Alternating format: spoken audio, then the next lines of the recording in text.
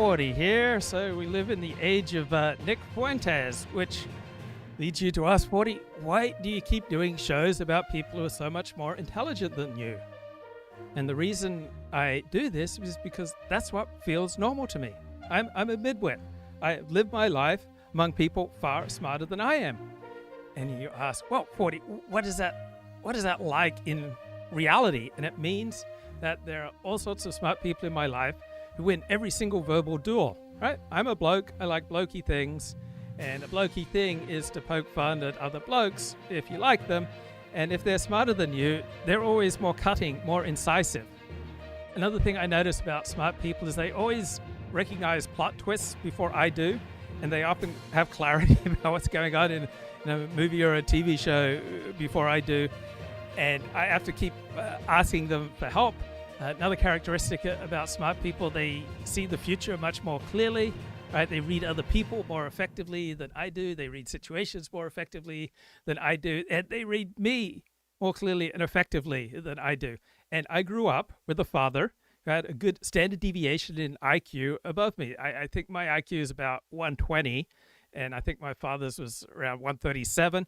And my stepmother, right, has a good standard deviation in IQ above me, so that my stepmother, I think she might be 82, and she is sharper than me at 59 when I should be in my cognitive prime.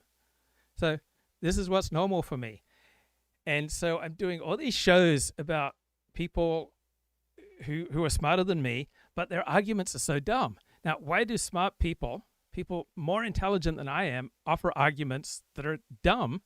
Because of all the social rewards, the power and the fame and the influence that comes with it. So I agree with Dennis Prager, Ben Shapiro, Douglas Murray, right, these right-wing pundits about virtually everything, but I find it painful to listen to their arguments because I just think their arguments are so weak.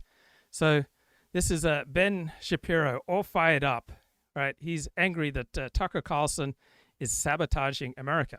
And I recognize Ben Shapiro, he graduated from Harvard Law, right? I could never get into Harvard in a million years. I recognize this guy's a good 1 to 2 standard deviations smarter than I am. And yet his arguments and critiques are just so dumb. But I will explain these matters for the public interest, right? This is how far I have to go outside of polite society to be able to make a contribution. So within polite society, I can't outcompete the smart people already doing similar things to what I'm doing. Right? I have to go out where the buses don't run no more to find uncomfortable taboo topics to discuss where there's less competition, to try to find a place for me. Do something different on today's show. We're going to cover one topic in depth. That topic is, I think, the most important thing happening in the country. It was a hot topic last week, but I wanted to take some time to really gather my thoughts and speak on it in coherent fashion, holistic fashion. And he's only doing this for the public good, right? He's only doing this because he wants to help people. That topic is the fragmentation of the political right. So I'm only doing this because I want status and prestige. Now, I want status and prestige among the type of people that I respect, right? If the Stephen Turners of the world, the Christopher Caldwells of the world, right? If people like that respect some of what I say or write in public, then that fills me with nachas, right? That gives me pride and joy. That fragmentation is being caused purposefully by a splinter faction of people led by a young man named Nick Fuentes. They call themselves the Groypers. They are white supremacists. They hate women, Jews, Hindus, many types of Christians, brown people of a wide variety of backgrounds, blacks, America's foreign policy, and America's Constitution. They admire Hitler and Stalin. And that splinter faction is now being facilitated and normalized within the main. So Ben's not putting Nick Fuentes into his proper genre. Nick is a gamer, right? He operates in a genre that's all about irony and saying outrageous things. Nick Fuentes and the Groypers aren't primarily about pushing Hitler, Stalin, Holocaust denial, and blaming the Jews for everything. That's not their primary agenda, right? Their primary agenda is being edgy, taboo, shaking things up, just finding a more pure, more America First path to go. And then as a side effect of that, right, they say these awful things. Extreme Republican Party. The main agent in that normalization is Tucker Carlson, who is an intellectual coward, a dishonest interlocutor, and a terrible friend. And Tucker Carlson last week was aided, abetted, celebrated for normalizing. Now, I think there's probably some truth to all of those critiques there about Tucker Carlson, but you could say the same thing about Ben Shapiro or me, all right? We all have situations where we shine, where we're courageous, and we all have situations where we're cowardly. And so Tucker Carlson's a human being with flaws and with strengths, just like Ben Shapiro, right? They have different strengths, different flaws. Nazism within the Republican Party by the mainstay organization of the traditional right, the Heritage Foundation. Now, before we explain what's been happening, let's make one thing clear. This is not about free speech or cancellation. It was never about free speech or cancellation. Free speech has a definition: the right to speak free of governmental coercion. I can't take it. On race, a peculiar obsession with what he calls organized Jewry, and a rather sad relationship with the female sex. But probably you came away thinking that, for the most part, Fuentes lives on the radical edge of normality. You think that if you watch the interview, because Tucker Carlson decided that it was important not only to host Fuentes, but to smooth over his views, water them down, and make them far more palatable to a normal audience. So as soon as you inject moral judgments into an interview, your interview subject shuts down.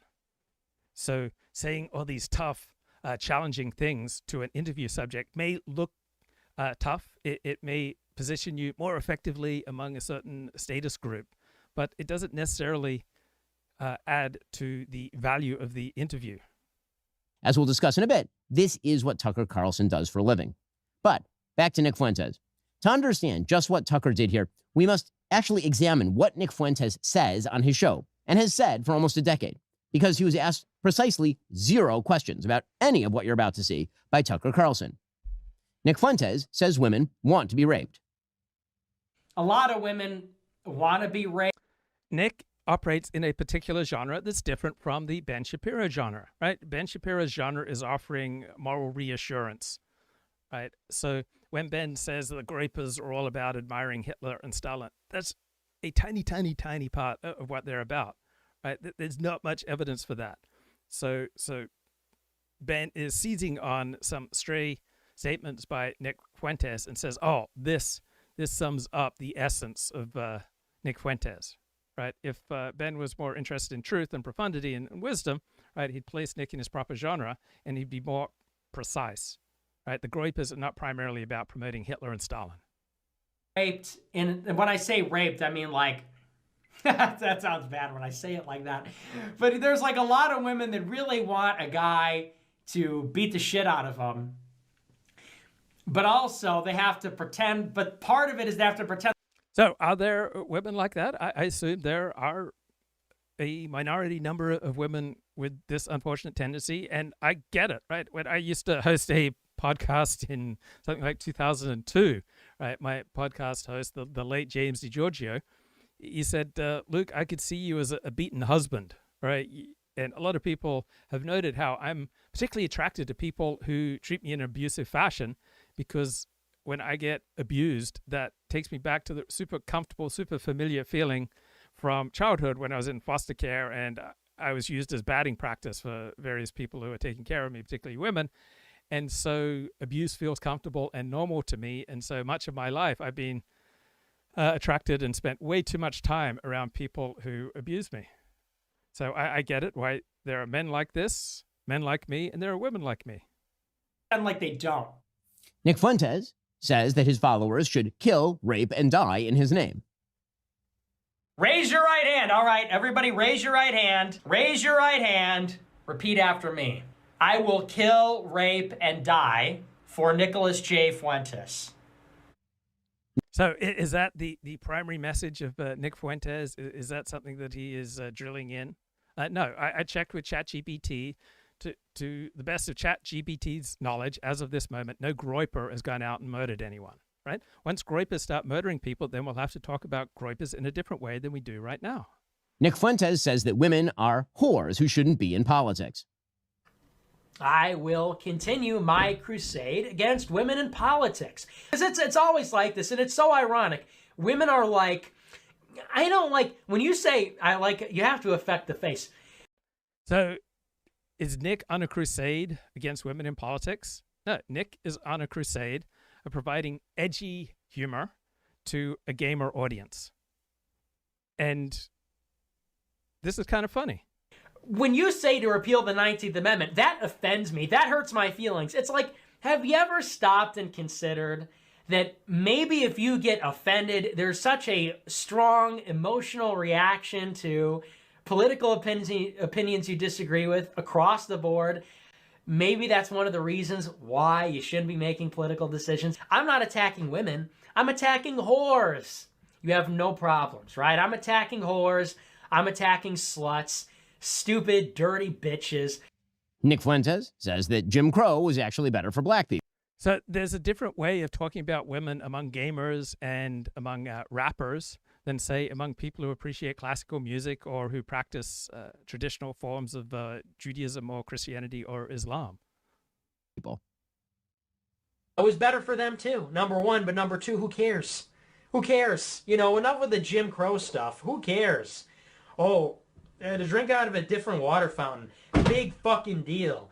Oh no, they had to go to a different school. Their water fountain in that famous picture was worse. Who cares? Grow up. Drink out of the fucking water fountain. It's water. It's the same. You know? And, you know, even if it was bad, who cares? Okay, so after a certain amount of pious denunciation of Jim Crow, and let's say that a ton of this pious denunciation is packaged in with our entertainment from Hollywood, right? This kind of reaction is expected, right? You can't keep piously sermonizing about the most righteous of topics without some sort of rebellion. I grew up in a God-intoxicated form of evangelical Christianity, and the message that God loves me and wants a relationship with me, I heard it so many times that eventually it just stopped having any meaning for me, and it became something that I was driven to mock. Much of Jewish reactions to Christianity, for example, come out of being a minority in a dominantly Christian culture. And after you hear majority themes or dominant themes enough, right, the normal natural human instinct is to rebel against them. And that's what's going on here with Nick. Who cares? It's better. It's better in general. We all agree it was better for them. It's better for us. Better in general. Nick Fuentes says that white people are justified in being racist. The reason that we talk about this, by the way, I know a lot of black people see this and they go, man, why are you always talking about black people, this and that? Because there just needs to be some shame here. Well, there's a few reasons. First, white people are every single bit justified in being racist. Every single bit justified, to the extent people get tired of the pieties after they've been preached at enough, right? The most anti-Latino, edgy, racist stuff that I've heard has been from Latinos. Much of the edgiest racist stuff that I've heard about Jews is from Jews. People get tired of the sermons. and that means going out of your way to avoid black people when you see them. Nick Fuentes is a Hitler admirer and a Holocaust denier. Buddy, it's Führer Friday. It is Hitler Friday. Shut up. It is high. Nick Fuentes is not essentially a Hitler admirer. He trots this out on a tiny number of occasions for its shock value. There is no essential Nick Fuentes, Ben Shapiro, Luke Ford. We all speak and act differently in different situations, right? The situation's the king, right? There isn't some essence of Nick, essence of Ben, essence of Luke that shines forth in every situation. Heil Hitler Friday, nigga. Heil Hitler, all my niggas, Nazis. Hitler was a pedophile and kind of a pagan. It's like, well, he was also really fucking cool. Okay, this pro-Hitler stuff is obviously done for laughter effect, and until Groypers start going out there and murdering people, right, they shouldn't be regarded as a terrorist group. Ben says Tucker normalized Nazism, and then the Heritage Foundation aided it. Right, this is ridiculous. Right, Tucker hosted a show where he gave a softball interview to Nick Fuentes. Right, to say that this normalized Nazism is nonsense. Right, you could enumerate the exact rhetorical softeners used and measure their reach. Ben says, "Oh, I'm not for canceling anyone." Right, he really wants to narrow definitions to win the framing and then impute motives. Right. So free speech culture versus First Amendment law are different debates. Lying shuts the door on good faith disagreement about deplatforming. advertiser boycotts Partygate Kim. If the point is viewpoint boundaries are legitimate, then argue standards and processes, not moralize about people's motives. Nick says, this is what Tucker does for a living. Look, Tucker has gone down market. He's gone more conspiratorial. And Tucker is a hilarious demagogue, right? You have to place Tucker in his proper genre. He's not some truth-seeking scholar. Right? Tucker is called a conspiracist and a pathological liar by Ben. Well, Tucker does engage in these things, as does Ben, as do I, as does everyone. Right? Tucker hates Christian Zionists more than ISIS. Right? So Ben later on would just take this single hyperbolic line by Tucker Carlson and claim, oh, this is the essence of Tucker Carlson. Tucker once said that the best, most honest historian in America is a guy who's not worthy of much respect. So was this Tucker trolling?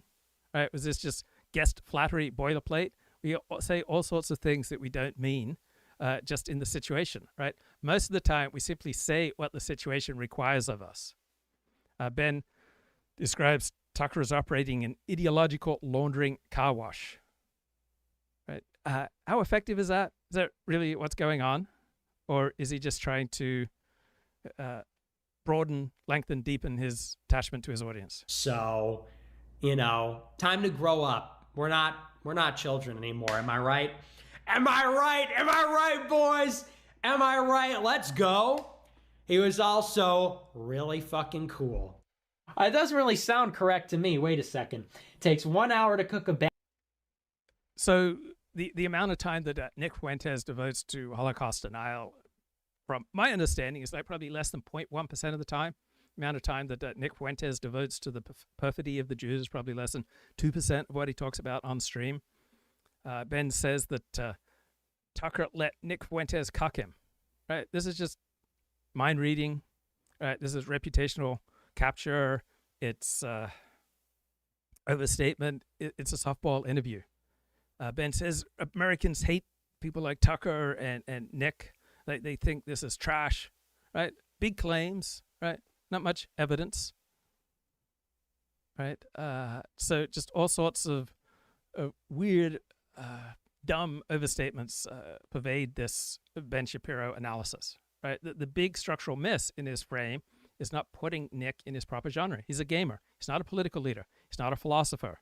He's a streamer and cult figure. Right? He is in an ecosystem that blends gaming, trolling, irony, male adolescent performance. His rhythms, his slang, his reward system all come from gamer culture. It's a parasocial loyalty loop. The audience is the team. The chat is the battlefield. The boss fight format is all about destroying guests or journalists for points.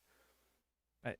Nick's shows are filled with meta humor, constant threat of irony, and these dumb moral critiques just miss the joke. Right. Nick is engaged in the dopamine economy of live chat, donations, clip, attention, and scorekeeping. Right? He's in a particular genre. He is a competitive streamer, entertainer, posing as an ideological general. Right? His ideology is an aestheticized gameplay. It's dominate, mock, win the stream. Tucker's in a different genre. He's not a gamer. He's not an old school journalist. Right? He's some kind of hybrid of TV priest and reactionary documentarian. Right? Tucker uses the cadence of the Christian sermon. He's got an intimate, direct-to-camera tone. He offers transcendence through outrage and aesthetic calm. He's just asking questions. He presents himself as the last sane observer watching civilizational collapse. And each show segment functions as a morality play, not an investigation of what is truth.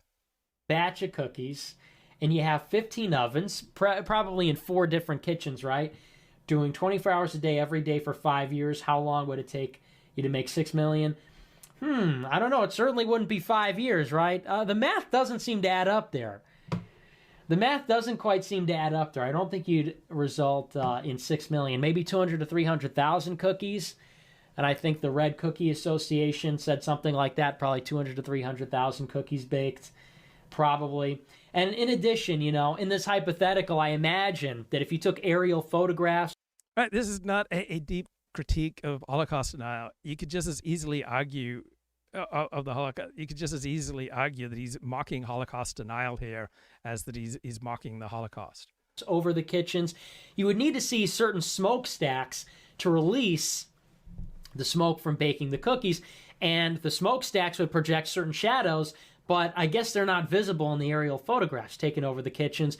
Moreover, if you look at the soil texture, it's really not deep enough for mass cookie storage underground. Nick Fuentes believes that the Jews start all the wars, that perfidious Jews in positions of power ought to be killed, and says the Jews are filth who have to be removed from the country. And once again, remember who is responsible for it all: the Jews. They are responsible for every war in the world. It's not even debate. Right. A lot of this is caricature.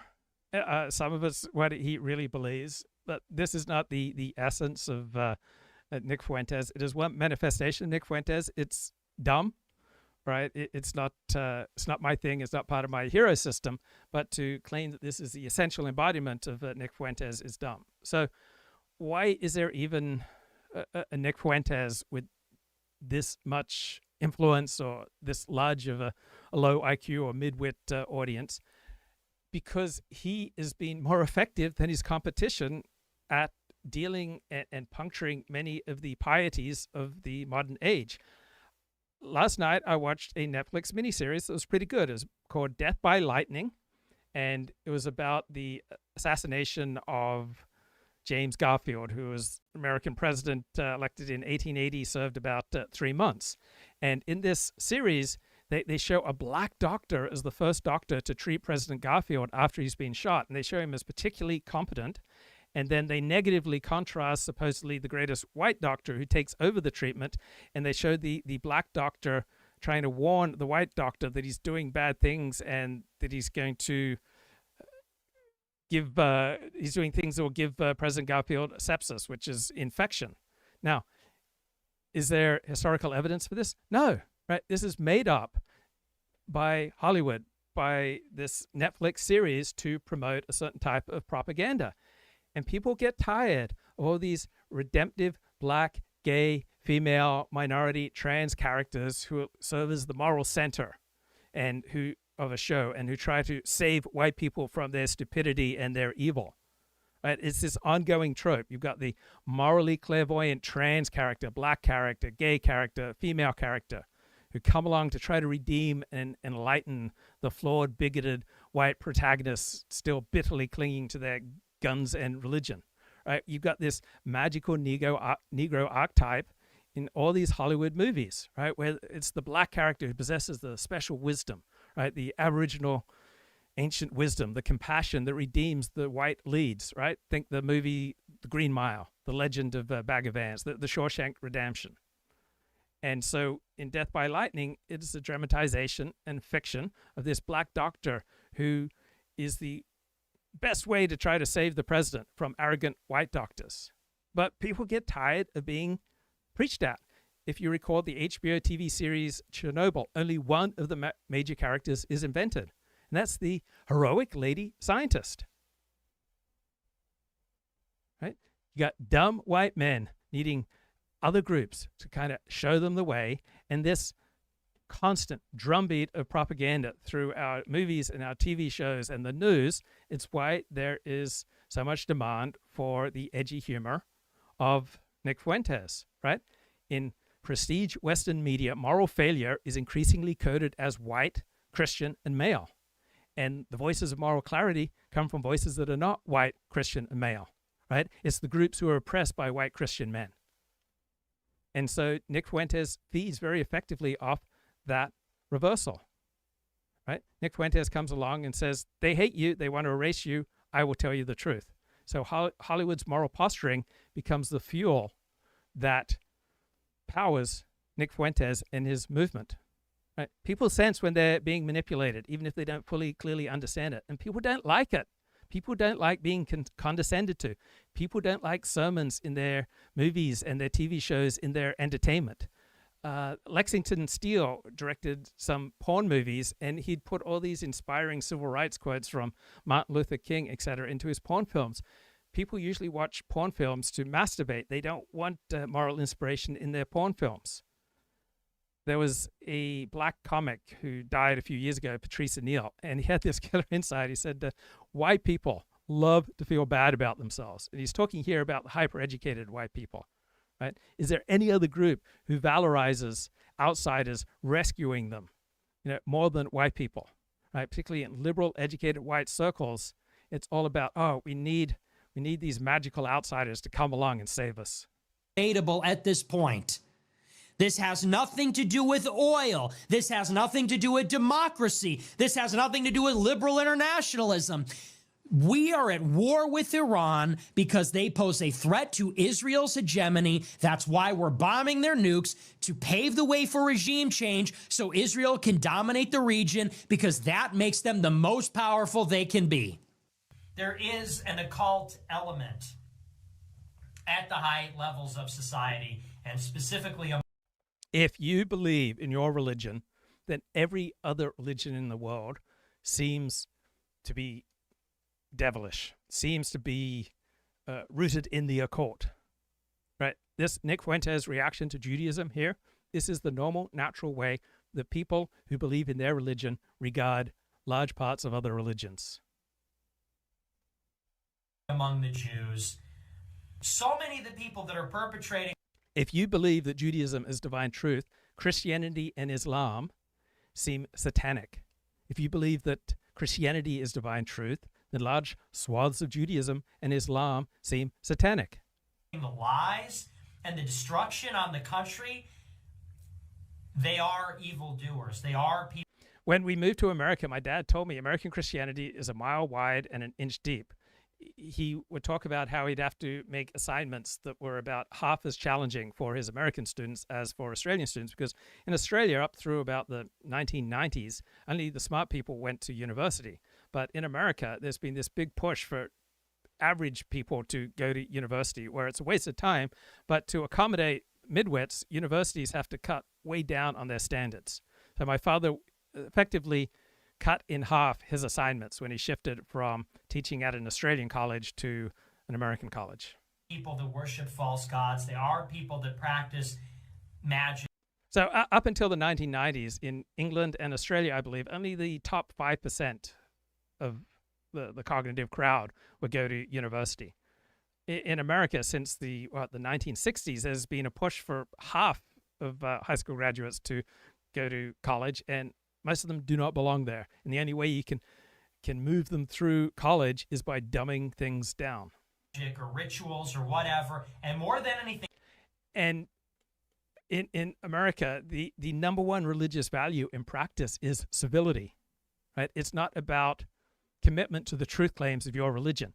In Britain, in Europe, in Australia, you encounter a Christian, you encounter someone who is different, who is behaviorally distinct from the majority of the population. Not so in America, right? You learn someone's a Christian, it doesn't tell you anything about them. But in England, in France, in Germany, you encounter a Christian, you are most likely to believe in someone who asserts the truth claims of their religion as a higher value than civility. In America, right, the number one religious value is supposed to be civility, which is not authentic to their religion, right? Religion is so popular and widespread in America because it waters down religion and makes it much more of an expression of American culture than a manifestation of the truth claims of the religion. I think those people need to be, when we take power, they need to be given the death penalty. Straight up. And I'm far more concerned about that than I am about even non-white people or mass migration. These people that are communing with demons and engaging in this sort of witchcraft and stuff. Are we really forming opinions of Nick Fuentes based on these 10-second clips? You shouldn't. That's my whole point. You have to put him in the particular genre that he's working in. He's not working in the same moral reassurance genre as Ben Shapiro. I'm working in a different genre.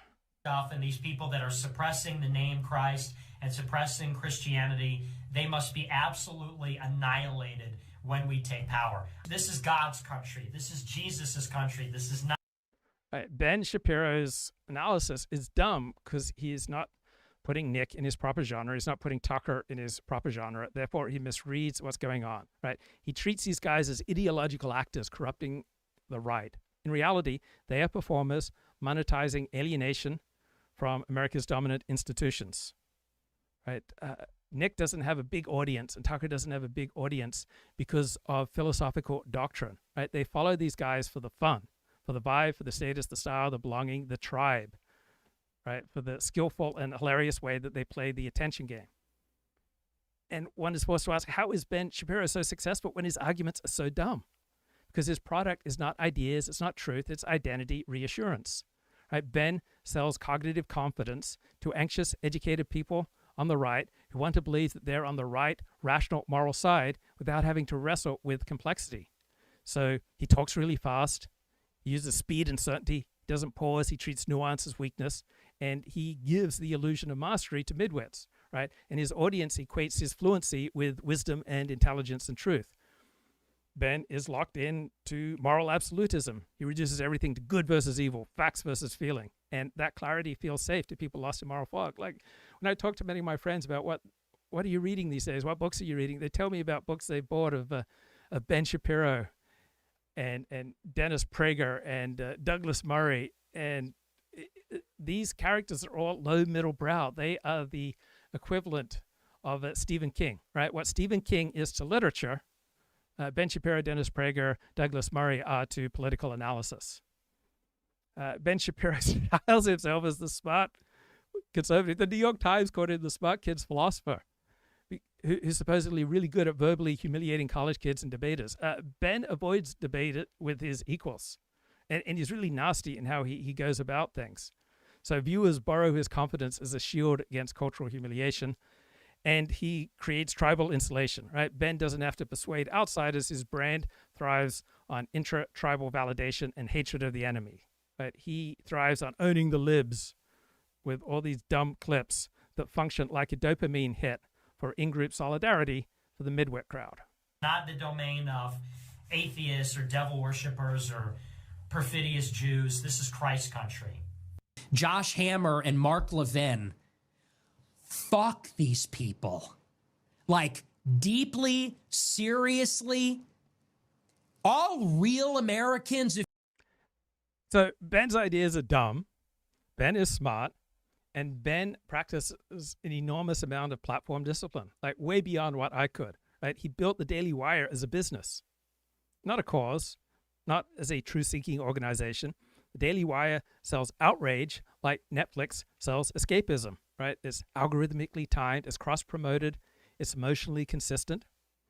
Ben offers safe transgression. He plays the rebel, but he never crosses lines that would exile him from mainstream conservative respectability. He's as conservative and right-wing as he can go and stay within the Overton window, right? He is the responsible radical. He's perfect for donors, for parents, and for policy shops that want edge without scandal. He has tapped into what his audience wants. He sells his audience what they want. They want to feel rational, not reactionary. He gives them permission to be angry, and he calls it logic. Right? That is the drug he is selling. Moral fury dressed as reason. Right? Ben Shapiro is not about seeking truth or winning arguments. He runs a psychological service industry, and the simplicity and dumbness is the product. If you are a real American, if you were born in this country, I don't even care who you are, what you are. If you are a real American that loves this country, you have generations in this country, your family or you fought for this flag, fought for the Constitution, fought for our church, fought for our civilization. For all of you, I say about Josh Hammer. Ben Shapiro is in the emotional support business. That is not Nick Fuentes' business. His business is providing entertainment and release to say, we are tired of these pieties. We are tired of our institutions being aligned against us. We are tired that we're not allowed to joke about things that are obviously hilarious. And Mark Levin and Laura Loomer, fuck them. Fuck them. Deeply, seriously, get them the fuck out of our country. Nick Fuentes, it should be mentioned, despises Donald Trump and the MAGA. How is that not funny? So Nick has probably said 10,000 things positive about Donald Trump and has probably said, 3,000 things negative about Trump. Movement as well. Fuck you. Fuck you. You suck. You are fat. You are a joke. You are stupid. You are not funny. You are not as smart as you think you are. Oh man. So I think about Dennis Prager, and there's probably nobody who's a more effective polemicist for Judaism to the Gentiles than Dennis Prager. But what he practices is completely unrecognizable as Judaism to any traditional practitioner of Judaism. So Jordan Peterson might be among the most effective polemicists for Christianity, but Jordan Peterson doesn't practice any type of recognizable Christianity. And a funny thing about Dennis Prager is there's no public figure who is more critical of Jews, right? He is like the modern Jeremiah, right? He positions himself in this prophetic space. He's the advocate and the accuser, right? He positions himself as the conscience of the Jews, speaking hard truths inward and outward. And his tone carries that moral anguish of loving his tribe, yet rebuking it. And his appeal to Gentiles rests on his ability to translate Judaism's moral vision into these soothing universal terms: ethical monotheism, rational religion, the sanctity of behavior over belief. Now, it feels sermonizing, it feels self-important, it feels self-aggrandizing, but hey, that's what it's like for the prophet. And so here are some of the key quotes, right? He's very effective at explaining Judaism to Gentiles, so effective that like I got pulled in, and I'm glad I converted to Judaism. But the reality of Judaism is very different from Dennis Prager's presentation of it. So in his Rational Bible Commentary, he says, the Torah and Judaism are behaviorist in their approach to life. How we behave is ultimately more important than how we think or feel. Now, I think that's fair and that's true. And it's also an appealing message to some people. When Jews left Judaism, they didn't stop being religious. They simply swapped God-based Judaism for godless secular humanism and leftists. Right? It's impossible to overstate the damage that left-wing Jews are doing to Judaism Jews in America. Right? Now, I agree that there are some left-wing Jews doing damaging things to Jews in America, and there are some right-wing Jews, right? But it's not like that the left is just destroying America. Once we perceive that it is Judaism that is the root cause of anti-Semitism, everything becomes rationally explicable. Jews are constantly depicted negatively in the Torah. I do not judge religions by their belief. I judge religions by the fruit that they produce. So Dennis Prager is very effective at tapping into this prophetic template. He is really good at playing this particular game, just like Nick Fuentes is great at playing his game. But this game that Nick and Dennis and Ben and Alex Jones are playing, it's not about truth, it's not about wisdom, it's about self-aggrandizement. Right? And often it just feels unbearably self-aggrandizing, it feels unbearably slippery, unbearably self-important. Right? These people showing themselves as the lone adult in a childish world, the great moral explainer to both Jews and Gentiles. Right? It feels grandiose, it feels slippery. And when you analyze it, it's frequently pseudo-profundity. It's frequently just this lower middle brow, like Stephen King style communication, right? So you got Prager offering these grand moral narratives. You got Ben Shapiro with his rapid fire logic theater. You got Douglas Murray with his elegant melancholy, right? They're all trying to borrow prestige from the highbrow world of philosophy, theology, classical education, then repackaging it for low middle brow mass consumption of midwits, right? They're just intellectual enough for people to feel they're getting something profound without actually getting something profound, right? They are more disciplined, they're more articulate than most populist punditry, but they still operate with these narrative simplifications, these recycled tropes, this rhetorical polish, this pseudo-profundity, rather than real depth. They are cultural translators, they're not thinkers breaking any new ground. Now, do any of them have an accurate self-conception? No. None of them would embrace the lower middle brow label, right? Each one sees himself defending civilization from decay. They didn't see themselves as entertaining the masses, right? So Dennis Prager sees himself as a moral philosopher and teacher of wisdom. Ben Shapiro thinks of himself as an intellectual gladiator who won't debate anyone who is nearly at his level, right? He sees himself as the rational heir to the Enlightenment. He's fighting emotions and moral relativism, right? His fast-talking debate style is all about modeling rigorous logic, even though it's much more about rhetoric than pursuing truth and philosophy. Douglas Murray sees himself as the tragic gay humanist and the cultural critic in the British tradition of George Orwell or Christopher Hitchens. He's an aesthete lamenting the West's self-destruction. right? He writes as though he's documenting civilizational decline with literary grace and moral seriousness, right? They all see themselves as highbrow, filled with moral purpose, simply accessible and heroic. You are, and honestly, and if you watch my show, you know I've been very critical. I've never been this far. This just goes to show this entire thing has been a scam. When we look back on the history of populism in America, we are going to look back on the MAGA movement as the biggest scam in American history. And the liberals were right. The MAGA supporters were had. They were. So, that right there is just a brief glimpse into the twisted mind of Nick Fuentes. And there's plenty more where that came from, of course. Hours of it per day, in fact. Okay, I can't take any more. It's just too dumb. We're coming back here like a fucking 100 times. I am so mad. I am so fucking mad at these people. They don't do this to fucking me. We're gonna fucking ritualistically humiliate them. I am coming back here every fucking weekend if I have to. Like, this is never over. I win, they fucking lose. That's how the world fucking works. Little fucking kikes. They get ruled by people like me. Little fucking octoroons. My ancestors fucking enslaved those pieces of fucking shit. I rule the fucking world. Those pieces of shit get ruled by people like me. They look up and see a face like mine looking down at them. That's how the fucking world works. We are gonna destroy this fucking town. There are a lot of smart people on the right, and one of the smartest is Helen Andrews. Here she is talking with Ross Douthat, another smart guy on the right. Really simple, basic, and easy feminist question, and I'll start with you, Helen. What is the difference between men and women? I feel like I'm a Supreme Court Justice nominee.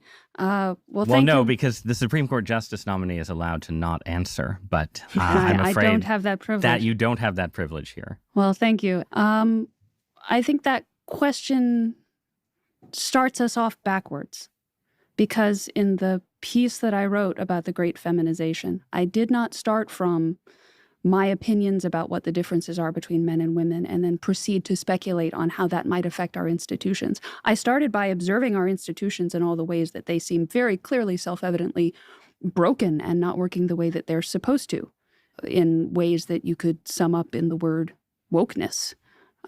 So I think that there are some generalizations that can be made about tendencies that are male or female, masculine virtues and vices, and feminine virtues and vices. But those things are always a spectrum, and it's hard to get a grip on them. And if I sat here and said women tend to be more emotional while men tend to be more intellectual, you could have 5 perfectly valid objections to that right off the bat.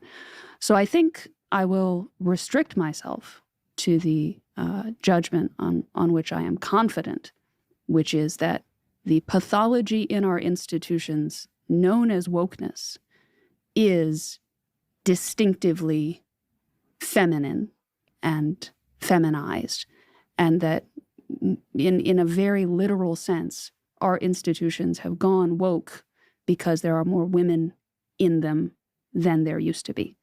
What is the nature, the essential nature of wokeness that you associate with a certain kind of feminized politics or feminized ways of relating to other people, relating to colleagues or coworkers or anything else?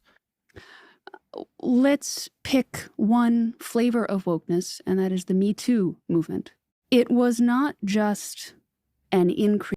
She is so sharp. I love that woman. She's like Heather McDonald of the Manhattan Institute, just so valuable. Now, I am in a really happy place right now because on Friday, for the first time that I remember, Amazon has given me my complete likes playlist. I've been subscribing to Amazon Music for about 3 years and just liking songs on there.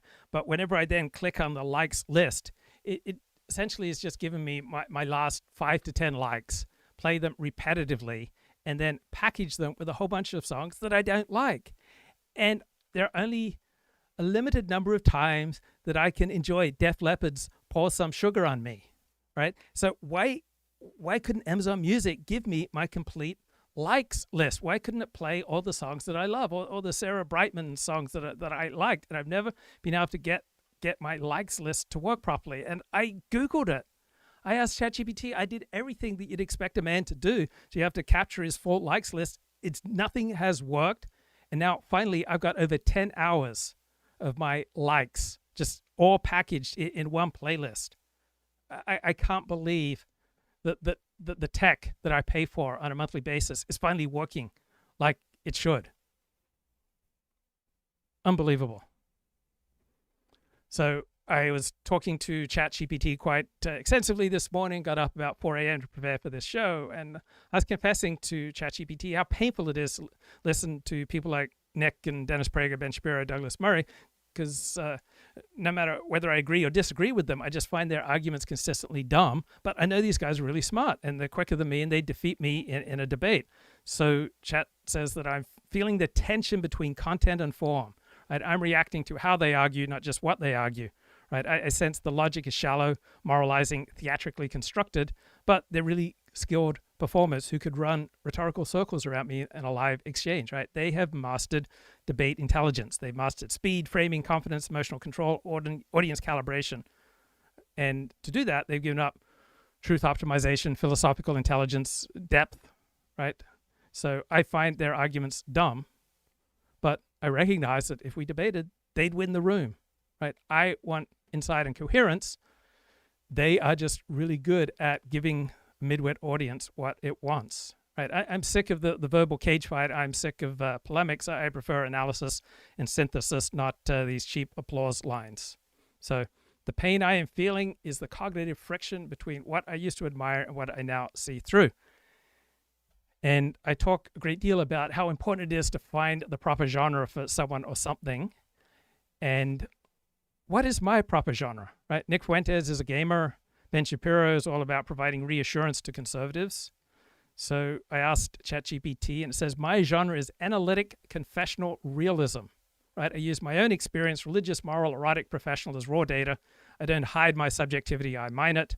I treat every subculture as material for social study. I examine incentives, social scripts, and moral ecologies rather than take sides. I try to speak and write in plain empirical language. I value observation over piety. So even when the topic is religion or identity, right, my tone is field report, not sermon.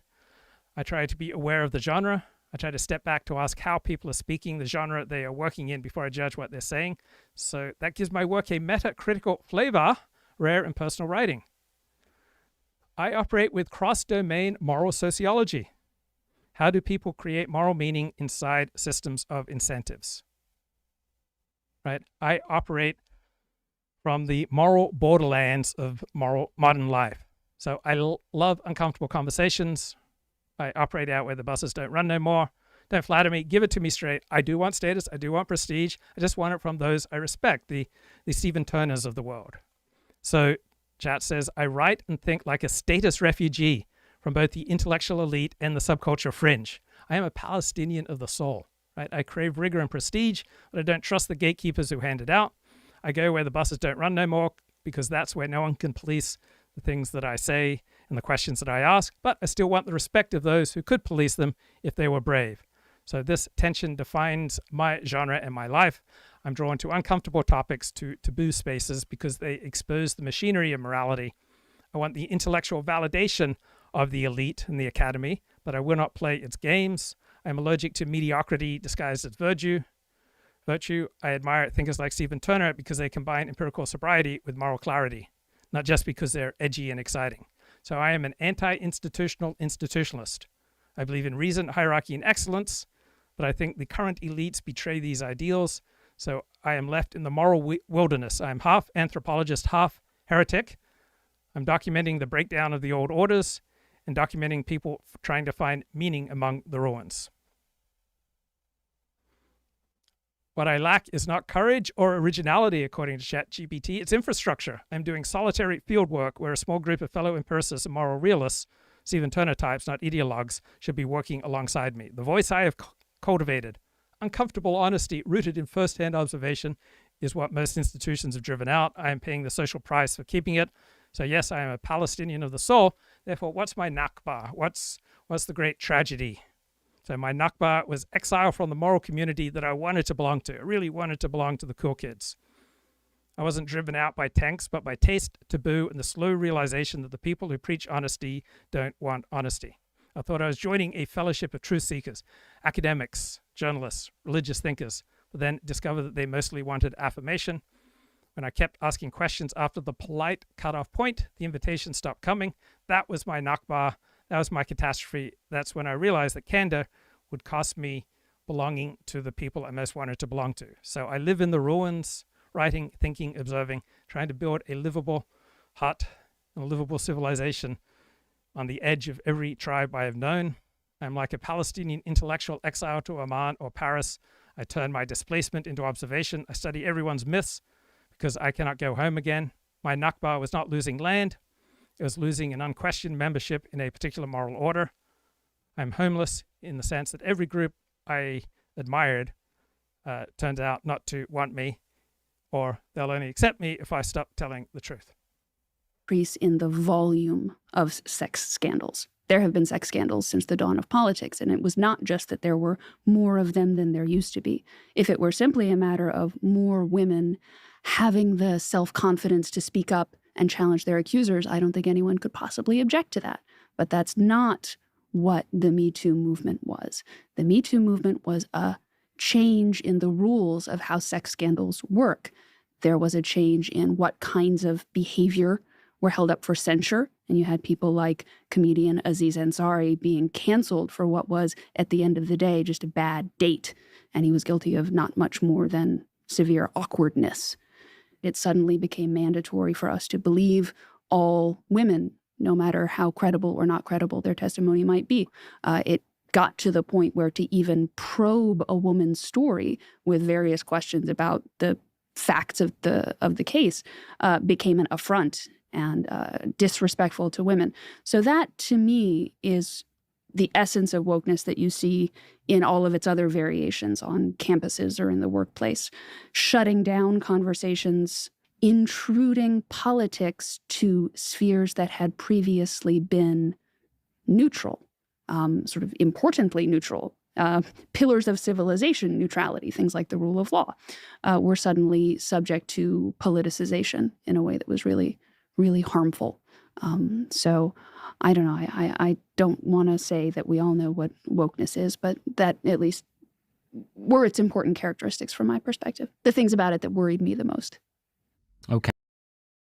And this is George Friedman talking about China, Trump, Taiwan. He's not broken the relationship with Japan or South Korea, but he's looking at their economic development and saying, okay, you are no longer solely dependent on the United States.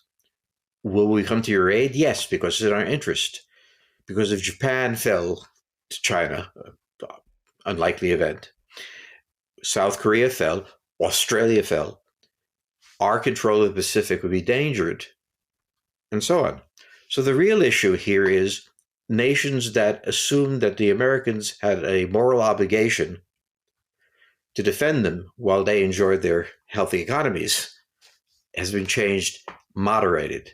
Can we be relied? Yes, because it's in our interest. And that's what drives nations' interests.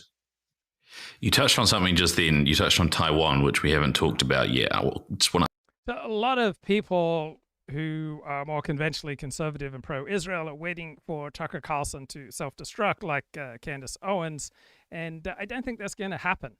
And however dumb and stupid much of Tucker Carlson's commentary is these days, and why I think many of his guests and him praising Darryl Cooper as the greatest historian is just quite unintelligent.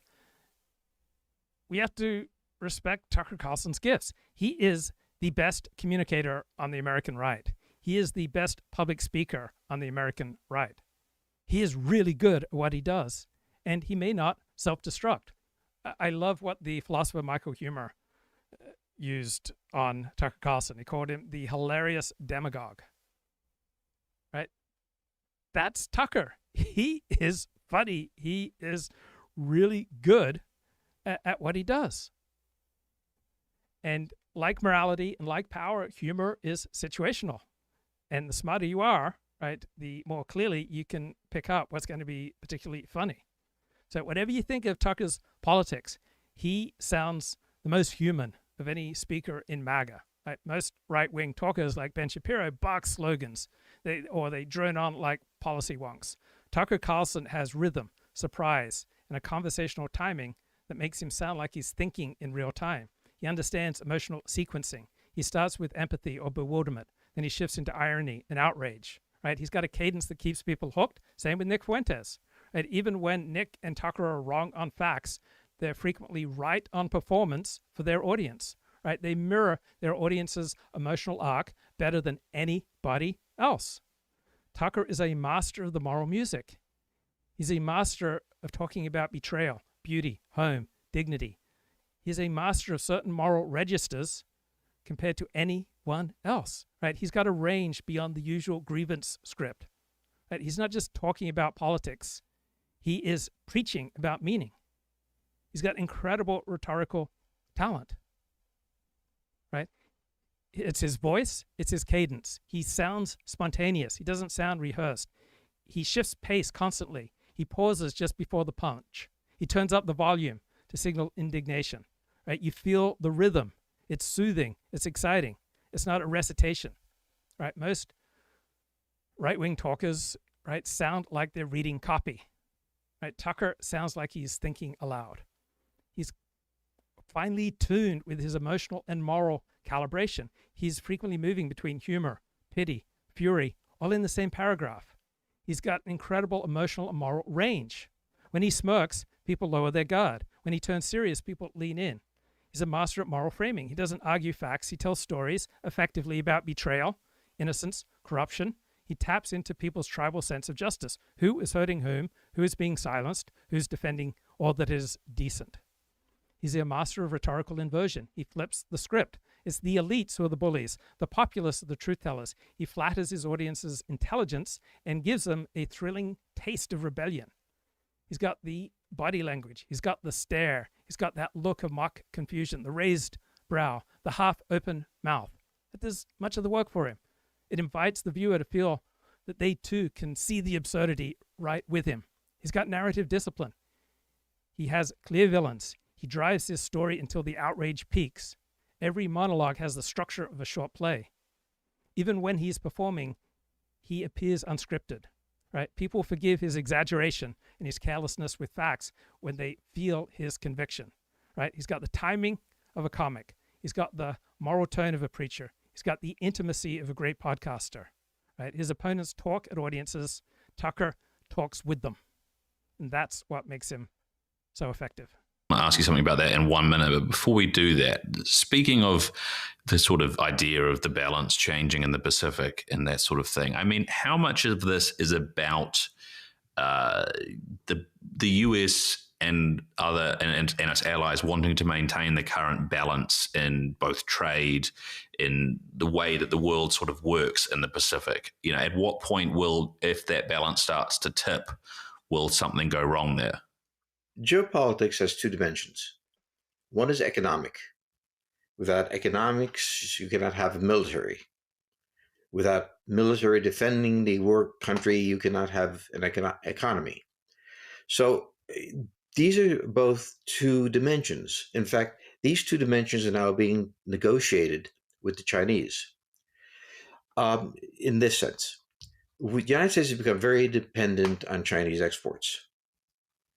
That's a dangerous thing to do, because if you have hostile military relations with a country and are dependent on their economies to supply goods and services, you might wind up in a very bad position militarily if they struck and you no longer had access. So one of the things that the U.S. is saying to the Chinese is, look, we can't both have an intimate economic entanglement, if you will, entanglement. We can't do that and also constantly be at each other's feet. Oddly enough, in the negotiations, which now are in two tracks, One is an economic track that we're talking about constantly, but also a military discussion on how to be safer from each other. That's going underway. So when we talk about geopolitical relationships, they're both dimensions. You cannot be dependent on a country economically, as the United States or China, and China is on the United States and access to its markets, and have the threat of war over something like Taiwan, flare up. Make your decision, friends or foes or whatever, but we can't have this mixed relationship. So I think what Trump is doing basically is saying, look, we are happy to have lower tariffs. We are happy to have trade. We need it. You need it so far. But we can't maintain this military hostility.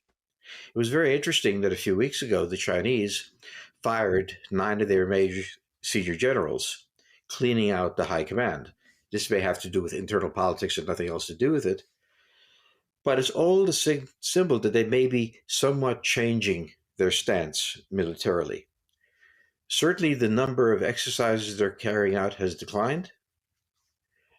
The number of times they surround Taiwan with a blockade is down to 0 of late. So I think these talks are going, but there are 2 ways to pressure countries. One is economics, if you have the ability to do that. The other is military, if you have the ability to do that.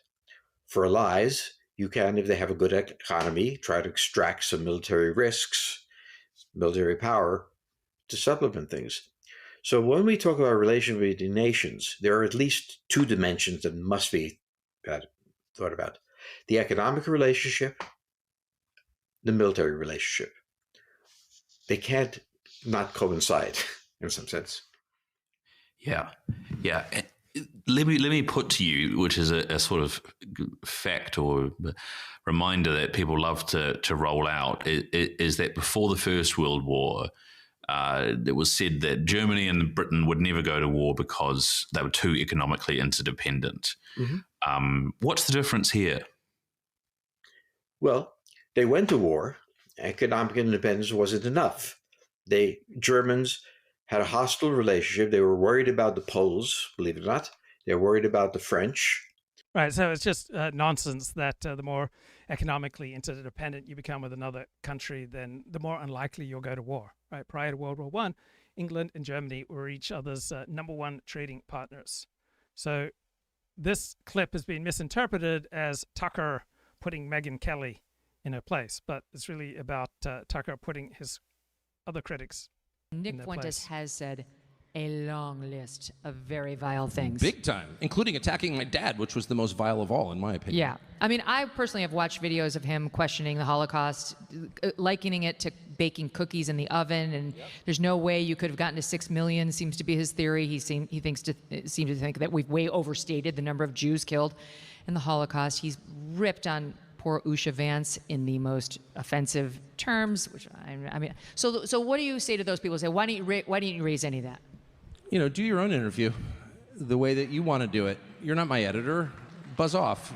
I mean, I don't know. You want to go yell at Nick Fuentes? I'll give you his cell. Call him and go sit and yell at him and feel virtuous or whatever. That's up to you. I got the same thing with Putin. Why aren't you yelling at him? Okay, why? So I can show that I'm a good person? I care about what my wife thinks, my children think, and God thinks, and that's it. I don't need to prove that I'm a good person to you. You may think I'm a terrible person. Okay, I'm just doing my thing, which is I want to understand what people think, and I'm committed to that, and if you don't like it, don't watch. That's my view. All right, that's a powerful response. I think it's not 100% optimized for truth, but it's 100% optimized for effectiveness. Nick, for all his flaws, for all his stupidity, is pretty funny. Megyn Kelly introduces a subject. She goes, I'd like to talk to you, Ben, about Nick Fuentes and Tucker, but first I'd like to show the audience this clip where Nick Fuentes is playing Grand Theft Auto and he runs over a character who appears Jewish and says, that was Ben Shapiro, and then they play like a 3-minute clip from a 7-year-old stream where I'm giggling and saying, ha ha ha, I think I just ran over Ben Shapiro, ha ha ha. And then everybody boos. Then the audience goes, boo. They go, boo, boo. Your boos mean nothing. I've seen what makes you cheer. You people cheer for genocide in real life. We have reached, by the way, the pinnacle of fake outrage. Talk about fake outrage. I can't wait for my Megyn Kelly interview. You've called Jewish people fat pigs, slobs, disgusting animals. Only Ben Shapiro. In fairness, it was more than Ben Shapiro. We have reached the pinnacle. Right, this is smart and this is funny. Right, Nick is really good at what he does. Oh, the pinnacle of fake outrage. So let me get this straight, Megyn. Megyn with a Y. Let's get this straight, Megyn. There's a genocide going on right now in Gaza. People are being shot in the back of the head. Starving, hungry people on the brink of death are traveling miles by foot in a war-torn area to get food. They're shot in the back of the head. Children are being shot in the head. Prisoners of war are being raped to death. Refugee camps, evacuation zones are being bombed directly, civilians murdered. You're showing a clip of a video game? That's cartoon violence. You're showing a clip from a video game from Grand Theft Auto. We're supposed to be offended. We're supposed to be shocked. That's supposed to shock our conscience. Randy Fine says all Palestinians are demons. Kill them all. Kill them all. I laugh. Guess what? The normal human reaction when your people is under threat by your neighbors is to want to wipe out your enemy. Right? If you feel your enemy as a visceral threat to your people's survival, the normal, natural human reaction is to wipe out your enemy. Whether you're Jewish, whether you're Palestinian, whether you're white or black, that is the normal human reaction. When children starve to death, that's Congressman Randy Fine. Are you going to show that screenshot before you talk to Ben Shapiro? Are you going to show those screenshots? Is that noxious, vile, horrific, monstrous? Are we even going to talk about that? Are we going to sit there and complain about a video game? What's next? Call of Duty? We have reached the pinnacle of ridiculousness. And if you think that this is helping you, Megyn Kelly, you think this is helping your cause? Think about the problem that they have on their hands. They say millions and millions of young men are following Nick Fuentes. How do we get them to stop? Oh, I know. We're gonna get a blonde mom. We're gonna get a rich white woman. We're going to get an affluent blonde white woman to concern troll about a video game. He was playing this video game and he killed this character in his video game. You think that's going to get everybody back on board? That's the recipe for winning back the young guys? Right. Nick is winning here. Right. This is a powerful argument on Nick's behalf. 15-year-old young guys are going to watch that and say, oh my gosh, I love Nick Fuentes, but then I saw that. Fuck out of here. Get the fuck out of here. Okay, that's how people talk in real life. Megyn Kelly. So here's a very serious, ponderous, pompous news story. Trump adds new reasons to deny visas to immigrants, obesity, and other health issues. My God, Trump wants to reduce the number of fatties coming into this country. Now, a normal, natural human reaction is to find this hilarious, right? Trump wants fewer fat people visiting America. The news article, right, frames this as some kind of moral outrage rather than predictable bureaucratic extension of existing public charge logic, right? Every person that you allow to enter into this country might become a public charge. They might need enormous amounts, highly expensive American healthcare. So Trump is shifting the discretionary line from communicable diseases, the public risk, to chronic lifestyle or age-related ones. Right? It's bureaucratically cold. It's not insane. It's similar to how insurers price risk. And yet the news coverage is so pious. The news wants to moralize a technocratic policy. Instead of analyzing whether the rule will stand under administrative law review, right, they must frame it as moral cruelty. From a realist view, this is classic Trump populism. Take a common sense intuition among voters, right? Why should taxpayers, Americans, import expensive chronic illness and then weaponize it into red meat theater? And this is another way that Trump has made life more entertaining. Whatever you think of him, Trump has an instinct for turning politics into the most absurd theater. He takes these bureaucratic sacred cows, he takes these solemn technocratic processes, and he creates a TV show. You've got visa officers judging obesity risk, right? This is Kafka meets Curb Your Enthusiasm. And this is why Trump supporters are consistently entertained. He collapses the moral seriousness of the administrative state into a running gag about common sense. The media responds with pious outrage, which only amplifies the joke because their earnestness seems tone deaf to the farce. Right? It's such a clearly trolling move that a self-righteous system that already screens people by health, wealth, and skills, but pretends not to, and is just oblivious to the troll here. So Trump consistently makes his opponents look like humorless hall monitors. And one part of the story that I particularly love is the NGO element. At the end of it, we've got KFF Health News is a national newsroom that produces in-depth journalism about health issues. It's one of the core operating programs of Kaiser Foundation, the independent source for health policy research, polling, and journalism, right? That's the cherry on top. You've got an NGO performing journalism in the LA Times, right? You've got another bureaucracy quoting lawyers from other NGOs, all circling each other in the same moral ecosystem, right? The same pretense to neutral expertise, but you feel the pious outrage underneath the pretense of neutral expertise. You've got this pure professional managerial class talking down to us. We've got the policy wonks reporting on policy for other policy wonks. And Trump intuitively grasps that this class sees itself as the adult supervision of democracy, and he turns their earnestness into a joke. Right? The more Kaiser Freedom Foundation Health News claims the independent source for health policy research, the more sounds like they're describing some kind of sect that has no sense of humor, right? His trolling lands just like Nick's trolling lands. He doesn't just mock the left, he mocks the tone. He mocks the pretense of technocratic virtue. He mocks the NGO cadence, the passive voice, the pretense of objectivity. Right? Trump is a master of this performance art, exposing how bureaucratic morality talks down to us. And when good people won't laugh publicly at stories like this, then only bad people like Nick Fuentes will. Right? When polite society forfeits its sense of humor, then only outlaws will make these jokes. Right? Laughter should be our release valve for recognizing the absurd. And if only people are on the fringe willing to say this is hilarious, then they will gain cultural power. This is how Nick thrives. He turns all these suppressed jokes into political capital. And the respectable world's refusal to laugh at these obvious absurdities.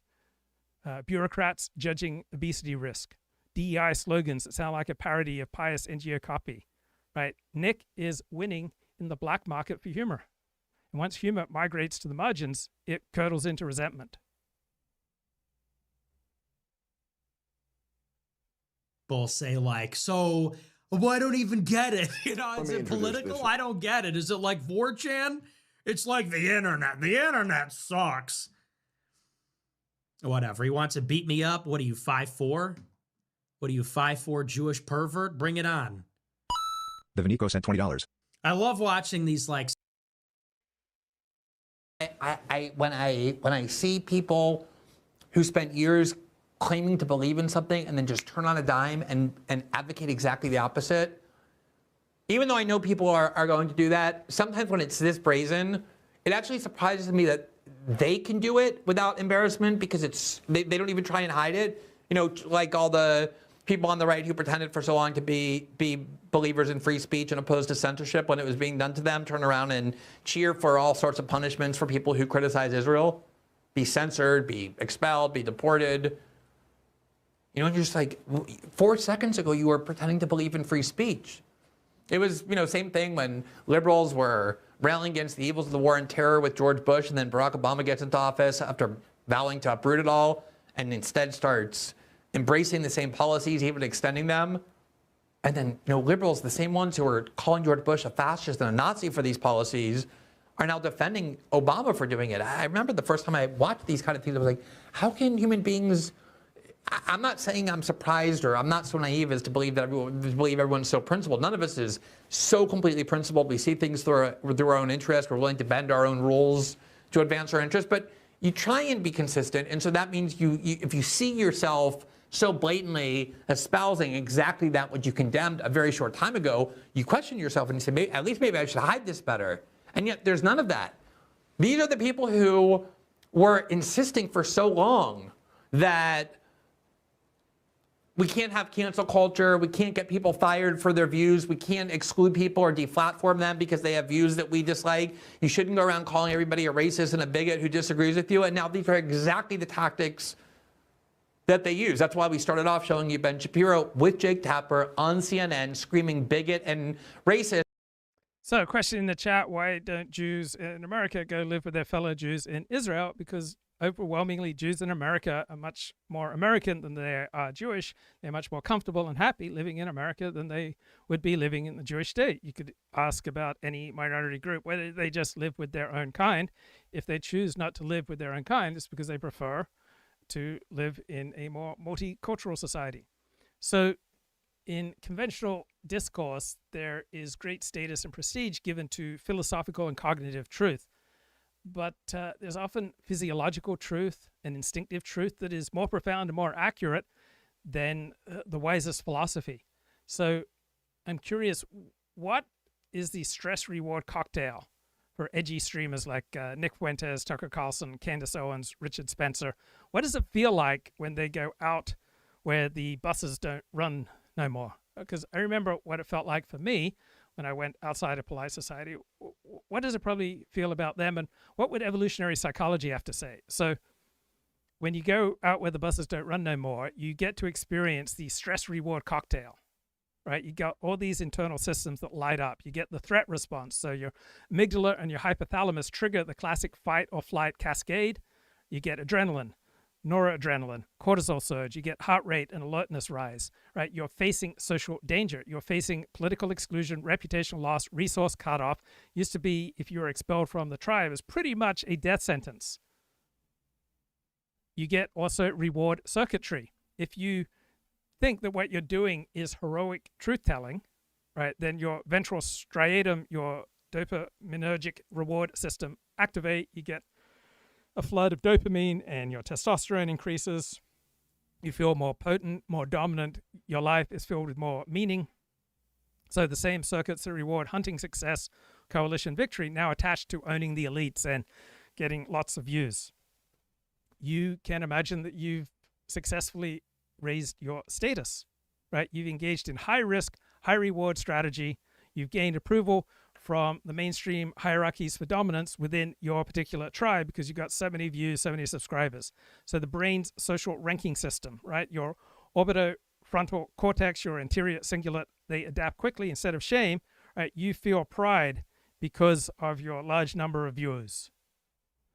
You experience cognitive dissonance reduction, right? Your cortical networks rationalize your choices to protect your sense of self, right? The prefrontal cortex reframes your social ostracism as proof of virtue, right? If they hate me, I must be right. So your physiology shifts then from acute stress to chronic arousal mixed with self-reinforcing beliefs. You are stuck now in an addictive loop of persecution and validation. You're getting hormonal feedback, right? Your testosterone and dopamine reinforce your dominant behavior. Your cortisol eventually drops once you've stabilized in your new edgy in-group. So you can look smug and you can look calm after the break with polite society because you found a new status ecology where outrage is the currency and you have more than anyone. So stepping out of polite society is scary, feels like exile, then it feels like conquest, depending on the feedback that you're getting. So the body experiences the pain of exclusion and the thrill of transgression simultaneously. And if you're able to handle that, after you move through that physiological crucible and you don't collapse into anxiety or despair, you're very likely to double down, feeling charismatic, polarizing, and addicted to the defiance. But underneath that, no matter how long you live as an outlaw, the drive to return to polite society never goes away. Exile is always painful because we are wired to seek inclusion within the dominant coalition. We are wired to find our place within the dominant tribe, the one that controls mates, food, reputation. So for the edgy streamers like Nick and Richard and Candace and Tucker, and when they break from polite society, they will often talk as though they don't care, but their nervous system cares. Their nervous system is continually operating often underneath their consciousness, driving them to return to polite society. So we all have a need for recognition from the dominant tribe, right? We all make decisions largely out of our prefrontal cortex, and we are keenly evolved to track our social standing and to detect when other people are excluding us. I would wake up at 2 a.m.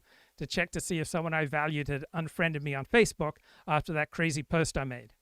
Even when you build your alternative tribe, part of you still registers that you've lost standing in the big tribe, the super tribe, the culture-wide polite society, and the brain feels that as reduced safety and reduced status.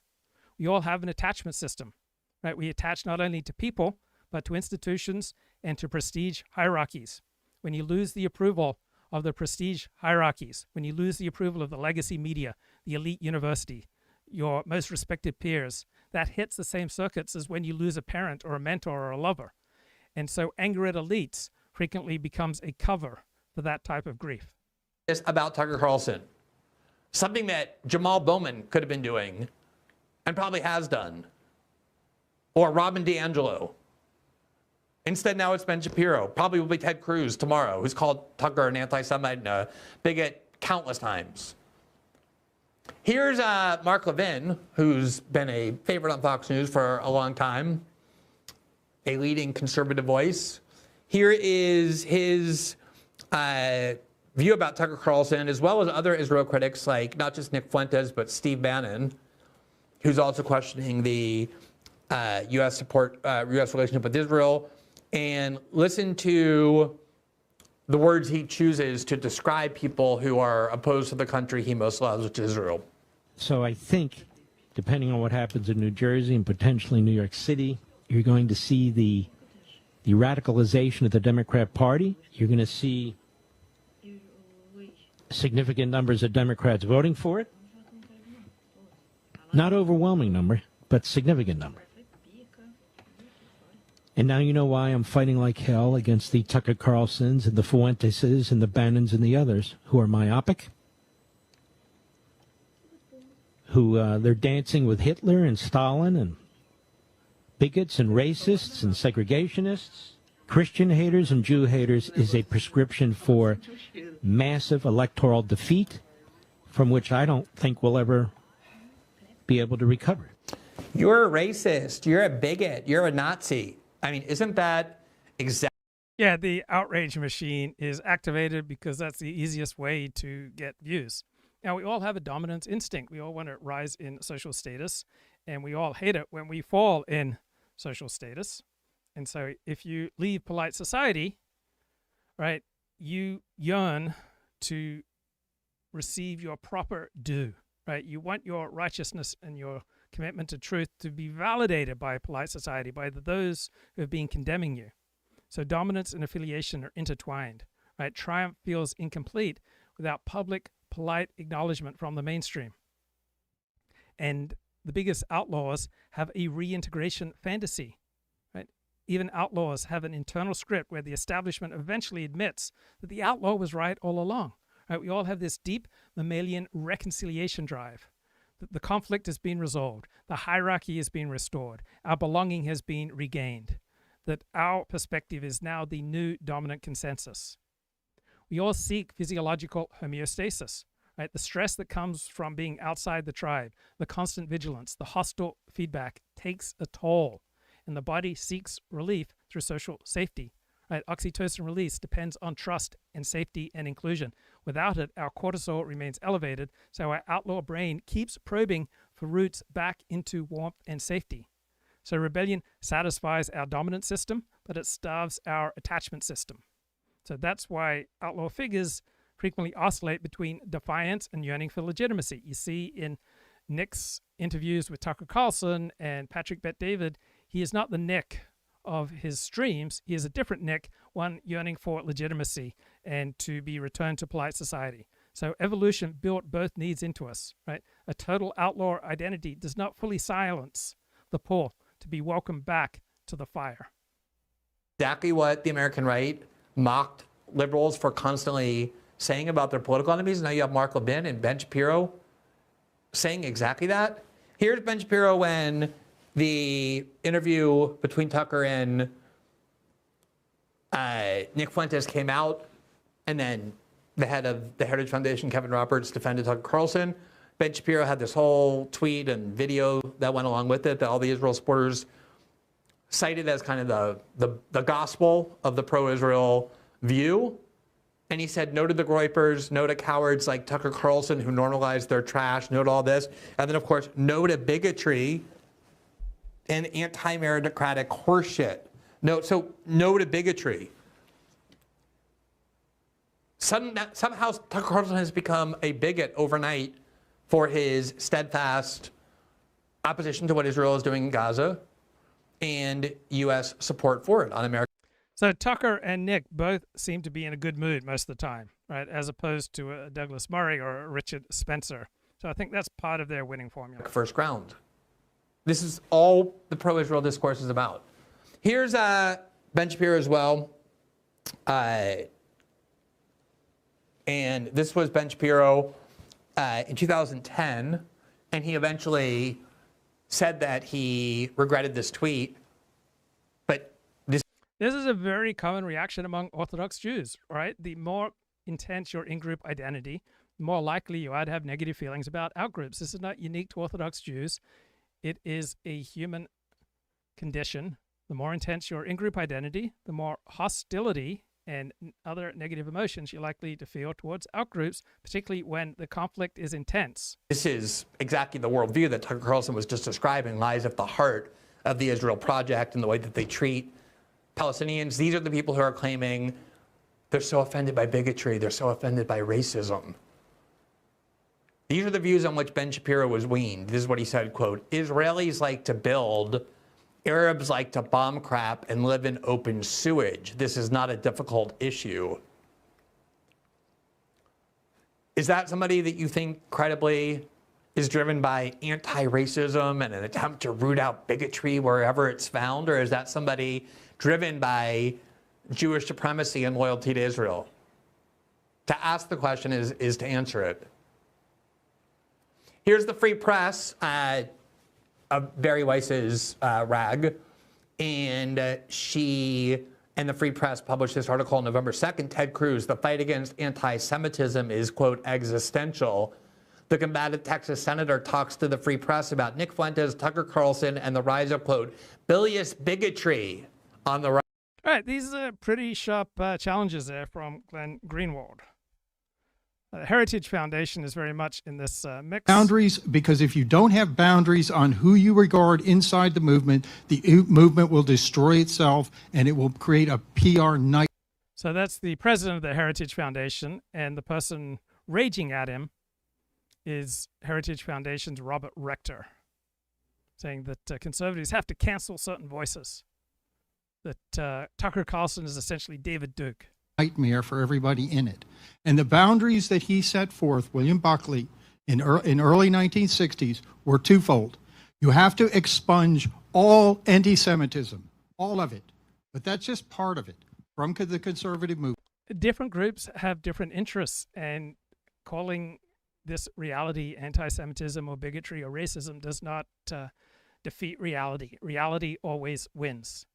And the Heritage Foundation and any other foundation and individual does not have the power to expel Tucker Carlson. Movement. The other is you have to expel the lunatics, okay?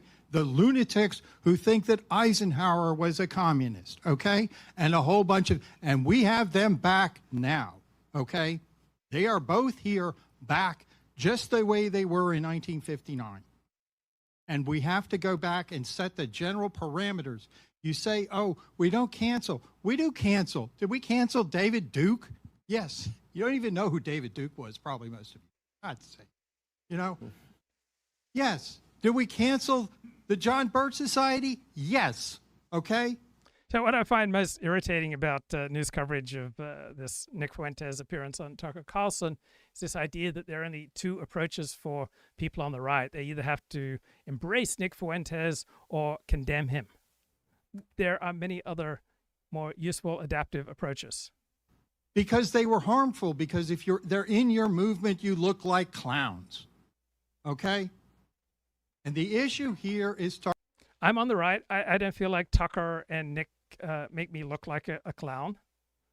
I think that much of their commentary is stupid, and they have their own following, but it doesn't affect me. Tucker Carlson. And I think, Mr. President, you don't understand the post-fact Fox Tucker Carlson. If you're not watching the interview with Daryl Cooper or Nick...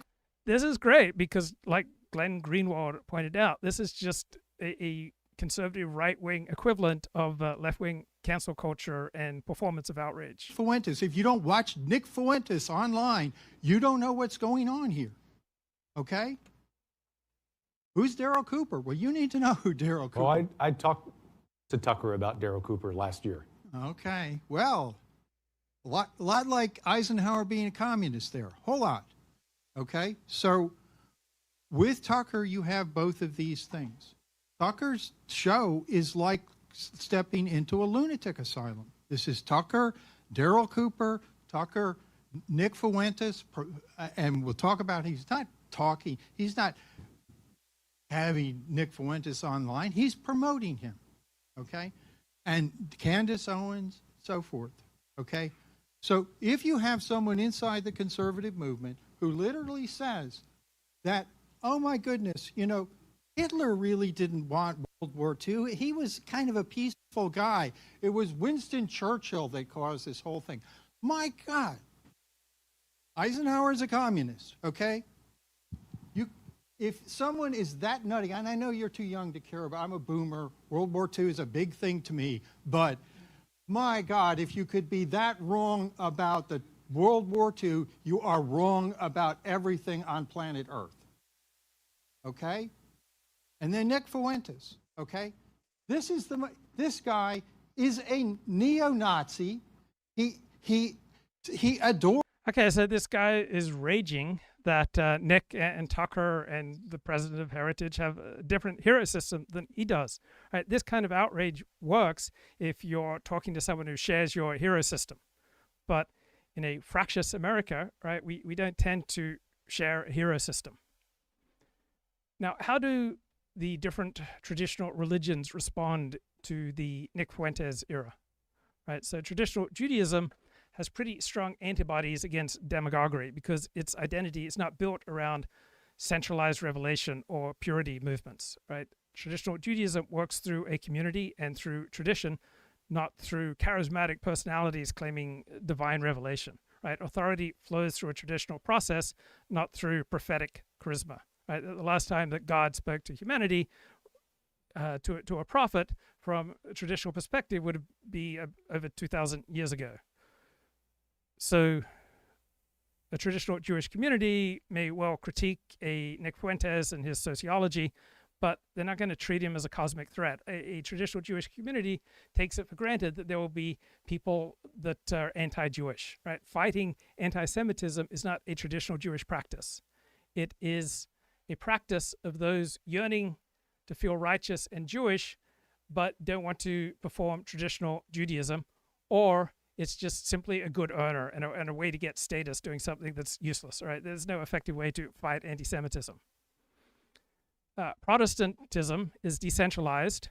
It puts an emphasis on the individual conscience, and it is fertile ground for these Nick Fuentes movements because each believer in Protestantism claims that they can interpret the Bible all by themselves. So in Catholicism and Judaism, you need the tradition to help you understand a text. But in the Protestant perspective, any individual can go to the Bible and extract divine truth.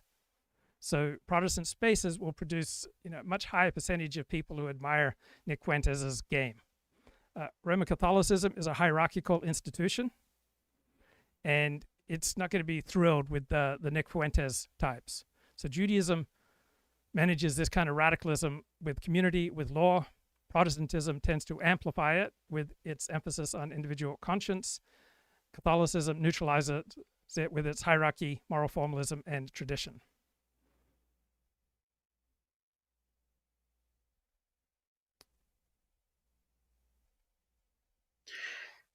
The British did not want them on the English Channel on the other side. So there was a military interest because nations can be threatened both militarily and economically. So the idea that economic relations alone preclude war sometimes is true, but sometimes it triggers war because they're so distrustful of each other and so intertwined that it leads to that. So there has to be moderation. And one of the things that the United States did not have since World War II until recently is moderation in foreign policy, where they align their economic policy with their national interest, helping all other nations to become allies through our economic activities, and simultaneously carrying out military operations against proxies of the Soviet Union. So while Trump is a very strange man and does things in a strange way, what he's doing is actually, I like to call it, he is the ultimate anti-war guy. He wants American involvement in wars. I once wrote, he's the oldest, ugliest hippie in the world. This is like 1960s, negotiate, don't go to war. Well, when he does that in Ukraine, everybody gets mad at him. And there is a shift going on in the United States. It's well underway. And it began under the Biden administration. It's not just the president. But it's in this sense that the Australians take a look at the world and say, okay, it's not a question of can we rely on the Americans? Will we pitch in? And if we don't pitch in, why should the Americans come to our aid? So it looks like that. Well, speaking of, let's finish by talking about Taiwan, because as you say, what's the geopolitical argument, I suppose, then for Taiwan being defended by the US? Because obviously, in many respects, it's as you were saying, there are moral cases and geopolitical cases. So if we're not thinking about the moral case here in the sense that America said it will, what's to stop it walking away and saying it's not in our geopolitical interest? If you look at a map, you see Taiwan in a very important position between Japan and the Philippines. We have intimate relationships with the Japanese. We have 4 bases in the Philippines. And what we want is to make sure that no fleet from China can enter the Pacific Ocean and be safe, able to return. The gap between Taiwan and Japan and Taiwan and the Philippines is narrow enough to make it dangerous to try in a time of war to pass through, given drones and everything else. And at the same time, if they did pass through, getting home might be very different.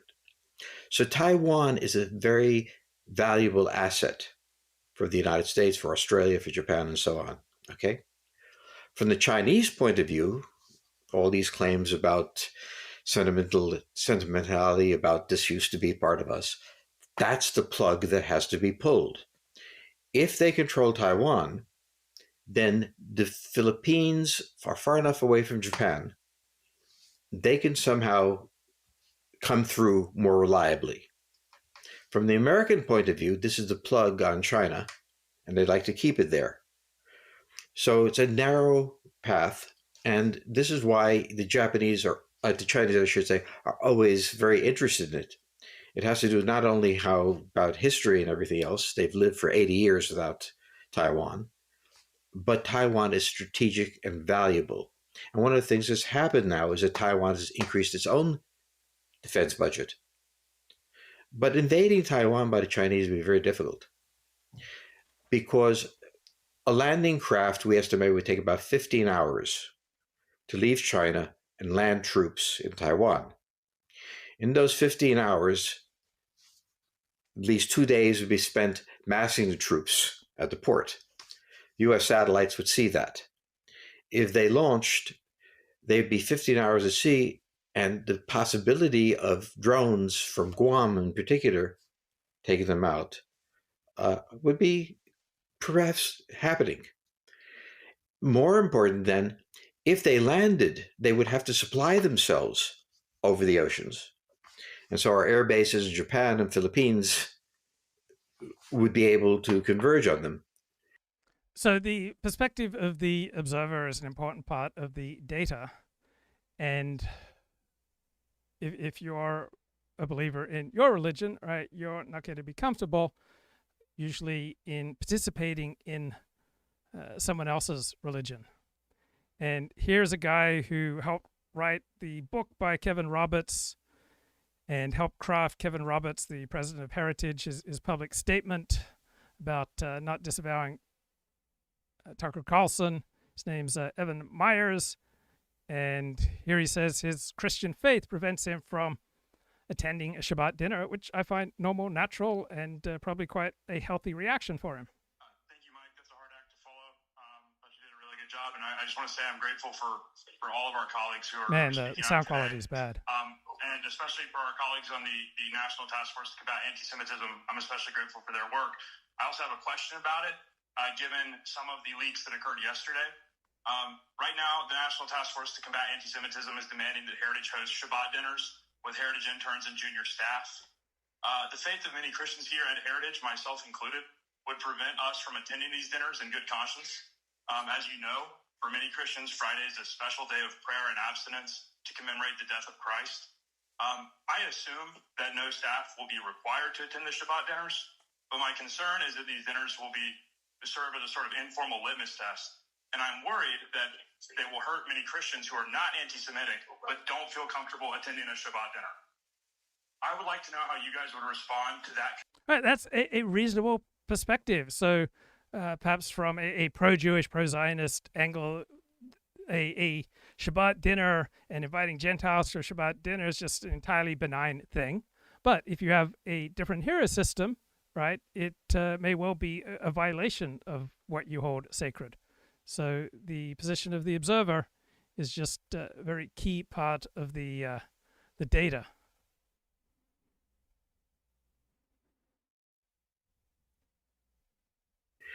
So there's a reason that the Chinese have not invaded Taiwan. They can't, because they are part of a structure that is heavily defended by the United States in its own interest.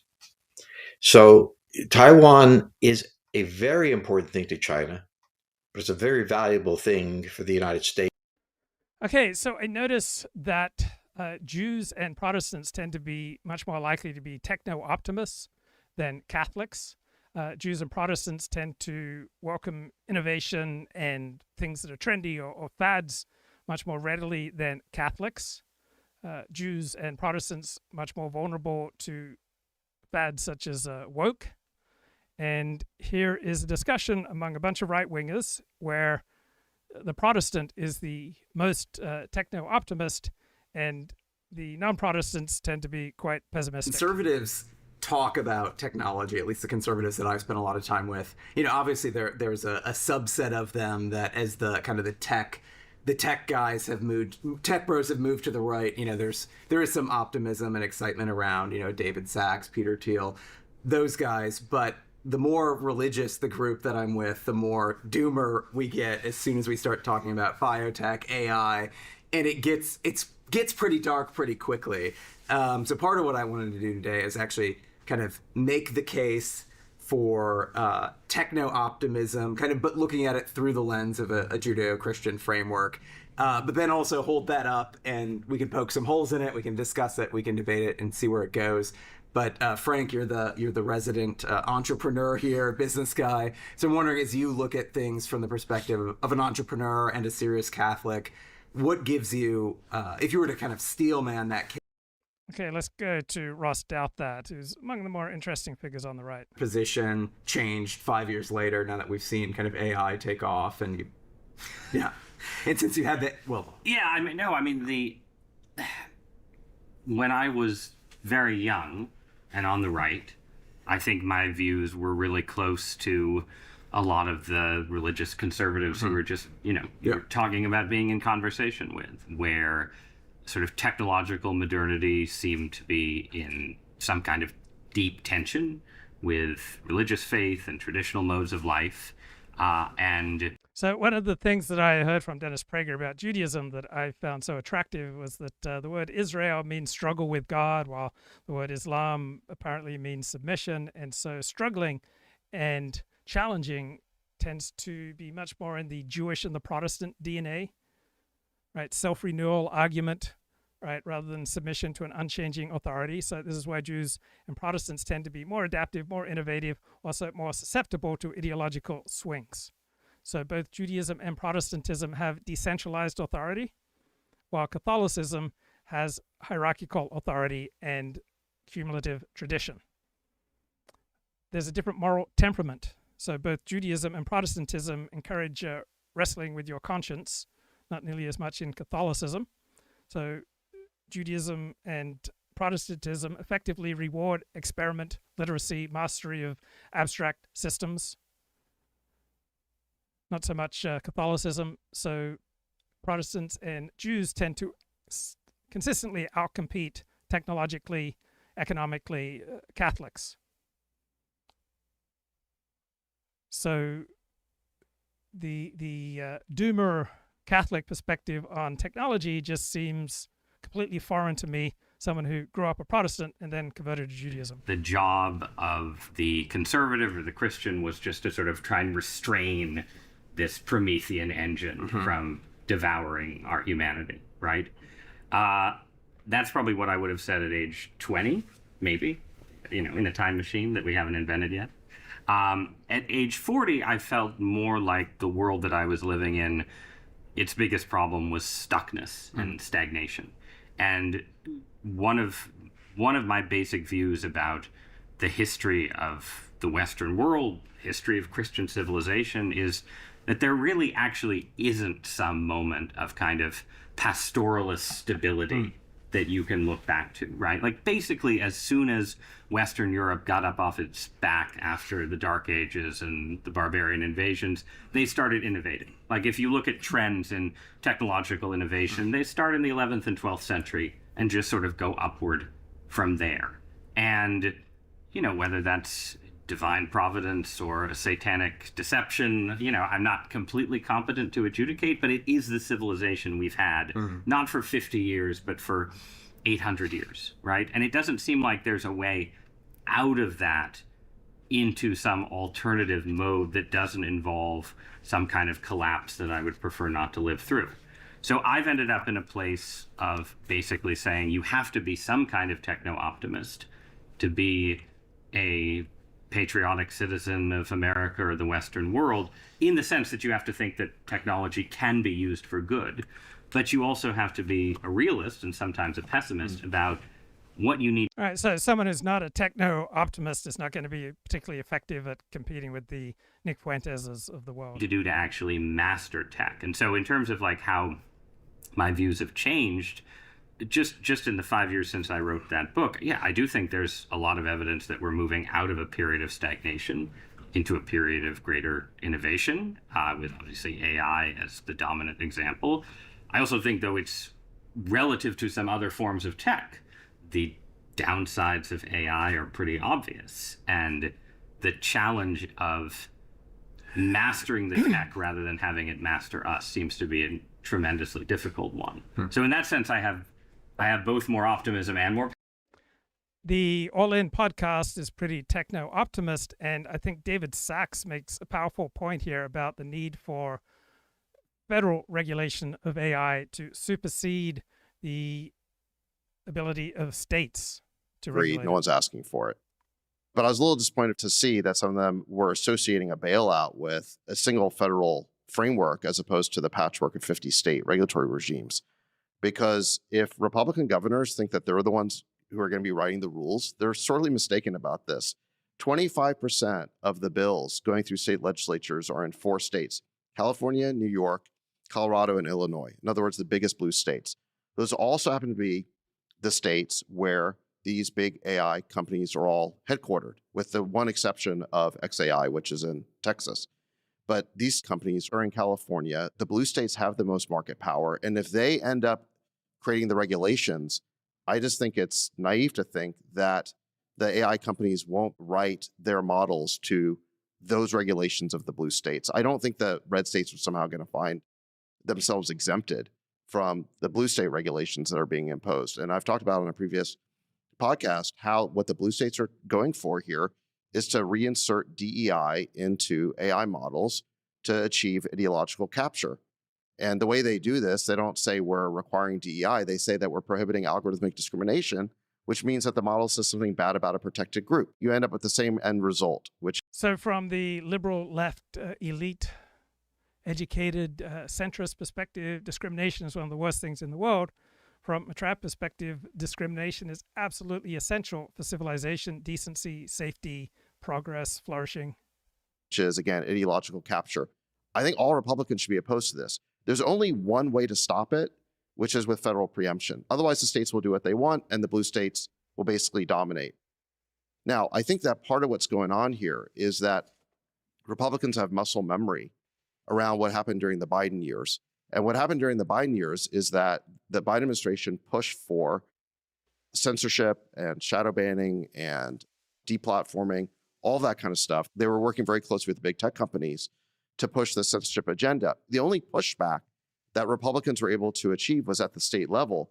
And so you had cases like Biden v. Missouri, where we had Senator Eric Schmidt was on the pod talking about that when he was Attorney General. And so he was able to make a states' rights argument to push back on the Biden censorship. So I think that Republicans remember that and they think, well, states' rights is our solution. But now we have a completely different situation. I mean, the board's been completely reversed where Republicans are in power in Washington and the states are making a bunch of bad decisions with respect to AI.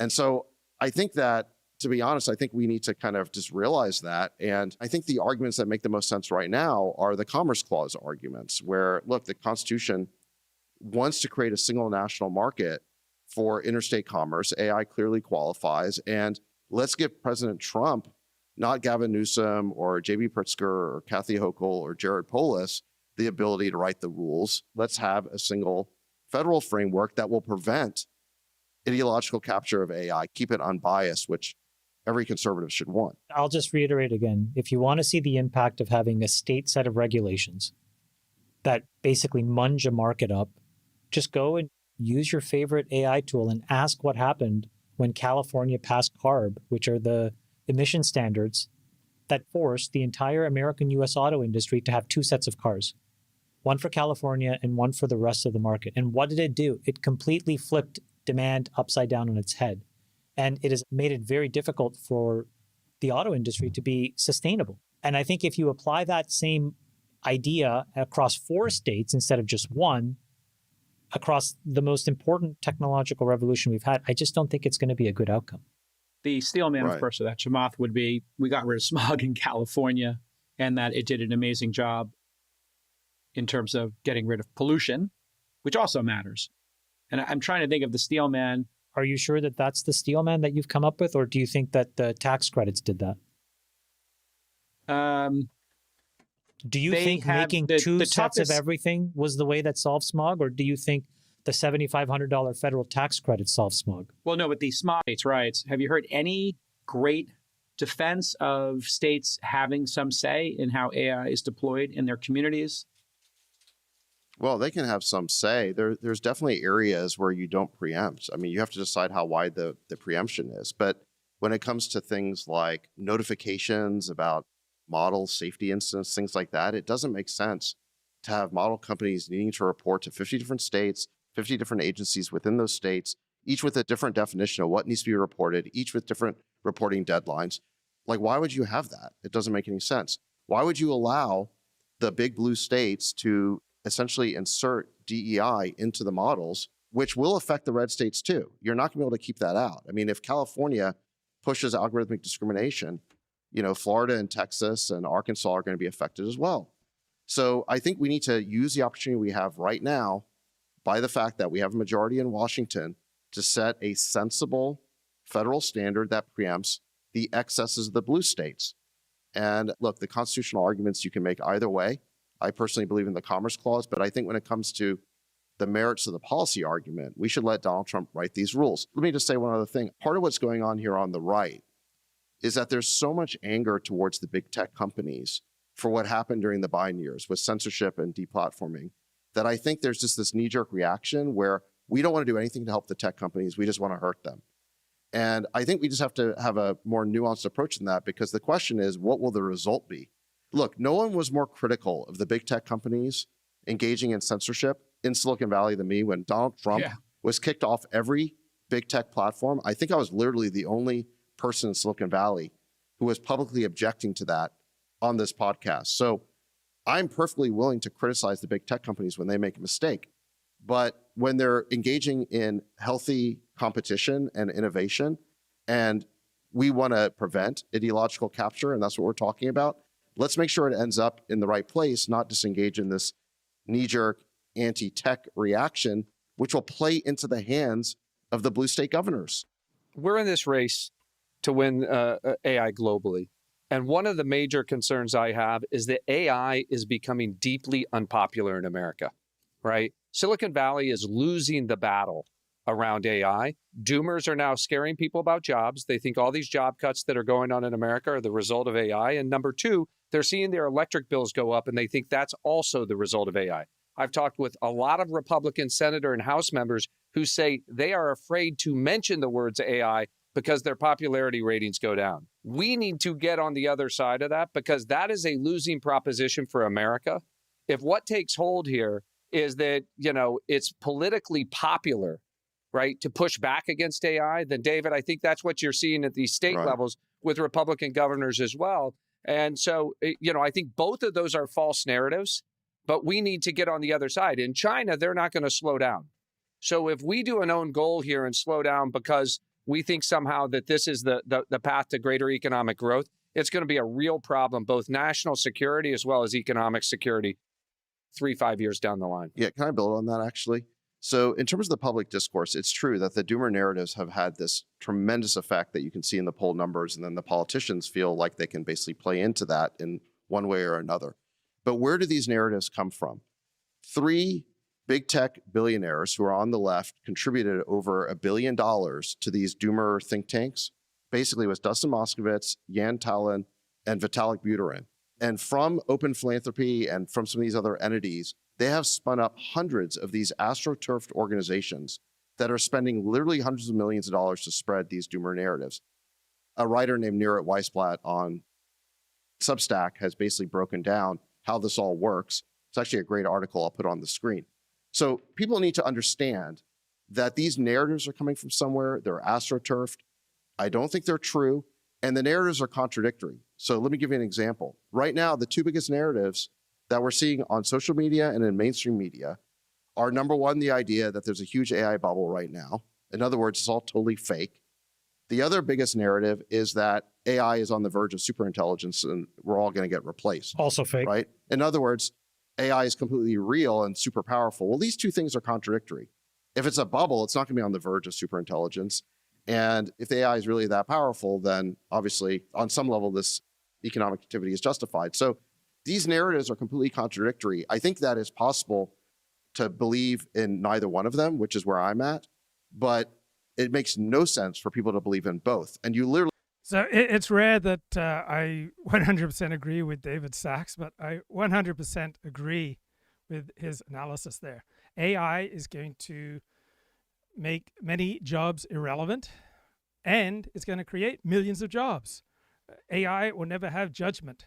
You need people doing verification. AI is going to create millions of jobs, and AI should dramatically increase worker productivity. It should supercharge the American economy. We should be leading the world with this. We should be able to pay down our deficit, enjoy much more economic growth. A lot of benefits, much more on the techno-optimist side. And here is the one techno-optimist on this panel here on the case for techno-optimism, and it is the Protestant Aaron Renn. Yeah, I mean, this stuff doesn't compute for me at all, frankly, on a lot of it. Sorry, what stuff? Sorry. You know, what you guys are saying about technology. And I feel like if you look at America, we are great at inventing technologies, but we didn't invent all the technologies. I don't think we invented the steam engine or the automobile or photography. but we marry technological innovation with its development, application at scale, and that is why the United States created the modern world. We are the protean nation, right, that conquered a continent and, laid the telegraph lines and the railroad lines and, the highways and built the airports and put a man on the moon and, created, wonderful penicillin and all this stuff that we have. And that's the nature of our country. It's the kind of country that we are. And yes, I've written lots of what we've lost with industrial society, more so than technology, and its destruction of the house. I've written that. There are trade-offs in any system.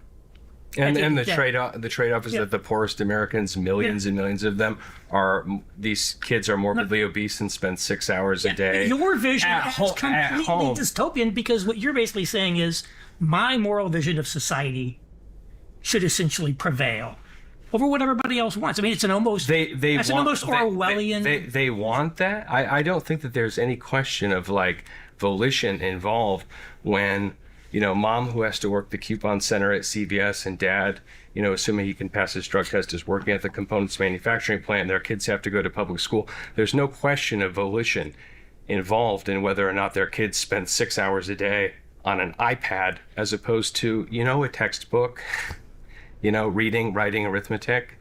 Where's the question of volition there? What? I mean, look. And Mickey Kaus got back together with Robert Wright to do a podcast, and they talk about the Tucker and Nick Fuentes. Are you always saying it's like the Jews who are behind it? And Tucker, says the standard things, it's...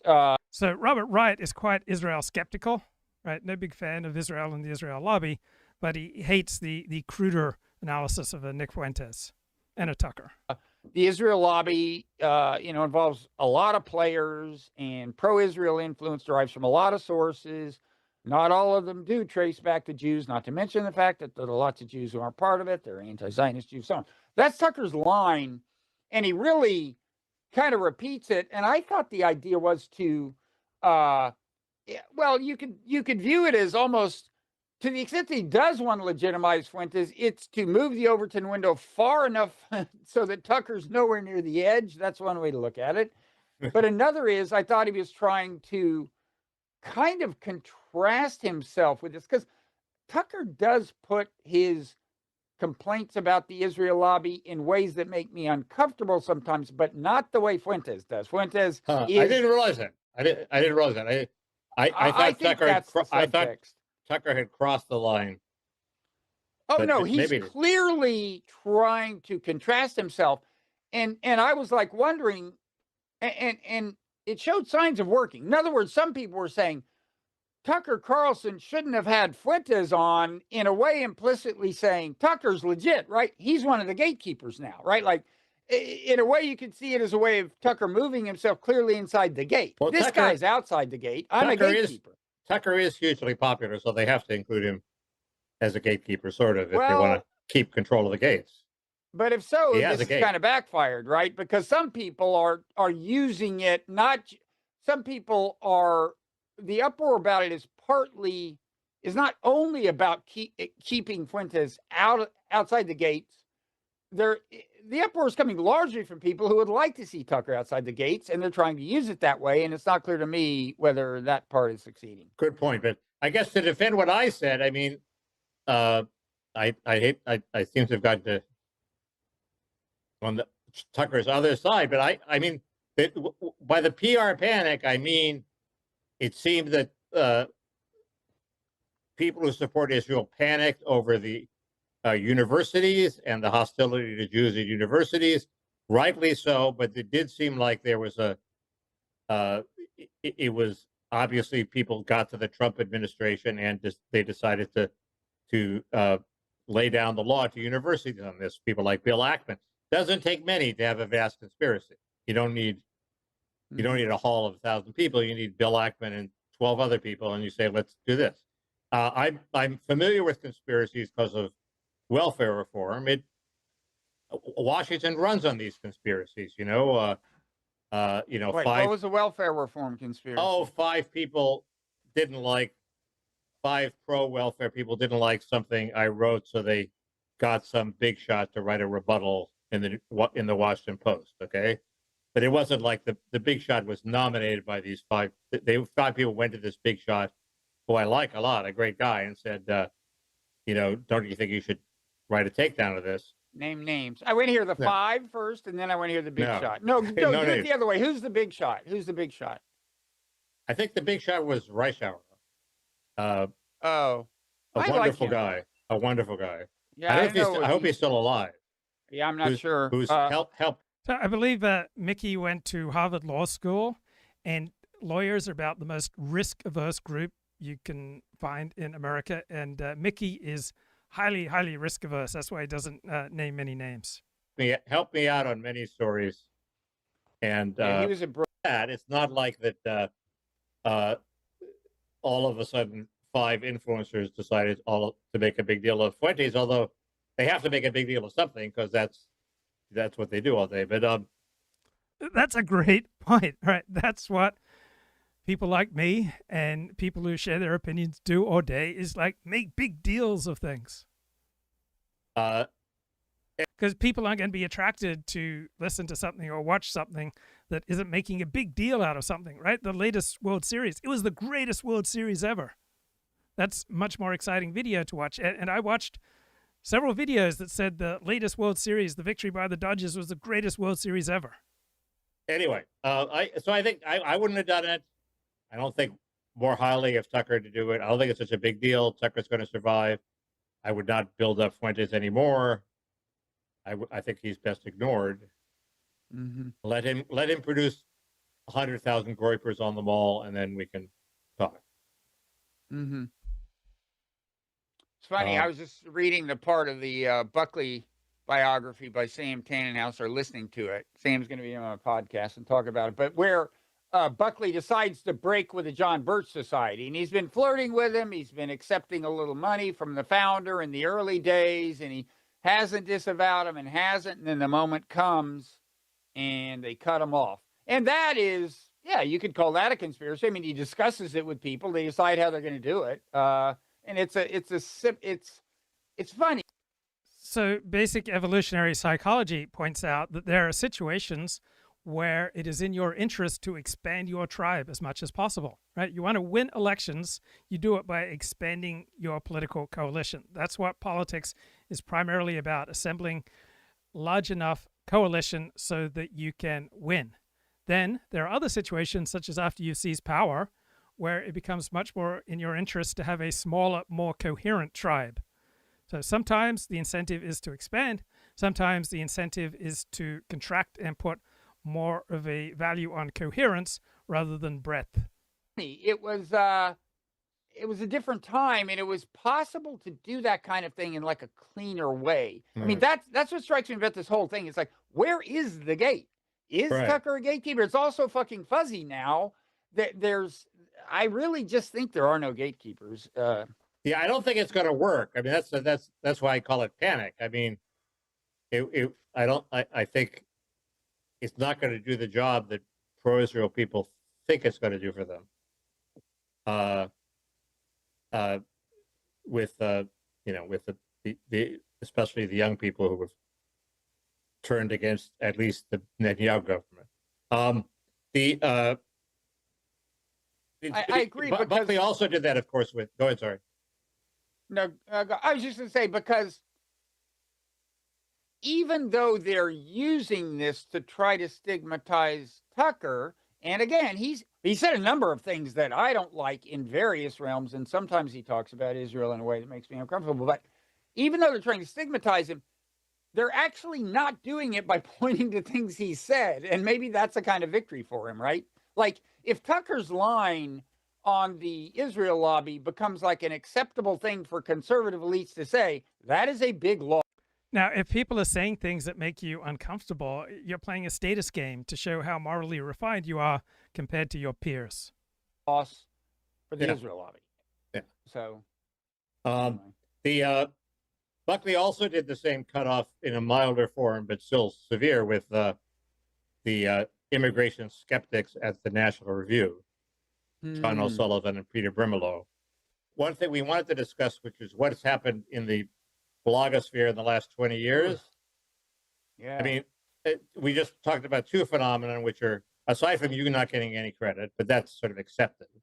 That's like like a law of talking physics. about water if you're a fish. Yeah. You know? What did I think? How has the how has it changed since we started? I didn't quite. I thought it was going to agglomerations of like-minded people were going to get together in little magazine-style things, and to some extent they have. There's the Michael Moynihan podcast, which is a group podcast. There are a bunch of group podcasts, but I thought they were going to recreate the New Republic in audio form, and they haven't done that. And the second thing is, I assumed it was going to be dominated by William Buckley people who were just like great fucking talkers, or Megyn Down. Sorry, what? Name names. Instead, it's who? You're No, saying well, Joe Rogan? Are you saying Joe Rogan's not William F. Buckley, Mickey? He's not, but Joe Rogan is a weird case.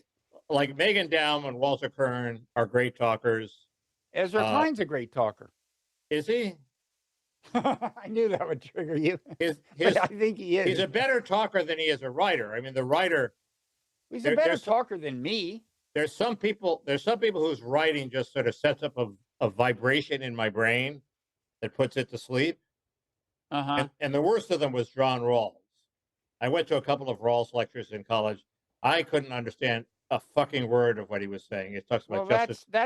That's how philosophers are supposed to talk. Justice is fairness. What does he mean by that? We were supposed to know what he meant by that, but I didn't know what he meant by that.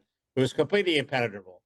Rawls is totally straightforward, man. Do you want to hear? No, we'll do that later. And Klein sort of is he's not that obscure, but he sort of sets up a boring buzz in my brain. Not a lively writer filled with bonbons of humor. The worst of them are people who come up with a controversy, every day because they have to be sensational in order to get hits, and and so they have to say something a little outrageous or else nobody's going to notice, and that is the obvious dynamic of how to maximize your hits on the web, and I guess that translates into income eventually, not really reliably, but. So when Mickey Cal started out blogging around 2002, he would write long, thoughtful pieces about every week or 2 weeks. And eventually someone said to him, I really admire how you don't whore after hits. And then Mickey realized that the hits were in writing more frequent pieces, shorter, more punchy, more topical. So that's what I didn't anticipate. It's sort of a Gresham's law that's at work. And that's very unfortunate. Although I note that Walter Kern and Taibbi and Megyn Down were doing fine. So they don't stand astride the web the way Firing Line or, et cetera. From Medium, but it was true that back in late 90s, if I wrote a piece for the New York Times op-ed, I knew that pretty close to literally everyone I knew would at least see it, would be aware of it, because everyone in my professional milieu is going to look at the physical op-ed page of the New York Times back then. Everybody in journalism, right, in our kind of realm and so on. And there's nothing like that that's even remotely true, right? The New York Times has done an excellent job of preserving power in this environment. But God knows there's tons of people in our milieu who on any given day have no idea what opinion pieces appeared on the New York Times. That's right. I was writing an opinion piece for the New York Times, and I got an email from an ex-girlfriend, like many decades earlier, ex-girlfriend. Mm-hmm. And I thought, God, everybody's reading this. This is great. And then I wrote another piece for the New York Times, and I got an email from the same ex-girlfriend. And I thought, well, maybe it's just this one woman who reads the New York Times. Maybe it has no reach at all. So Mickey Cal started writing an autobiographical novel. It was about a man who was primarily interested in sex and in welfare reform.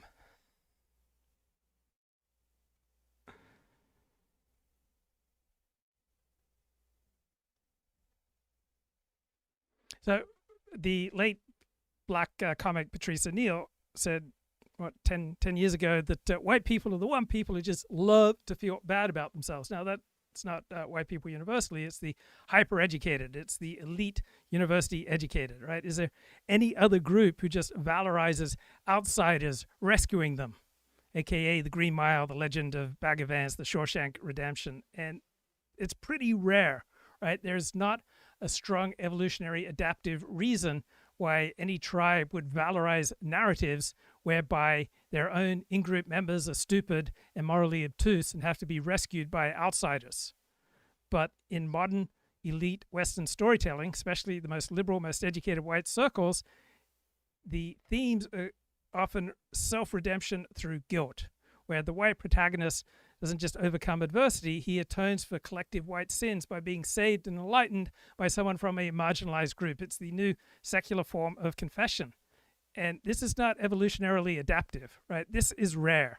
Most national stories, most tribal stories valorize the tribe, right? They want to restore their own people's honor. They want to avenge their humiliation at the hands of outsiders, right? This archetype of the outside savior is almost uniquely Western. It comes from Christianity's universalism, and it's been secularized and adapted into left-wing liberal guilt politics, right? So that moral self-flagellations not just become art, but it's status, right? You don't see Chinese films about the Chinese and Chinese peasants being morally rescued by Americans. You don't see Indian films about upper caste Hindus redeemed by foreign missionaries.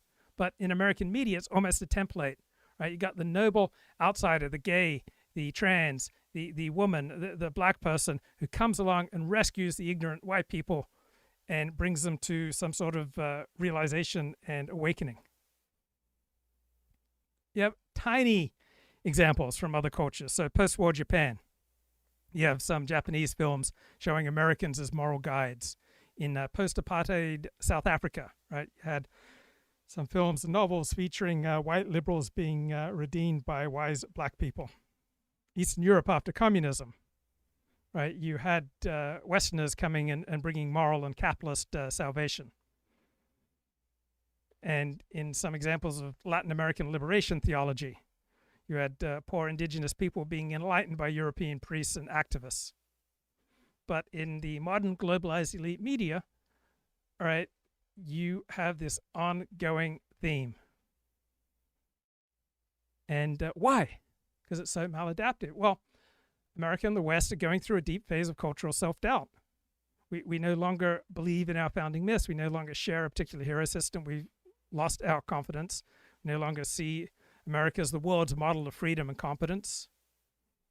And so we have all these diverse tribes in the nation questioning and propounding their own competing hero systems. And Hollywood has flipped, right? It used to promote an old archetype of rugged individualism, male heroism, moral certainty, and now that's all shifted. Democrat, which means I voted for Trump 3 times, but love. Okay, obviously, of course. Yep. Funny definition of Clinton Democrat. Yeah, I was gonna say, I'm sure he likes that. Yeah. But it's funny you brought this up about the Tucker thing, because I've watched you guys from the beginning. This is the first time I have felt passionate enough to call in about something. Charlie Kirk's death hit me really hard. I didn't know him. I had a 27-year-old son that died of a fentanyl overdose, and some of it may have been that. But the fact that Tucker would not only have this guy on, but also then not push back on him, somebody that said he loves Stalin, he hates Charlie Kirk, he hates Erica, all the mean things he said, and then Tucker is just kind of agreeing with him, but yet he'll have on Ted Cruz and push back on him. So my question really was Deshaun about, I don't think we should have a big tent party that includes people like Nick Fuentes. And then also, I feel like the Democrats, and Dan, if you could answer this, you know, they became such a big tent party and let everybody in. Then they have, you know, Zoran Mandani in New York. There's a difference between a big tent, and I agree with you on that. I don't want anti-Semites, people who are racist or have, vitriol or support violence or things like that in my tent. But I do think that that's different between allowing. Trump had dinner with Nick Fuentes. It was not an accident. I don't believe whatsoever. It was a dog whistle. That's what it was, right? Trump's very good at dog whistling, sometimes foghorns. But it is, Sean made the point, like winning campaigns have to have big tents, and how you finesse that. Like, I want Mandani's energy. I want Bernie Sanders' energy and AOC's energy. And I also want, the business community to think that we're receptive, and we are receptive, and we're willing to work with them.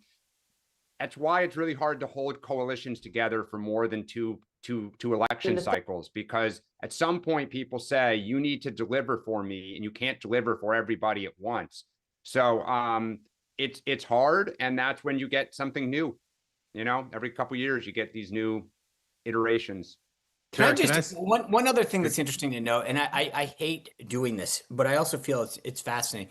Nick Fuentes, I can't remember if we're having this conversation on or off air, but like, I can't say I've spent any more time looking him up or than I don't even want to compare it. Like, I don't know much about the guy except for what I've heard. Discussing whether Tucker Carlson had a dude on a podcast and didn't push back enough.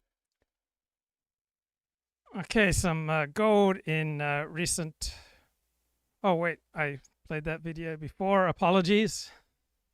Don't have everything lined up as I would wish. So our competing powers, right? The other nations that compete with the United States, China, Russia, parts of the Islamic world, do not see American self-doubt as moral maturity, right? They see it as decadence. They see a weak civilization doubting itself while its rivals grow more confident. So from an evolutionary psychology angle, right, America's cultural doubt is some kind of large-scale status recalibration within a particular social group. Right? In any tribe, right, members will compete for moral status as well as resources.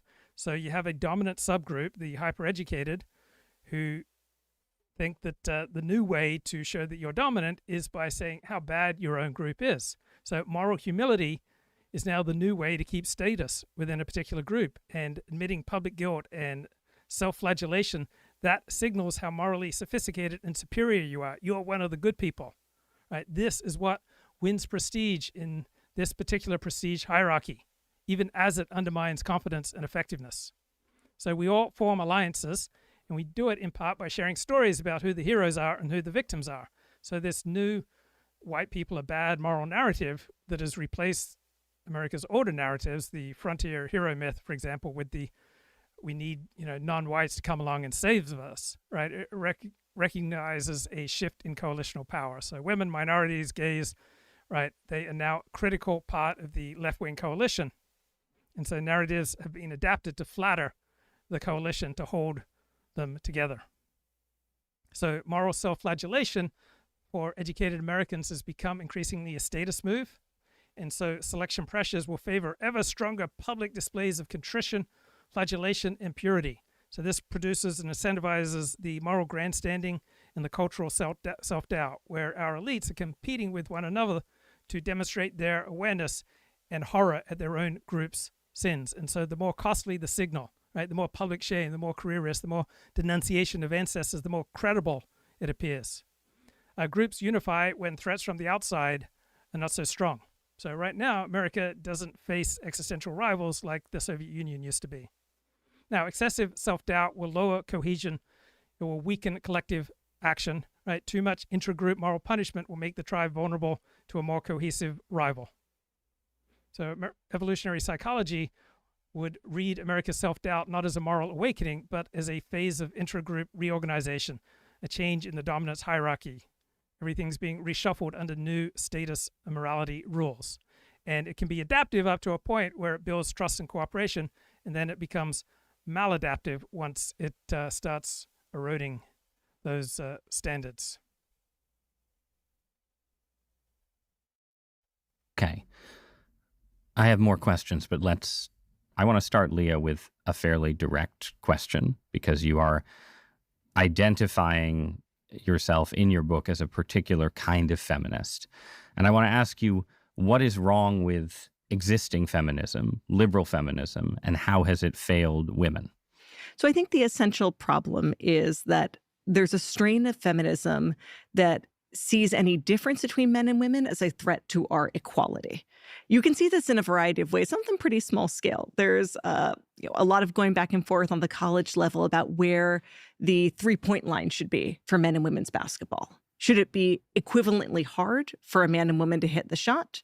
Or should it be at exactly the same spot so no one can say that women aren't playing as hard? I don't actually care that much about basketball, I'll level with you. But I think that anxiety that to draw two lines on the court would in some way imperil women's dignity is wrongheaded. And you see it to have a real cost in other domains where that attempt to treat women like defective men who are nearly identical, nearly swappable, and when we can close that gap, no one will be able to tell us we're less than, ultimately does a fundamental injustice to women, and it results in violence towards babies. Because, of course, pregnancy is the most obvious way women differ from men. It won't ever be fully closed. And a big part of your argument is that the institutions of American life or Western life since the feminist revolution have basically said to women, yes, you can join up, you can have the jobs you want, you can have the equality you want, but we will not accommodate ourselves to what you just defined as the greatest female distinction. Right. How did Hitler and the Nazis become the one sacred, transcendent moral standard of the definition of evil? How did World War II become the modern moral code and religion? This is a Christian Scene works because we, the audience, know the speech already. We can hear Churchill's cadences, even as the soldier mangles them. It's the clumsiness of the reading that helps to... All right, he's talking about the movie Dunkirk here. From the Second World War have a visceral appeal. In the same way, Winston Churchill's speeches have, in this country at least, sunk into our collective consciousness like Holy Writ.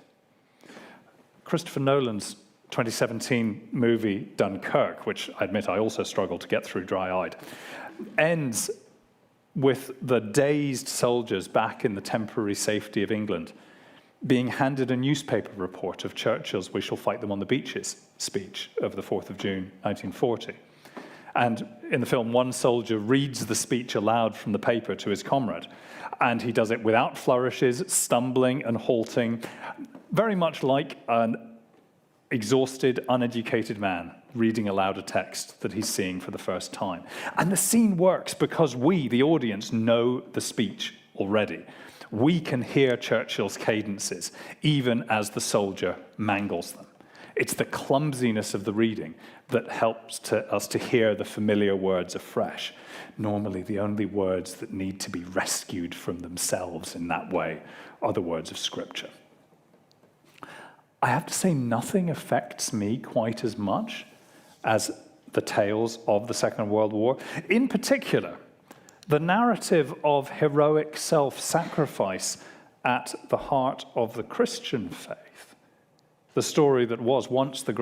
Right, so the secular narrative of the Second World War is in part about Jews and Jewish suffering as the sacred redeemers.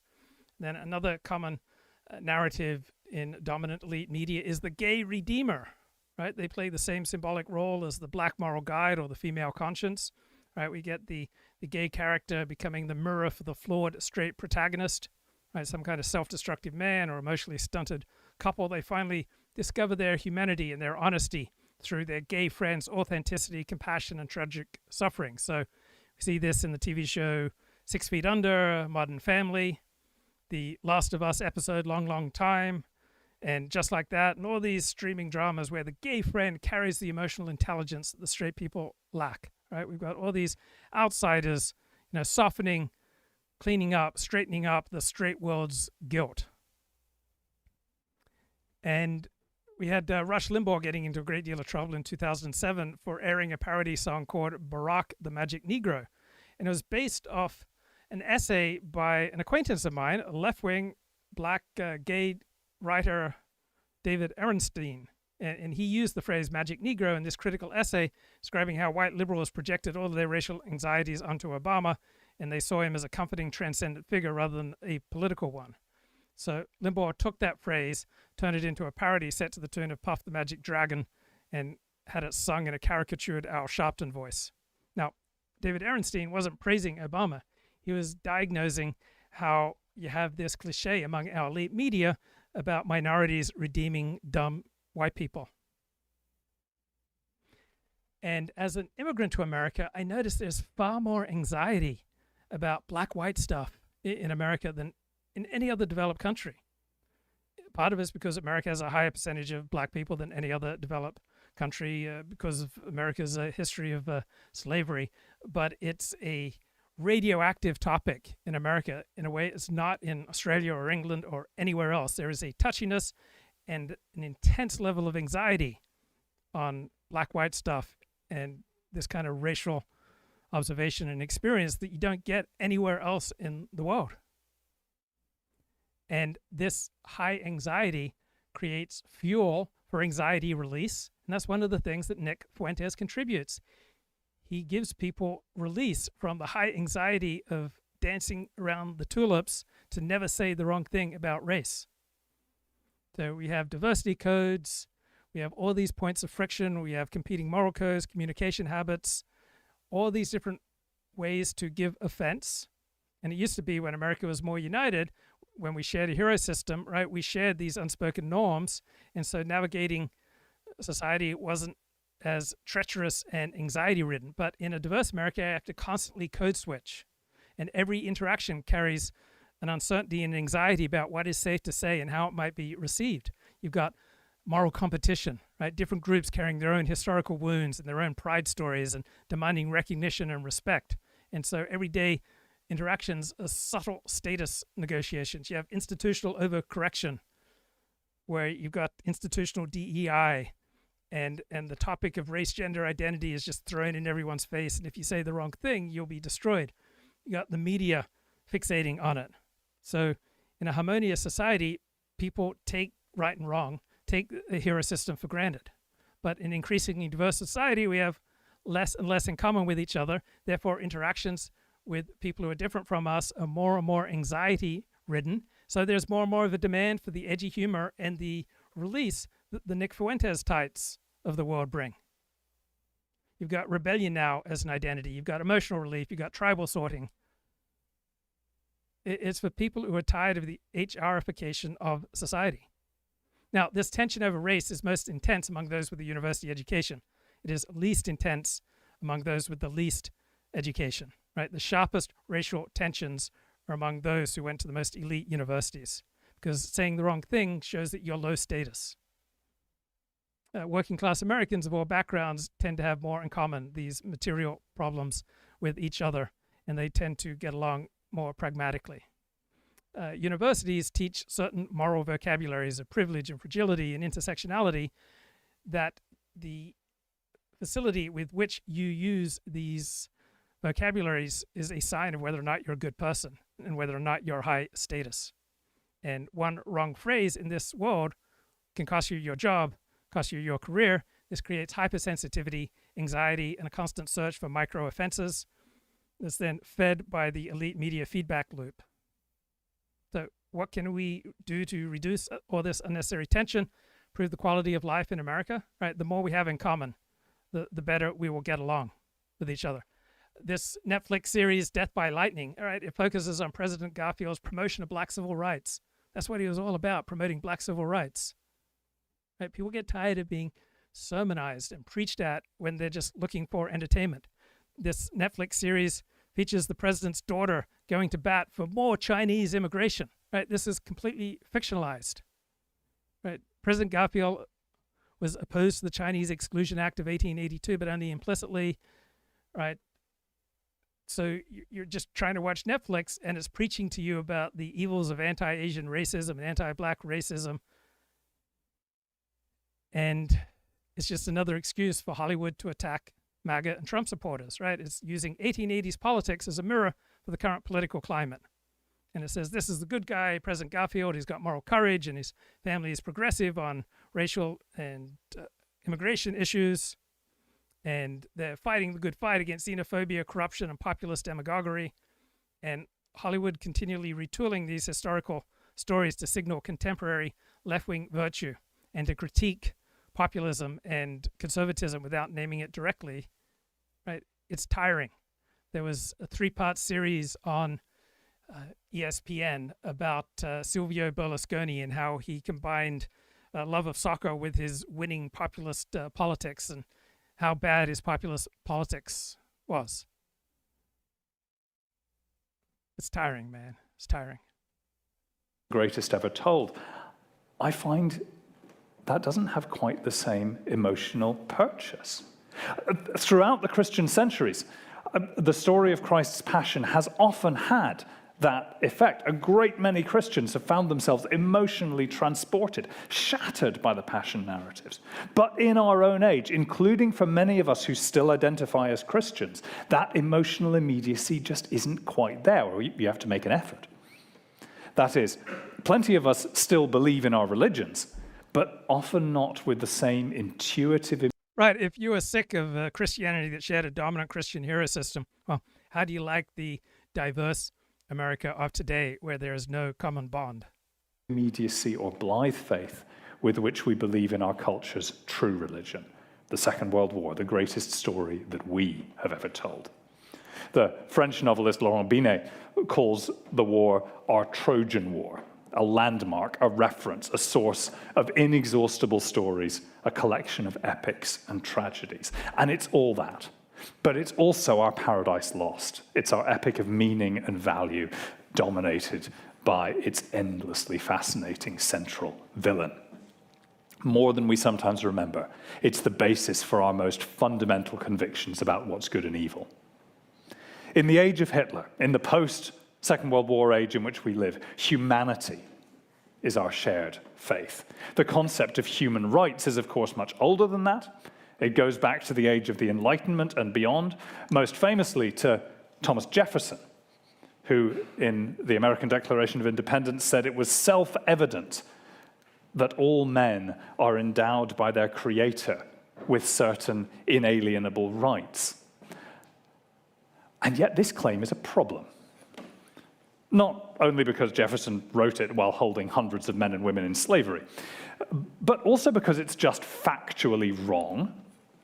Jefferson and a few of his Enlightenment friends thought that the existence of human rights was a self-evident truth. But it can't be, because a great many people in a great many historical settings have not believed any such thing. When he says, we hold these truths to be self-evident, I think he's revealing the doctrine of human rights for what it is. It's a castle in the air. It's a defiant, existential assertion of values. But that's not the problem. The problem is that most of us, most of the time, neither know nor care whether human rights have a solid foundation beneath them. Because like Jefferson, we've simply come to believe in them in their own right. In the post-1945 era, we really do feel that the existence of human rights and human equality is self-evident. We can't prove it to be true, but that doesn't matter, because we know in our bones that it is, at least we do for now. Why do we believe that human beings are equal and all have rights? I mean, even asking the question feels uncomfortable. A questioning of what shouldn't be questioned, it's almost to blaspheme. I think the most honest answer is that we just believe, down to our core, that human beings have rights, regardless of whether we can prove it in philosophical terms. That conviction feels like an answer, but in fact, it's the question. The closest we can come to an actual answer is the one which is advanced by the UN's Universal Declaration of Human Rights from 1948, a document whose title couldn't emphasize its totalizing ambitions more strongly. And it asserts, rather pragmatically, that human rights are the foundation of freedom, justice, and peace in the world. And then goes on to explain that disregard and contempt for human rights have resulted in barbarous acts which have outraged the conscience of mankind, and the advent of a world in which human beings shall enjoy freedom of speech and belief, and freedom from fear and want has been proclaimed as the highest aspiration of the common people. So this is all about the Second World War. I mean, of course it is, in 1948. How could it not be? The experience of exceptionally barbarous acts and the claim that the common people of the whole world have united around the desire for what are, by no coincidence, President Roosevelt's 4 freedoms. That gives the Declaration its urgency. And its confidence is that of the victors of a total war, who are sure that they have earned the right to speak for the common people of the world. Now, it took a decade and a half for the moral shock of the war to work its way to the surface. I think the most vivid single moment of that was the trial of Adolf Eichmann in 1961, which confronted the world with the horrors it had been trying to forget. But I think the best gauge of how the memory of the war shifts is the movies. The war movies of the 1950s are somber, like The Cruel Sea from 1953, or rousingly patriotic, like The Dam Busters from 55, or just rip-roaring adventures, like Ice Cold and Alec from 58. But they don't demonize the Germans, and they don't dwell on Nazi crimes. The depiction of the German army as honorable opponents in The Longest Day from 1962 is underpinned by the involvement of German actors and indeed several former Wehrmacht generals in the production. In the much-loved British film, The Great Escape, Germany's regular armed forces are contrasted very sharply with the Gestapo and the SS, who alone are made to bear responsibility for the atrocities. But what's new about that film is giving villainous Nazis screen time at all.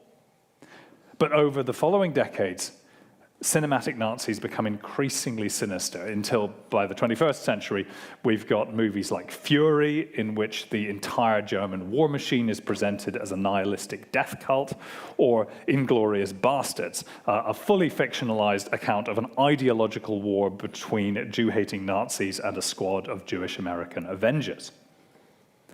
And then beginning in the 60s, the movies begin hesitantly to tackle the Nazi genocide itself. The Oscar-winning adaptation of the stage play Judgment at Nuremberg comes out in '61, while Eichmann is awaiting execution. The American television miniseries Holocaust from 1978 is what really makes that term a general one. In '87, there's a British TV movie called Escape from Sobibor, which is one of the first productions actually set in a death camp. In Schindler's List in '93, Hollywood finally looks the Nazi genocide in the eye, and there has been a string of Holocaust movies since then. Life is Beautiful, The Pianist, Son of Saul, most recently The Zone of Interest. The appetite for this story is not fading. And in movies that had nothing to do with World War II, Nazis start to appear as villains par excellence. The Illinois Nazi Party from the Blues Brothers from 1980, utterly gratuitous. But what better counterpoint could there be to that film's message of anarchic racial inclusivity? And then there's the Indiana Jones movies of 1981, 1989. The values of our age are summed up by Dr. Jones in The Last Crusade. Nazis, I hate these guys. And by then, Nazism had come to denote any attempt to wield authority over others. Workplace bullies were little Hitlers. Punctuation pedants are grammar Nazis. The International Holocaust Remembrance Alliance takes a dim view of this. So Nick Fuentes has written to influence because he punctures many of these pieties. He questions the new civil religion of the Western world. This kind of trivialization, understandably enough. But I think it's inevitable. Nazis come as readily to our mind as Satan did to medieval Christians. A symbol of absolute evil is just too useful to be left sitting reverently in a corner. If hypocrisy is the tribute that vice pays to virtue, then trivialization is the tribute that flippancy pays to earnest moral conviction. In 1990, the American internet pioneer Mike Godwin formulated his famous law, which is that the longer an internet discussion goes on, the chances that somebody will compare someone else to Hitler or the Nazis inexorably increases. And once it happens, the discussion ends. I think almost nothing else about the internet is still recognizable 35 years on, but Godwin's law still holds.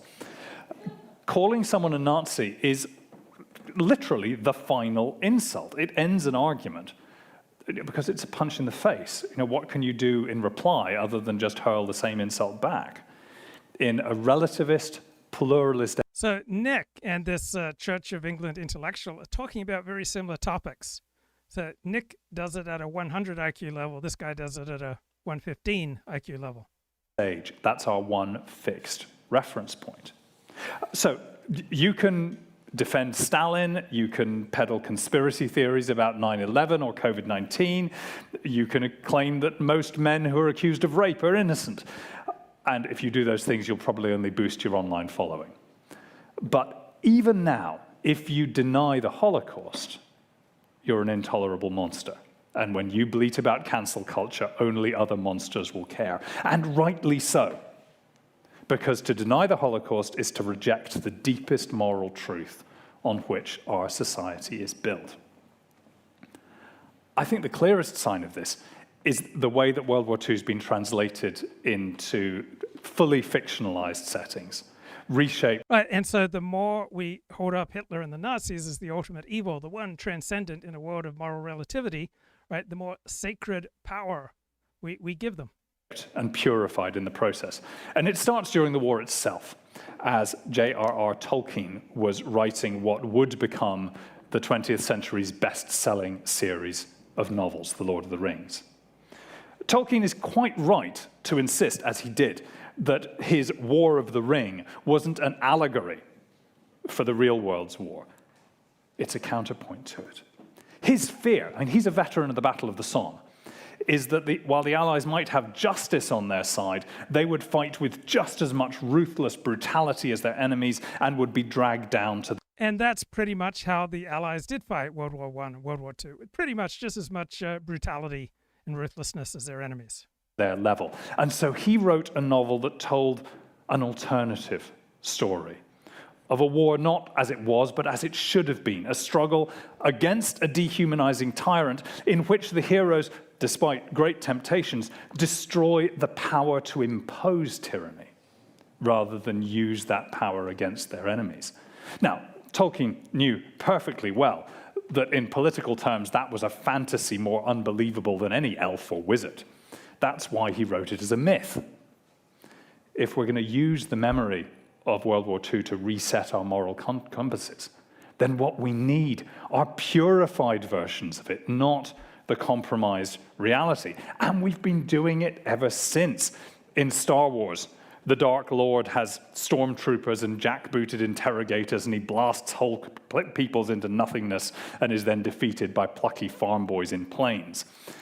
So Nick Fuentes draws an enormous audience and taps into people who are tired of this new secularized moral system where Hitler and the Nazis are the ultimate embodiment of evil. In the Harry Potter novels and films, this Dark Lord pursues a racialized supremacy. He gives his followers a name, the Death Eaters, and a set of symbols that openly mimic the SS. The same vision is there in one of the most compelling creations of the British 60s, the Daleks, villains of the TV series Doctor Who, miniature tanks whose relentless desire for extermination reveals them to be wrecks of life, entombed in metal and in hate. These are the myths on which generations of children in the post-war West have been raised. In them, the brutal lessons of World War II are transposed into morality tales. We are determined to teach ourselves and to repeatedly relearn that this is what evil looks like, even though evils rarely appear in such plain dress. So, if we ask why Christianity went into retreat in the West from the early 60s onwards, I think there's almost a simple answer. which is that Christianity's one virtually uncontested function in Western societies had suddenly failed. Whatever else Christianity had become by then, it was still our society's store of value. Believers, unbelievers alike accepted Jesus' ethics as reflexively as we accept the notion of human rights now.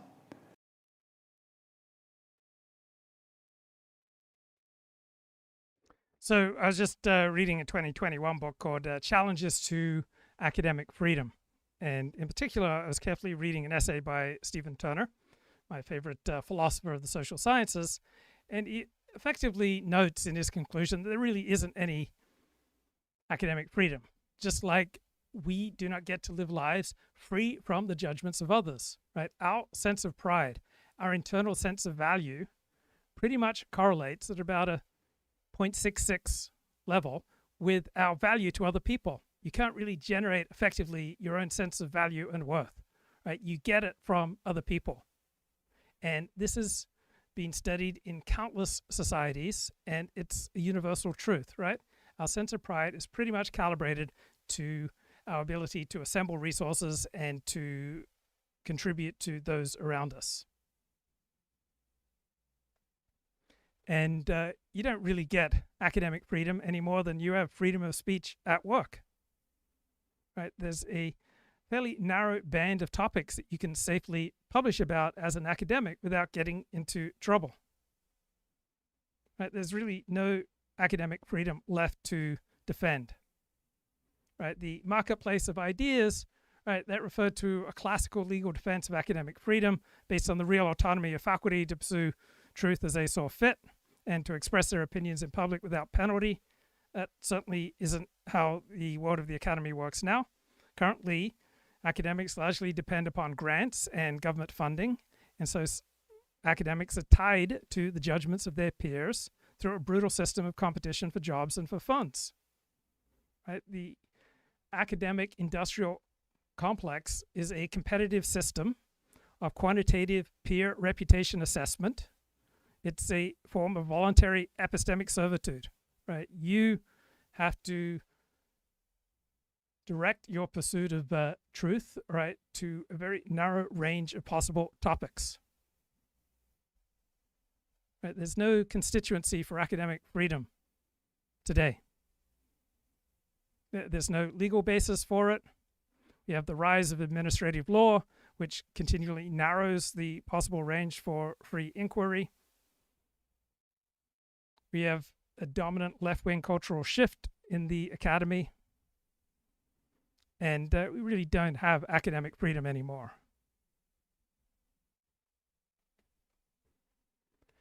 And why don't we have academic freedom? Because it's not evolutionarily adaptive, right? We are evolved to take into consideration our tribe and what it values. There's no freedom from the people who are most important to you, that you are most vulnerable to.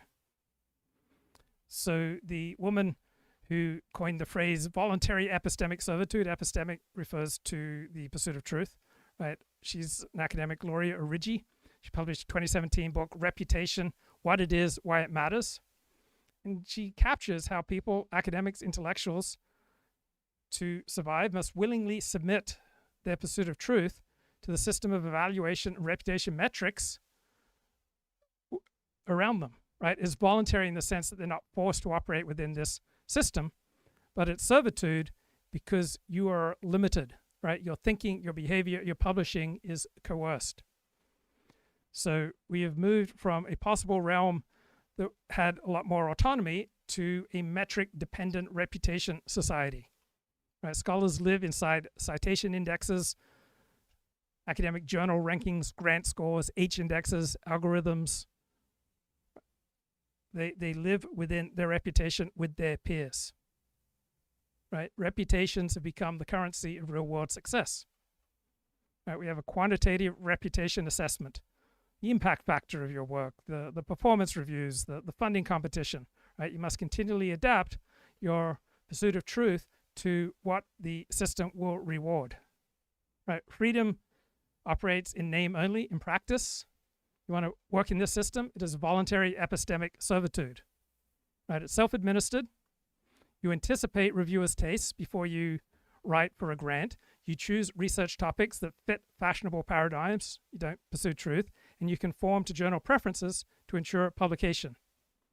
And you censor and you punish speculative or unpopular ideas that could harm your reputation and impact. And then you rationalize all this as professionalism and prudence. You develop a habit of deference, right? To get a PhD, you have to fine-tune a habit of deference way beyond what your average bloke will be comfortable with. And so the process of getting a PhD is a process of receiving and inculcating within yourself a particular reputational system that replaces your ability to make independent judgments. So modern intellectual life claims to value free inquiry, but it increasingly surrenders its agency to collective scoring mechanisms, right? People don't rebel because there's no money or status or prestige in that.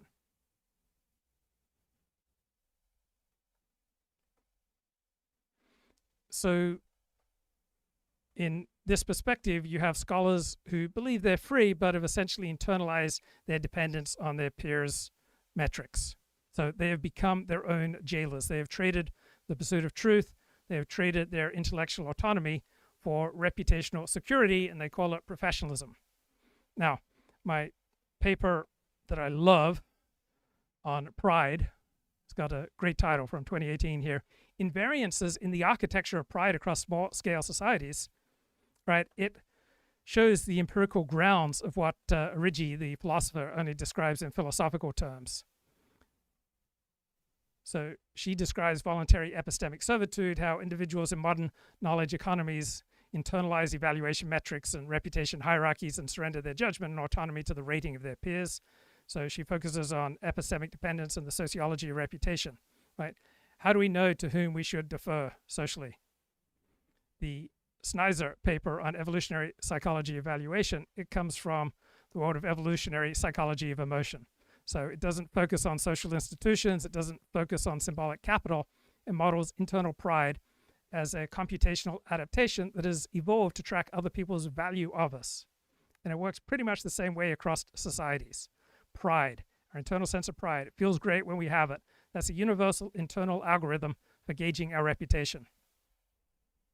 So it provides essentially the biological and evolutionary floor beneath the philosophical epistemic servitude theorizing. Right. This architecture of pride is innate and it's universal. Everywhere we possess this pride valuation system that is continually working to accurately compute and internalize other people's judgments of us. So Ryrie maps the cultural superstructure of reputation, and Snyder company described the evolved substructure that makes it work. So the philosopher calls it servitude. She describes the reputational dependence as culturally conditioned. And the Snyder paper shows that it's an evolved social evaluation circuit that only modern institutions have simply amplified. So the philosopher sees servitude as a moral and epistemic trap, a voluntary surrender of autonomy. Snyder sees this as evolutionarily adaptive design, a universal system enabling cooperation and social learning. So from the philosophy angle, reputation enslaves the intellect.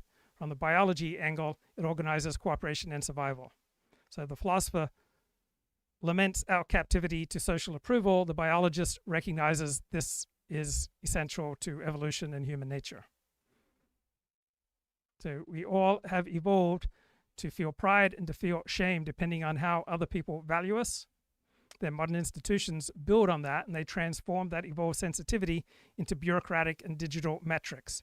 The epistemic outcome, we surrender our reasoning, our careers, and our beliefs to what will be the most advantageous for us in following the cues of those with the most power around us.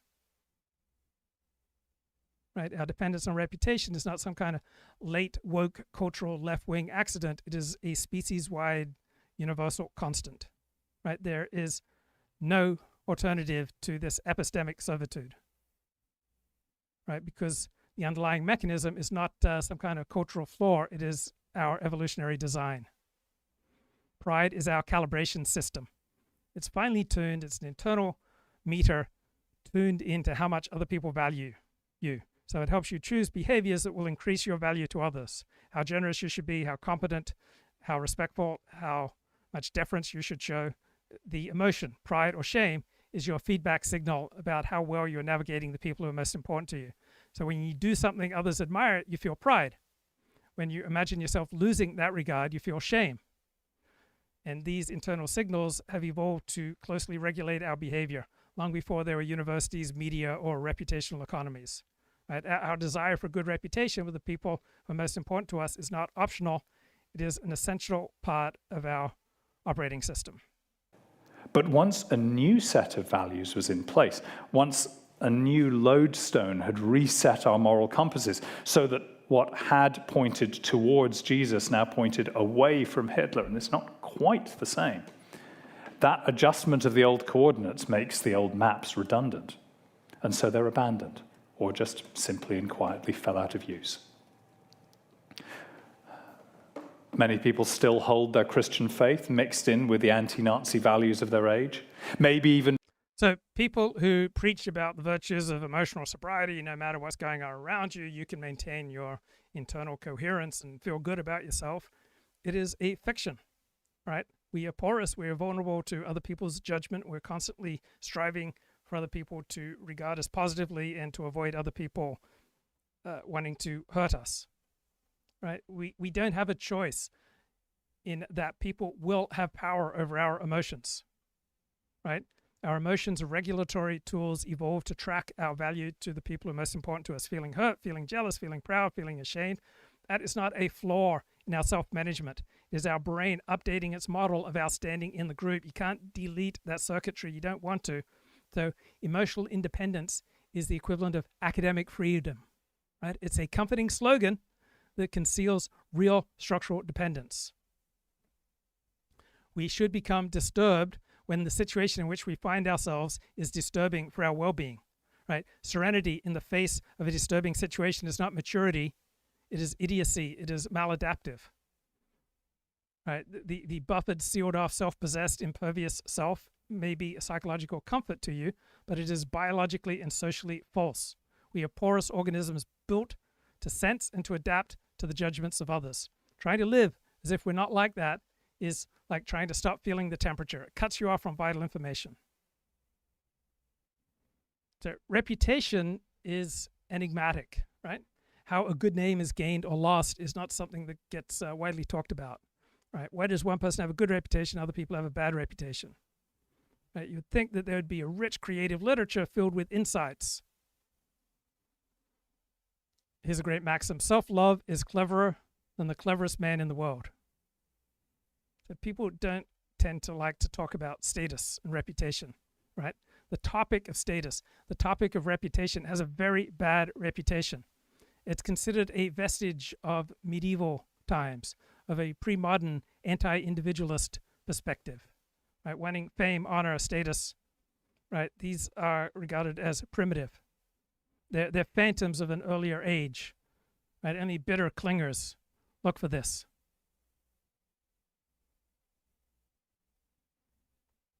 So in reality, we go through life like snails, right? Our actions leave a film behind us, right? Our management of our own image and reputation is essential for our survival, thriving, well-being.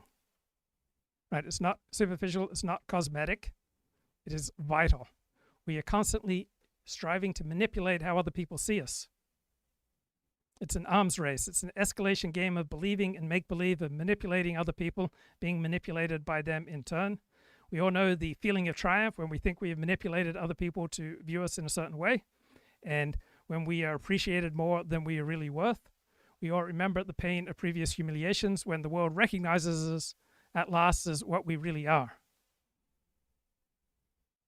So there is this enlightened modern myth that we are rational individuals who've outgrown any primitive concerns for honor and status.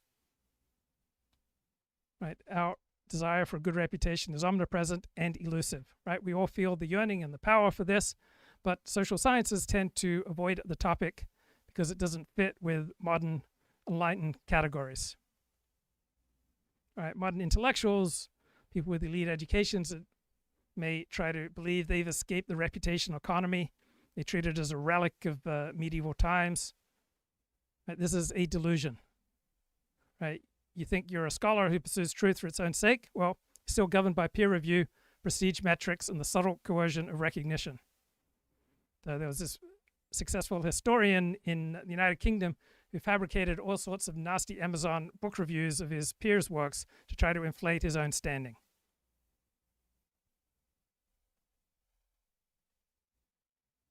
So reputation is not an illusion that we can transcend. It is the medium through which we survive. We are like snails leaving trails as we slither across the ground. Our social interactions deposit in the minds of others a telling information trace that cannot be erased. It's indelible, and fragile. We cannot control our reputations because our reputations exist inside the minds of other people. And tell themselves that their faith is fundamental and that the agreement of their religion with their secular values is a happy coincidence. Maybe we worry that we live in hopelessly divided societies, that we're fractured irreconcilably, and we're slow to recognize that we do share a deep, a strong, a pervasive moral consensus, and we're slow because of the ancient inability of fish to know what water is. Our myth is that we live in a secular age. But in fact, we live in the age of Hitler, and our religion is World War II. And now, in the 2020s, it's that faith that's crumbling.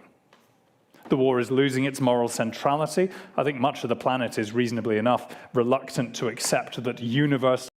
So my favorite near daily commentator is Matthew Continetti, who has moved on from Commentary Magazine and the Free Press. He's now pretty much exclusive with the Wall Street Journal. His trade practices. So this is from October 30th. Our allies, so Canada, Mexico, Europe, Japan, South Korea, and his trade practices vis-a-vis our competitor or adversary, China. And so we all knew that Trump was going to try to gain some leverage over China, especially with regard to China's support for Putin's war in Ukraine in a second term. And so just look at kind of the components of the tariffs. The tariff that he agreed to lower after meeting with Xi Jinping deals with fentanyl. It's a tariff that he put on China because of China's role in composing the precursor chemicals of the fentanyl that comes and poisons so many Americans. Conversely, China, in response to American export controls, instituted this policy of the rare earth restrictions a couple weeks ago, which led to Trump's threat of the 100% tariff, which also seems to be on pause as a result of this deal. I think if we just take a step back, Trump, as a political figure, I mean, there are many different aspects of the phenomenon, but one is the centrality of China. He was the first candidate, really, in 2016 in either party to talk about China as an adversary. He moved to a much more conflictual posture toward China in his first term. The tariffs that he imposed on China in his first term were maintained by his Democratic successor. And in fact, Joe Biden's China policy was led by people who are hawkish on China, much like the people who staffed Trump's first term. I think in the second term, Trump has taken a different approach. He's trying, in my view, Trump is trying to prepare the country for war. Not necessarily that we're going to go to war with China, but what would we need to do if we did go to war with China? One thing we would need to do is make our military less interested in green energy and political correctness, and more interested in war fighting. And another thing we would have to do is we'd have to increase our energy dominance, which he's doing, and we'd have to reduce our dependence on these critical supply chains. So the Trump administration has been taking all these stakes in war-related industries, for like steel, or rare earths or uranium and nuclear technology. And so he's doing that while trying to have some type of better relationship with Xi. And I think that's what he basically achieved in this meeting. Here's the asterisk, though. Trump has always gotten along pretty famously with Chairman Xi in person, but when it comes to follow-up, it's not been as successful. And there was a phase one trade deal that China and America struck in 2019 that Trump was equally rapturous about. But within a month or so, it was clear that China was not following up on its promises in that deal, one of which was purchasing more U.S. ag products. So that's a similar promise that Xi Jinping made to Trump today. And we had COVID, right? Which was kind of, China's gift to the world, right? So I think this was a very successful trip for President Trump, but it all requires the follow-up and the compliance. All right. So in reality, we are constantly measuring our value by how other people react to us. And sometimes the world wants to shame us. And so sometimes people react very poorly. Here's one man who is outraged that the world is trying to shame him. We're coming back here like a fucking 100 times. I am so mad. I am so fucking mad at these people. They don't do this to fucking me. We're gonna fucking ritualistically humiliate them. I am coming back here every fucking weekend if I have to. Like, this is never over. I win, they fucking lose. That's how the world fucking works. Little fucking kikes. They get ruled by people like me. Little fucking octoroons. My ancestors fucking enslaved those pieces of fucking shit. I rule the fucking world. Those pieces of shit get ruled by people like me. They look up and see a face like mine looking down at them. That's how the fucking world works. We are gonna destroy this fucking town.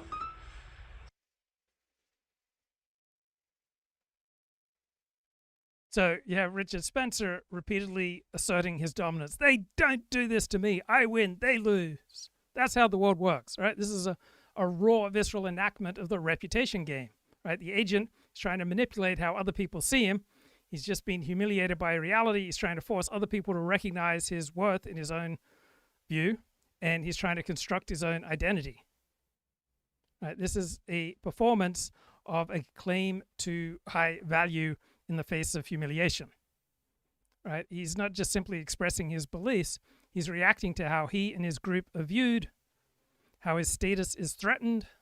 Right? We all tend to internalize other people's view of us. So now Rich is turning his anger into a spectacle of superiority. He's trying to prove his value in the eyes of other people on their scoreboard. So we have all these institutions and social structure that reduce our autonomy. Richard Spencer is lashing out. Right? He's internalized the logic of domination, the feedback loops of value. His rage is a proof of his dependence on how other people see him. So in Richard Spencer's case, we see this attempt to dominate that really backfires and diminishes him. He's trying to continually assert, to win the spectacle, to dominate reputationally. He's not free from our system of status. He's embedded in it. He's compelled to act within its logic of us versus them, victory versus loss. He repeatedly declares, I rule the world. They get ruled by people like me. These are rhetorical attempts to escape humiliation and servitude. Right? But they testify to the reality we all know ourselves by the value that other people ascribe to us.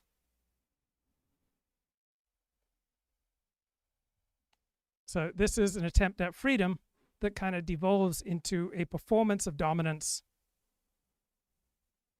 Right? And the rant is so powerful because Richard recognizes that his reputation is not a trivial, cosmetic, or optional thing.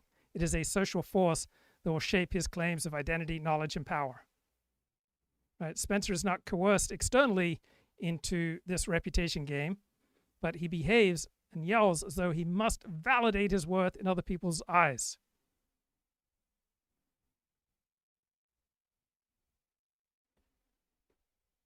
So Richard has this repeated line, they don't do this to me, I win, they lose, right? This is a man like you and me who's obsessed with control, not with truth. Right? Freedom is redefined as his right to rule other people within a particular status hierarchy. And so he claims control and dominance to hide his dependence on the very group and system that he's trying to dominate. So this is a performance aimed at reaffirming his identity to himself, to his imagined audience. It is a ritual. It is theatrical. It is a spectacle. It is a person unleashed in the reputation economy, hoping that appearance will replace truth. He's trying to measure himself entirely by the regard of others, both from his enemies and his peers. His conscience is outsourced. And he recognizes that his internal conviction is not enough. He wants other people to view him a certain way. He screams because his reputation, his imagined superiority, has been punctured. This rage is his nervous system revolting against his reputational collapse. Right? He rages against his emotional servitude. He's filled with anxiety. Right? His outburst is not rebellion, it's a confession. He has internalized the world's gaze so deeply that his sense of worth and identity depends on it. And so he must shout to preserve the illusion of control. Right? He is acting within voluntary epistemic servitude. He's acting freely, but within the parameters defined by other people's valuation of him. Right? This is the id of our reputational age. This is the raw voice of a human animal whose pride system has been triggered and humiliated. So you've got reputation, humiliation, identity collapse in raw domination language. His eruption isn't ideological, it's reputational. He's been publicly humiliated after what he thought was going to be a triumph of his performance of high status in Charlottesville. His rage is the primitive reaction of a pride system that's been shamed.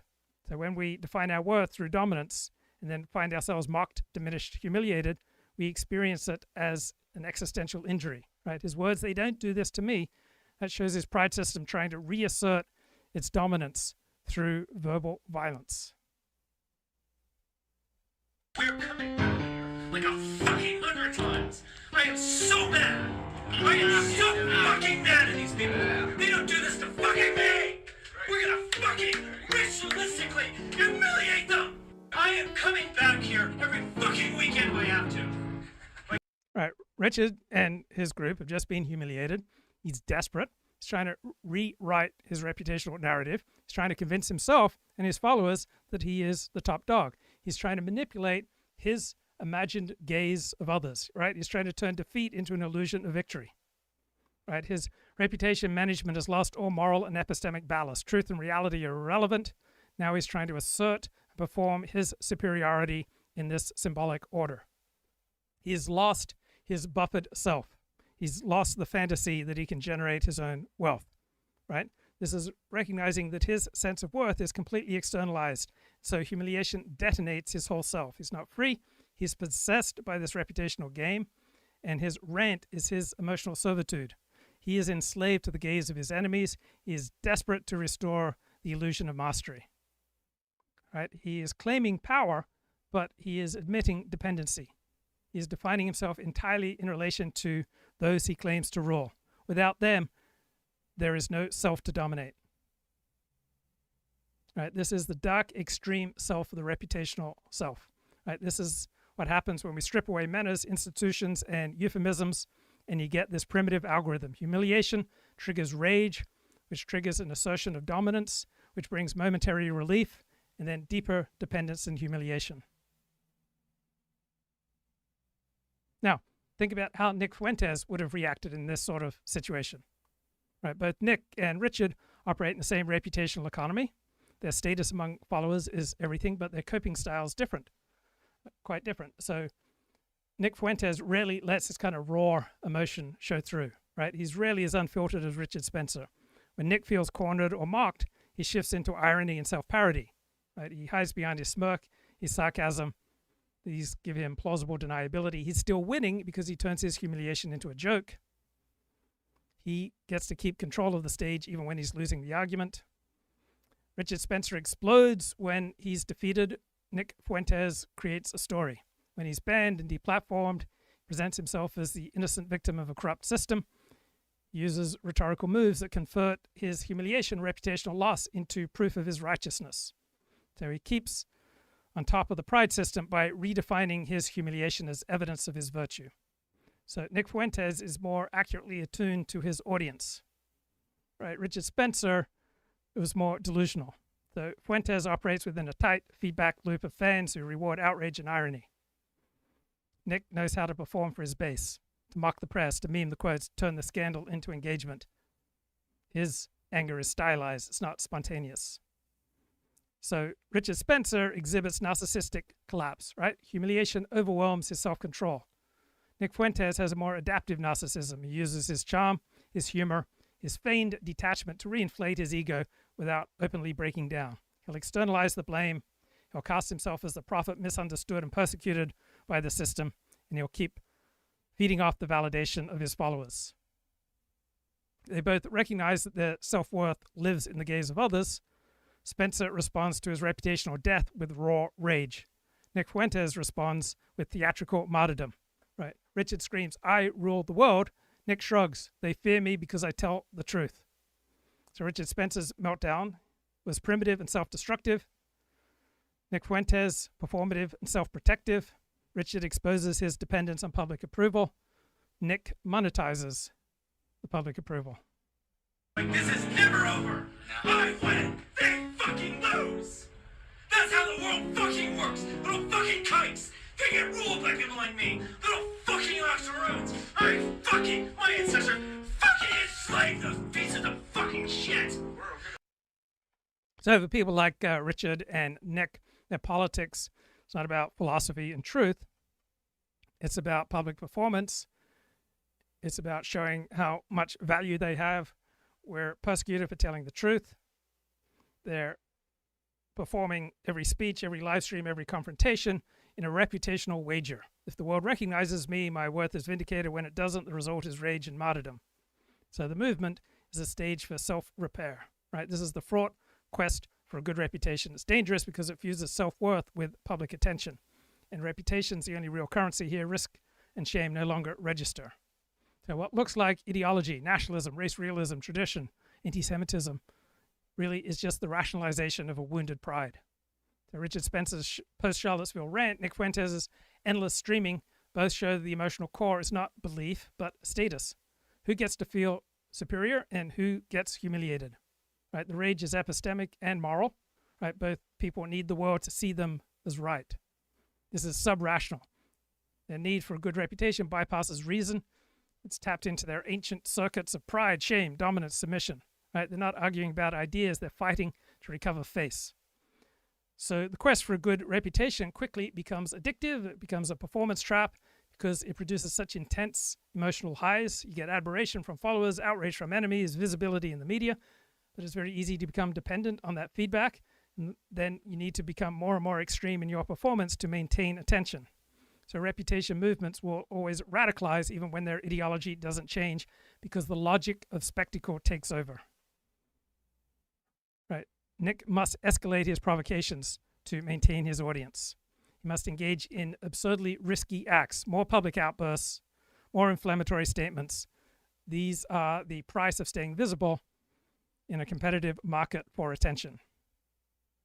When reputation is your only proof of self, destruction feels like annihilation.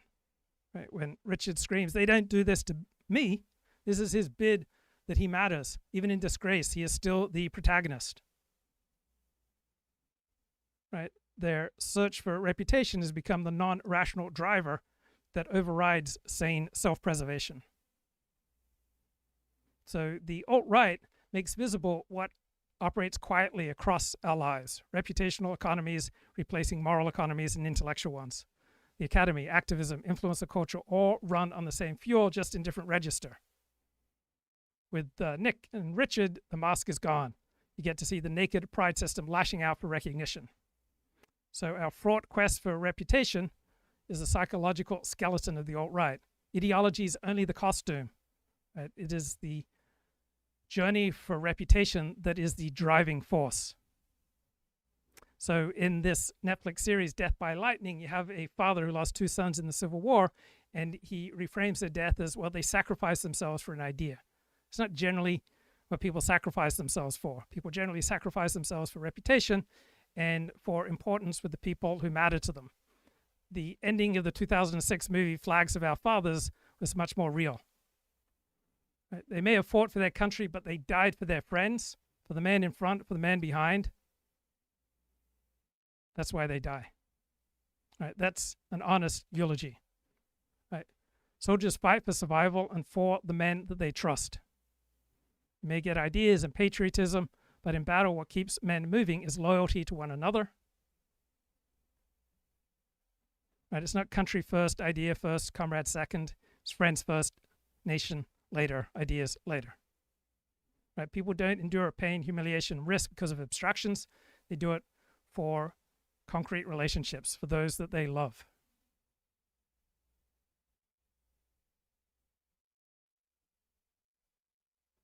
It doesn't take years. I'll tell you a funny story. I mean, for me, it's a funny story. I try to walk a fine line because I happen to believe that if people actually followed their religions, I wouldn't be needed. Fred Luskin. That's what I believe. Used. Like I get invited into church. The first, I don't know, church. I'm trying to remember what it was, but I was invited into a church to give a talk, and the minister was really wanted me to talk, and I didn't quite understand this then. This was a decade or more ago, and he comes up to me and says, basically our parishioners are just struggling. We had a bad minister who left, and now there's a lot of bad will, and everybody hates each other, and there's all this unforgiveness. And I blankly looked him in the eye and said, what do you need me for? Your whole religion's based on forgiveness. And he said, well, he didn't really know what to say. I said, that's the point of your path here.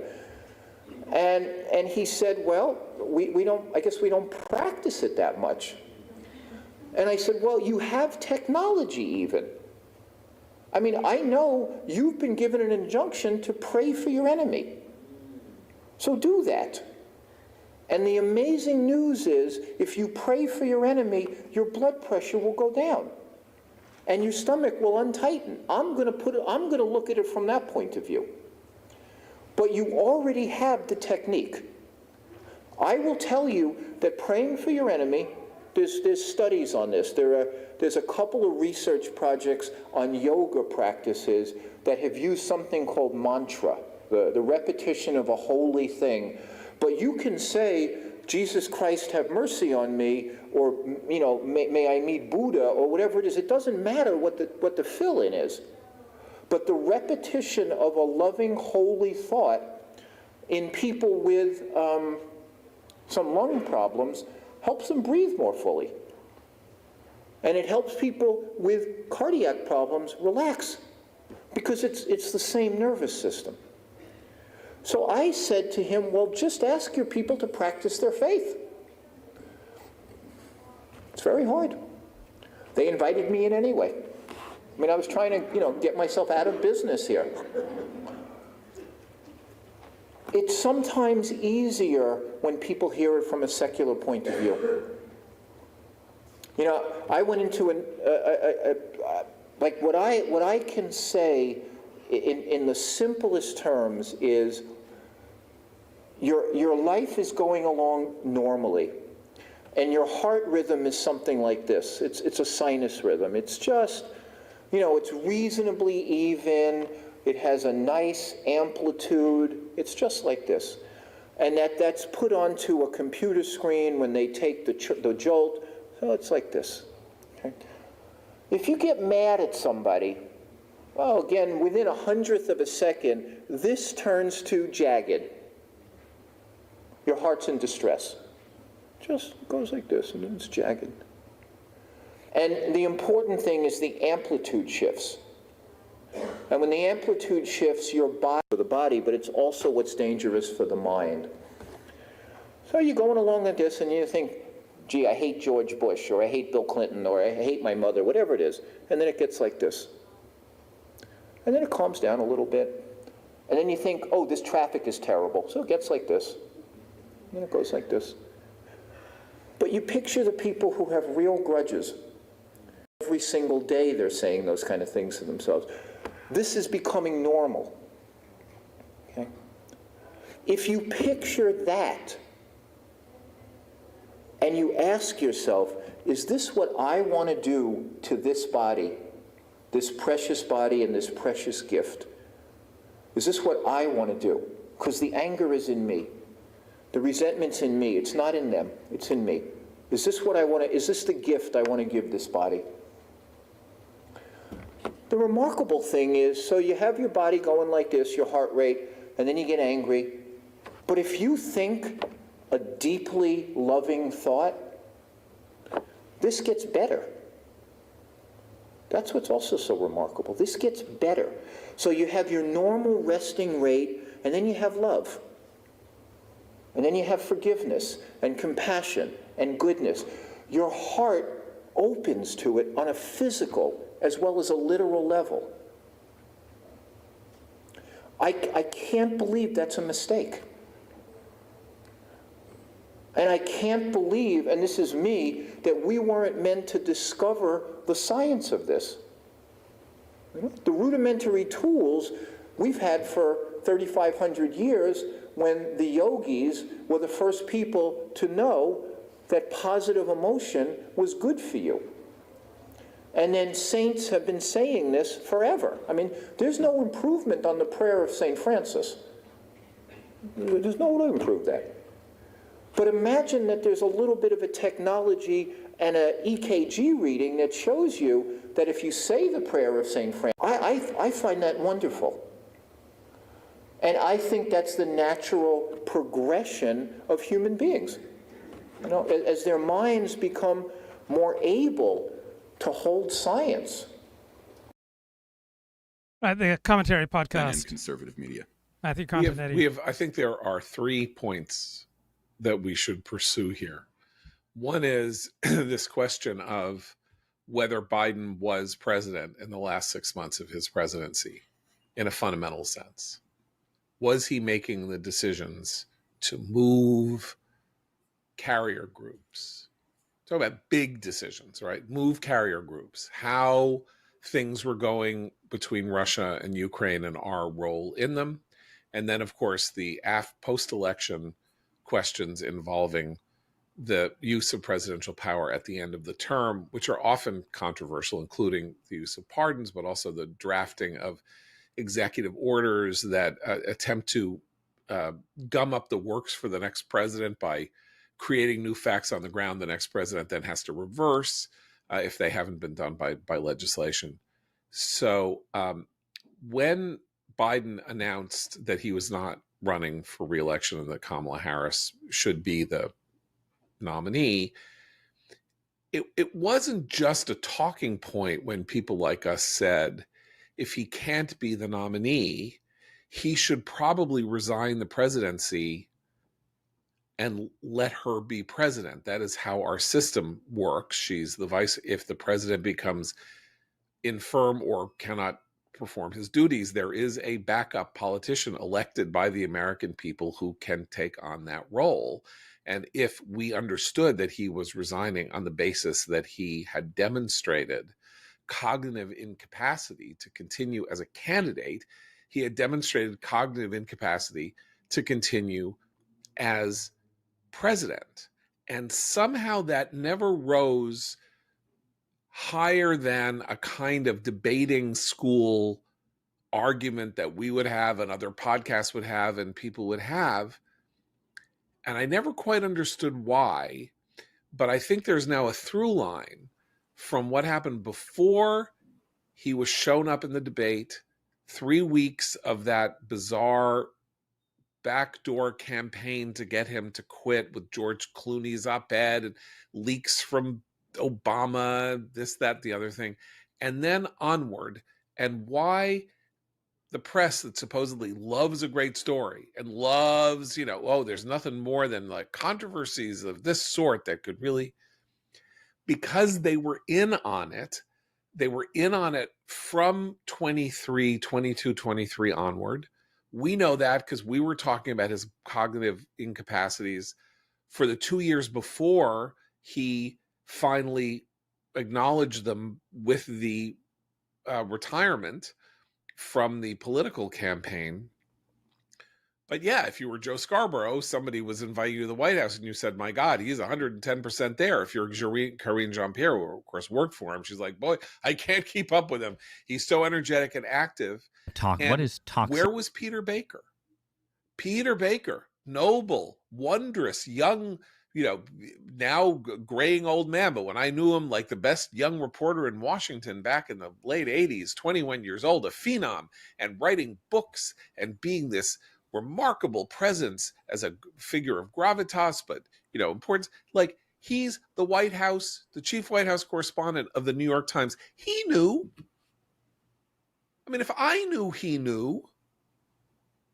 So why wasn't this a story then? Why isn't it a story now? Because it is a story about the complicity of the liberal establishment in the idea that if you did do something about Biden, you might strengthen Trump, or B, your friend from Skull and Bones is the deputy chief of staff, and you see him every week at brunch, and he's going to be really mad at you. We don't know what the points were that created this conspiracy of silence. I think Trump weighed heavily in the fact that this wasn't reported.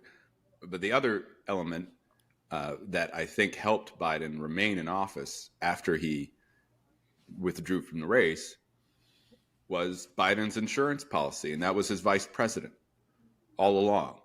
Biden knew, the people around Biden knew that trusting the presidency with Kamala Harris, even if it was for 6-7 months. 107 days, is that what you're saying? Well, but remember, she had been president until January 20th.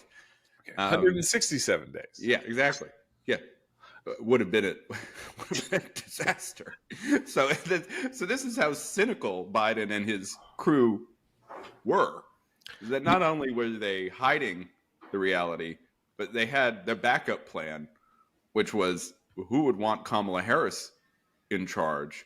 And let's not forget, it wasn't immediately that Biden endorsed Kamala Harris. It was that there was that gap of about an hour where things were a little up for grabs. Because again, that's a roll of the dice that the people who knew her best were not willing to take. But something else, Austin's disappearance, right?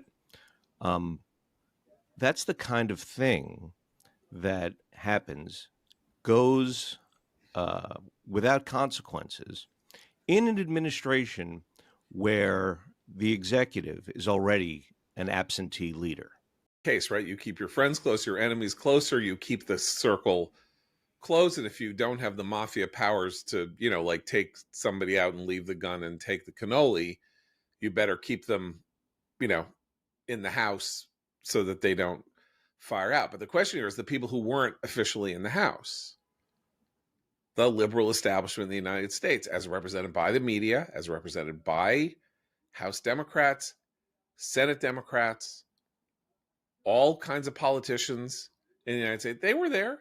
They saw when he thanked dead people, when he started having conversations with dead congressmen he thought were in the front row, and stumbling on stage and falling down and having to take the back staircase off Air Force One because he could no longer be trusted to go down the front staircase of Air Force One. In 2022, he had to go to bed instead of meet with the German chancellor, right? The president is the only person who's elected by all the people. If his aides can just figure out some way to cool him out, then we are in a banana republic, or we're in some kind of like weird pre-revolutionary phase of the United States. So it's good that they created this thing where someone has to write a letter.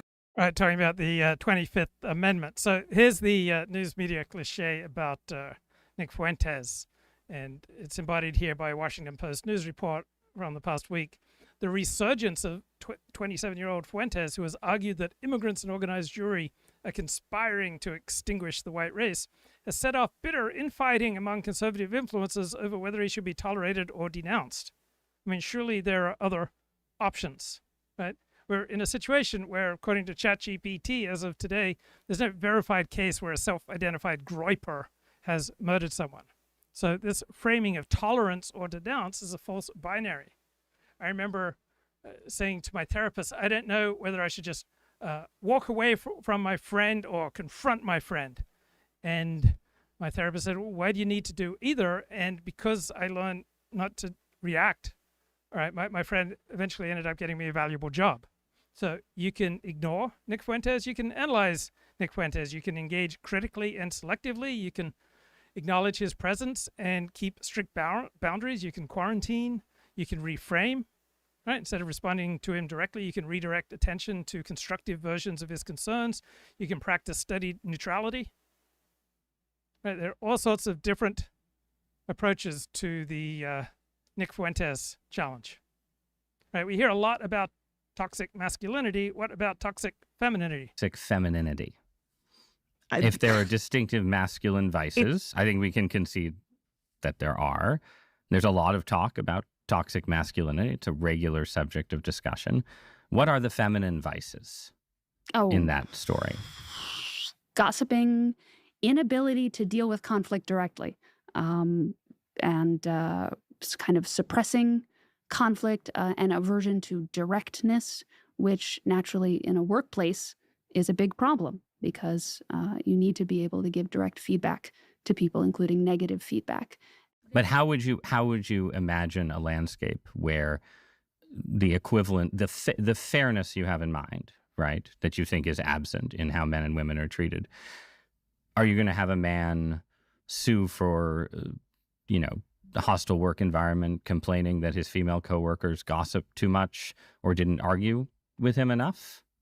Or that I was reprimanded for giving what I thought was really straightforward, clear feedback to somebody, that she then reported me to HR and said I was being abusive. That happens all the time, the time. And that male veterinarians are more likely to own their own practices, whereas female veterinarians prefer not to because being an owner involves more financial risk and longer and less flexible hours. So the shift from a male-dominated profession to a female-dominated profession in the area of veterinary medicine has led to corporatization, that we've gone from a world where most veterinarians own their own practices to one where most veterinary practices are owned by private equity, which has not been entirely without problems for the pets and farm animals of America. But I am willing to state that corporatization aside, the feminization of veterinary medicine has not led to the collapse of society and is unlikely to do.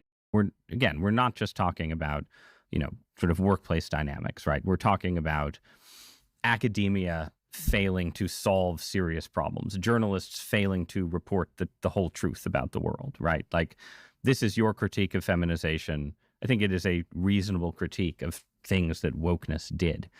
But you can find plenty of historical case studies where regimes, systems, forms of government.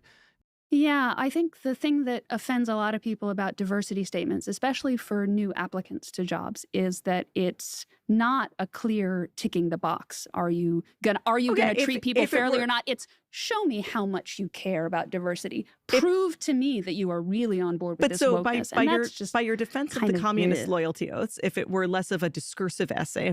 Are there professions that you look at and you're like, honestly, I don't think, I wouldn't want this profession to be required to have this amount of maternity leave, right? Where there is a certain kind of ruthless competitiveness that is important to the truth-seeking that is the work of capitalism, right? And that maybe there is some room for being more solicitous of female difference and dependency in the workforce. But if you go too far, you're just losing that edge. You're not just, you can't sort of segment it off and say, if you work for Elon Musk, you don't get maternity leave, but everywhere else you do. There's a larger culture here that is endangered by sort of making the workplace bend more to dependence? I think part of it is that you. So one of the more fashionable lies among the most educated is this idea of the buffered self, the independent self, that we can become emotionally sober, right, and not be dependent on other people's perspective on us. And it's nonsense. So here's an example of these fictions. That life is not fair. There's no rule that life has to conform to my expectations. It's the other way around. So yeah, that's what stood out to me the most. God, it's such an important awareness, isn't it? And epiphany for me. I mean, when I realized that I had done what Bill had talked about, is that I had turned things around, right? I expected life to conform to my expectations instead of figuring out how I could meet the challenges that life was setting before me. And our dependence on other people is not a flaw, right? Other people are essential, right? Our tribe is essential, right? We are social beings. We need to attach. We need to develop reciprocity. We need other people, right? You want to be flexibly interdependent, right? There's no point in engaging in this fantasy of complete self-sufficiency. Over in workshops, and other people are doing study groups with the book. A lot has happened. There's been a lot of water that's passed under that bridge of emotional sobriety. And what I've done the last couple days, probably the last week, I've kind of stepped back and I've tried to look at the landscape of emotional sobriety. And I want to share those reflections for you, which will kind of be, I think, kind of a summary of what we know today. And I'm a big fan of this guy, but he's speaking from the mountaintop. He's gone on this courageous journey, and now he's trying to bestow his wisdom on the rest of us. But he is promoting fiction. Today, and what we have learned as we've started this journey, or as I've started this journey and shared it with you. And, you know, as you heard Tom Rutledge say, and Tom Potash, and anybody that's been here, we've all been growing together with this. My understanding of emotional sobriety. Right, this notion that you can grow into complete independence and just decide everything within your buffered self is a fiction. Has really deepened because of these Thursday night workshops and us every week staying, you know, present to what is emotional sobriety and what does it mean in our life. And with that kind of discipline and practice we've had for over 4 years now, I'm starting to really integrate this stuff at a very, very deep level in my life, and I hope you are too. So with that being said, let me share the slides I prepared for tonight. A hallmark of emotional sobriety is developing a consciousness of our experience and what it means. And so we really approach our life with this curiosity about, how come I'm reacting this way? What does this mean for me? Now, Okay, I had the wrong video up here. Let me see if I can get to my point. Every other animal heads away from the storm. The buffalo turns and walks towards it. Right. It's not true, and it's not a good example. Right? It's not that the buffalo is the only animal that walks towards the storm. Right? It's a folksy meme. Bison will face into storms at times to reduce wind exposure. They don't uniquely walk towards storms. That's not a moral lesson that we should take on. Right? They're not the only species to choose to move into adverse conditions. Right? Don't build a doctrine on an animal fable. Right? Don't deliberately walk into storms. It's a bad idea. Interesting, isn't it? Huh? No. The buffalo walks towards the storm. I think, you know, when I think about that, is that my whole life. Don't walk towards unnecessarily painful situations. I would walk away from difficulty. I would walk away from pain. I would walk away from. That's because we're evolved that way. from my anxiety. I would even deny at times I had that. It was like I had this idea that Bill shared when he talks in his letter about this idea of perfect security. I thought that being okay meant not having any negative emotions like that, not having any challenging. What part did you do that? I've been sweating all day, by the way. Yeah, okay, good. I'm not alone. Just when the basic flaw had always been dependence. Dependence on other people is reality. It's not a flaw. It's not something that you graduate from. Almost absolute dependence. I just could feel like just got very. Start to realize what it means. It's a right. He says that we should be independent, right, and recognize that we can just be emotionally sober without regard for our inherent vulnerability to other people. It's a fiction. Big deal. It really is. It really is. It really is. I can resonate with that. But what makes you sweat about it? That in the best possible way. You see, emotional sobriety is in so many ways. It's the result, as we've just come through talking about the 12 steps and how they're really designed to help us find emotional sobriety. Bill said that. They're not. This idea of emotional sobriety is an idea by Bill that is a fiction. Now, it may be a useful fiction. It developed much later. But emotional sobriety is a minor and a later theme in AA writing and talks. Right? The 12 steps were not designed for emotional sobriety. So overclaiming design is false. Right? Use the 12 steps pragmatically. Don't rewrite history to try to make this totalizing psychology. And this idea that we can just graduate from ever blaming other people is another silly fiction. You accepted the situation. What do you think you'd lose? What meaning does that have to you? Blame becomes irrelevant and is negligent in our consciousness. That's not true, right? We never get to graduate to a place where blame means nothing, where accountability means nothing. Accountability matters. Causation, fault are often absolutely essential for safety, for justice, setting boundaries, for seeking appropriate deterrence, right? Pretending that you can graduate from casting blame is nonsense, right? It enables abuse. It re-traumatizes people. Right? Yeah, you want to be able to regulate yourself so you can think clearly, and then you want to apportion blame and responsibility accurately and then act on it so that you move away from people and situations that are bad for you and you can move towards people and situations that are good for you. Instead, we focus on the meaning of what has happened and the best way to cope with it. We don't look for who's at fault. We look for what we need to do. There never comes a point in life where looking at who's at fault is meaningless. Say that I didn't hear most of what you said because, and what I do control, I really need to pay attention to, and it's.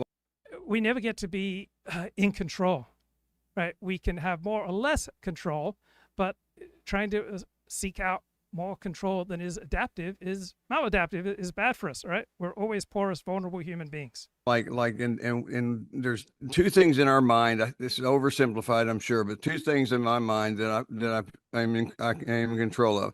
And I've known for a long time anyway, the idea that it's up to me to decide how I'm going to respond. You know, that you and I've talked about that responsibility. It's like my job is to, but only we're evolved to have all sorts of responses before we ever rationally decide anything. I think only fairly recently have I really gotten my head around, or it's gotten thinking into me, that the other place my mind I have control of is meaning. We don't control meaning, right? Neurobiology, trauma, power, material constraints will continually shape what meaning is available to us. Right? This kind of global reframing is denial of reality. Right? We can be cognitively flexible without gaslighting ourselves.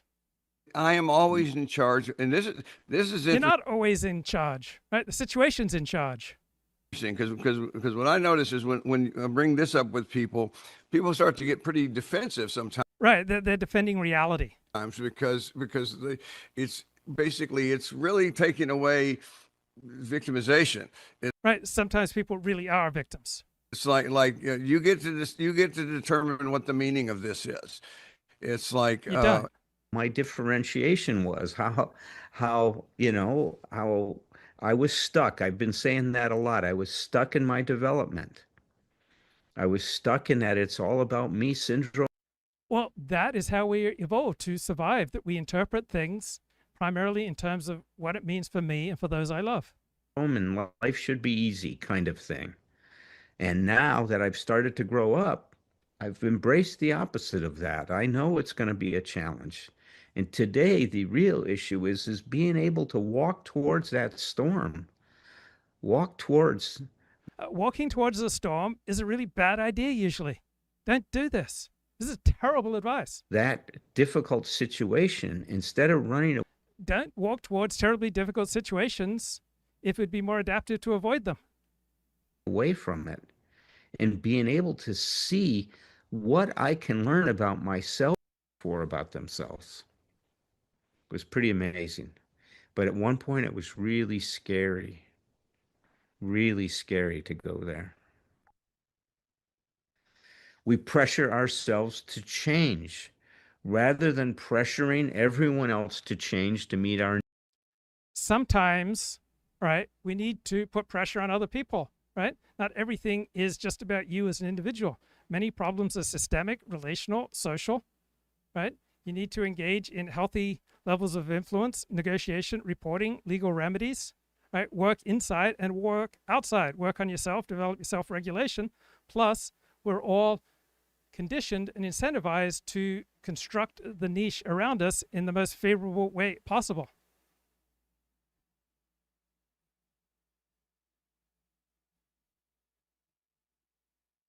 We only do what we can do with an open hand, or offer what we can offer with an open hand. We don't do it if we can't get there.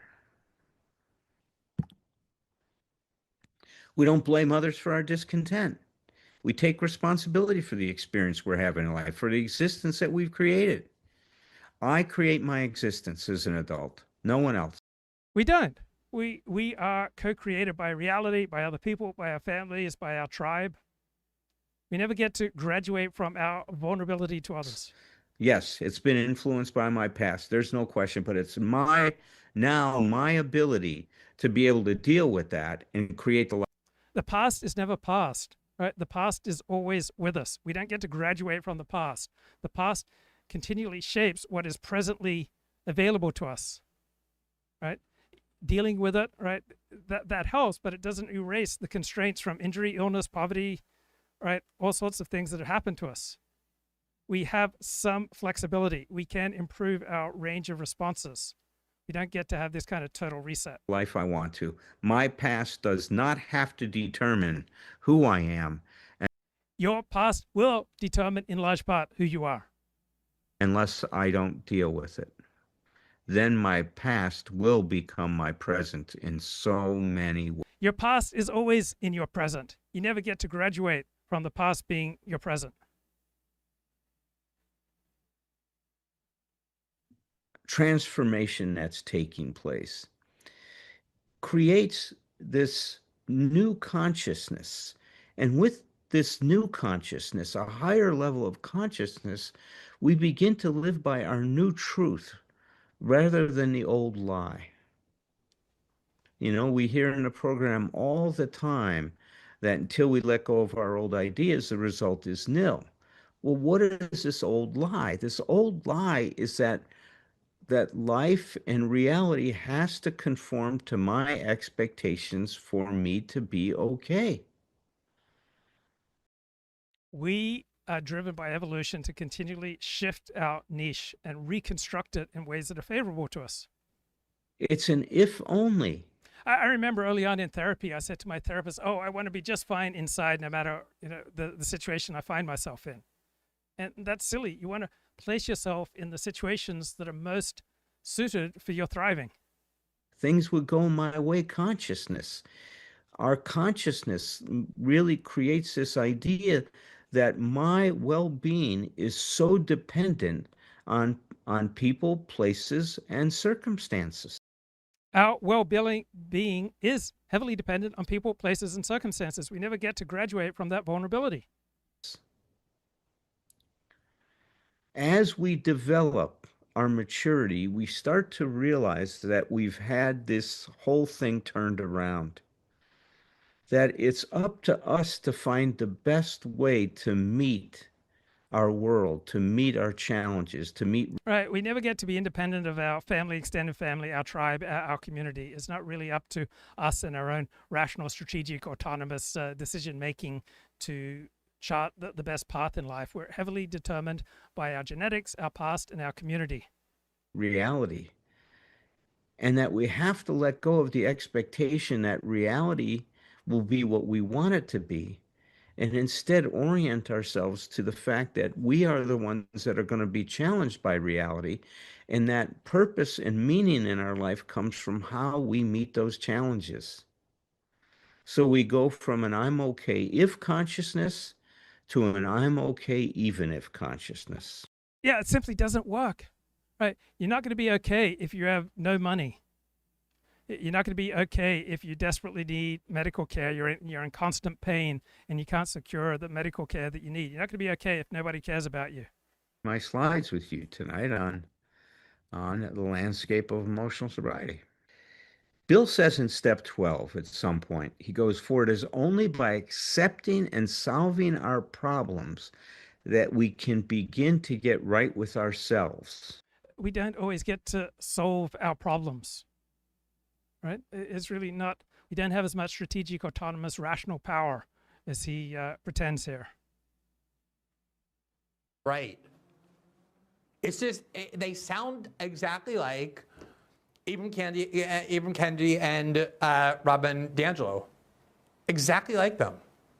You wind these people up and they will scream Nazi, racism, bigot at you if you disagree with them on Israel. This is all to say nothing of the discourse that emerged about Zoran Mandani, where somehow this very kind of standard DSA leftist from Queens who emerged out of the same political climate and environment as AOC, this kind of politics. He's an ardent supporter of every last aspect of the LGBT agenda, trans rights, and every other kind of, he called the NYPD anti-queer just a few years ago. His wife works, she walks around in miniskirts and standard Western clothing. They're just a very standard young left liberal Queens couple. But because he's Muslim and a critic of Israel, it just became standard language in pro-Israel conservative politics to call him a jihadist, someone who wants to implement Sharia law. I mean, it's just a joke. But they look at him, they see this Muslim, and so they automatically say, oh, that's a jihadist, suggesting he would be happy with terrorism. Do you think these people have any credibility at all to pretend that what offends them about Tucker Carlson and Nick Fuentes is the fact that they're racist and bigots? Do you think these people have any credibility at all to pretend that that's what is driving this? Here's Ted Cruz on Fox News talking about Mandani. Look, last night was a disaster. It was an electoral blowout. The results in New Jersey were disastrous. The results in Virginia were terrible. The results in New York, Comrade Mandani is the face of the Democrat Party. We have an actual communist jihadist. And it's important to note, Mandani is not a socialist. He is a full-on communist. He has called for seizing the means of production in our economy. He is a mark. All right, I don't really care about all the communist stuff. I mean, it's a joke. He's a Bernie Sanders democratic socialist. He doesn't say he's a communist. He calls himself a democratic socialist, the same way Bernie Sanders does. There's his wife, by the way, on the Fox News screen. Does that look like a wife of a Sharia law jihadist? But again, this is all grounded in exactly the sort of racism and bigotry that they're now pretending to be so offended by in order to kick Tucker Carlson out of the conservative movement. Here, speaking of somebody who spouts racism on a regular basis, is somebody who is one of Donald Trump's closest confidants, Laura Loomer. I mean, everyone knows if she goes onto Twitter and starts attacking someone who's an official in the Trump administration, even high up people in the national security world or wherever, she calls up Donald Trump and those people get fired. She's incredibly influential with Donald Trump. She's one of his closest confidants.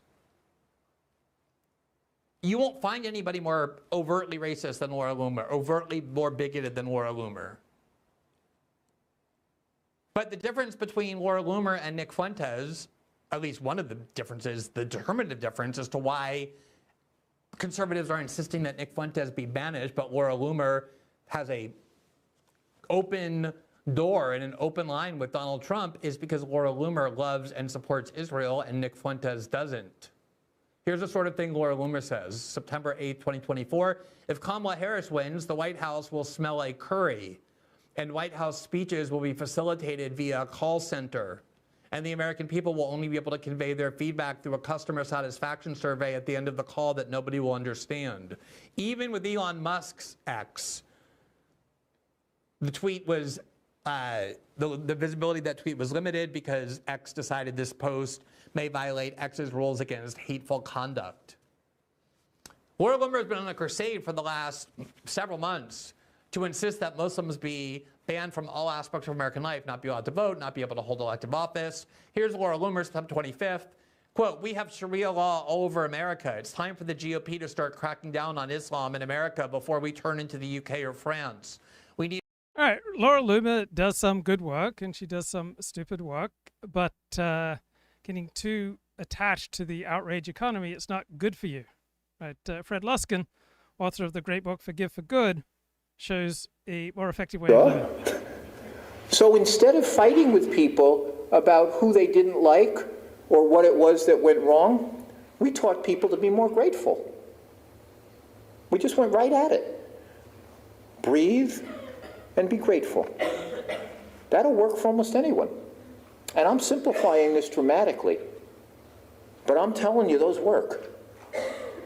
So if instead of waking up in the morning and thinking, I hate my boss, or my life isn't fair, think something better. Wish somebody well. Very simple. But it smooths out. And if you look at like EEGs, they smooth out. The brain, the stuff from the top part of your brain smooths out. And what's really amazing is when you're really thinking loving, positive thoughts, most of the systems in your body harmonize with each other, which is really something. You can watch a readout of the nervous system and some of the endocrine system and the brain impulses and the heart rate, and they all have the same wave pattern. Now, I believe that's part of the good that happens to people when they have a positive religious experience. I believe that. All I'm saying is from a secular point of view, we can teach through simple practices the ways to calm the mind and body down so you're more likely to have what would be called a religious experience. I direct it towards the mechanism of teaching forgiveness. Very simple. One more thing. At its heart, non-forgiveness is an argument with your own life. That's what it is. And you never win fighting City Hall. And boy, do people try. And the argument is, I should have gotten a better mother, or I should have had a better ex-wife, or I shouldn't have had that traffic accident, or I should have won the Nobel Prize, or I should have written the great American novel, or I shoulda, it shoulda. But at the heart of unforgiveness is an argument with your own life. And that is a losing argument. And every time we argue with our own life, we cause stress. And so what I have come up with, and I'm giving you very simple rudiments of it, is very simple practices that reduce that stress. And we have shown now,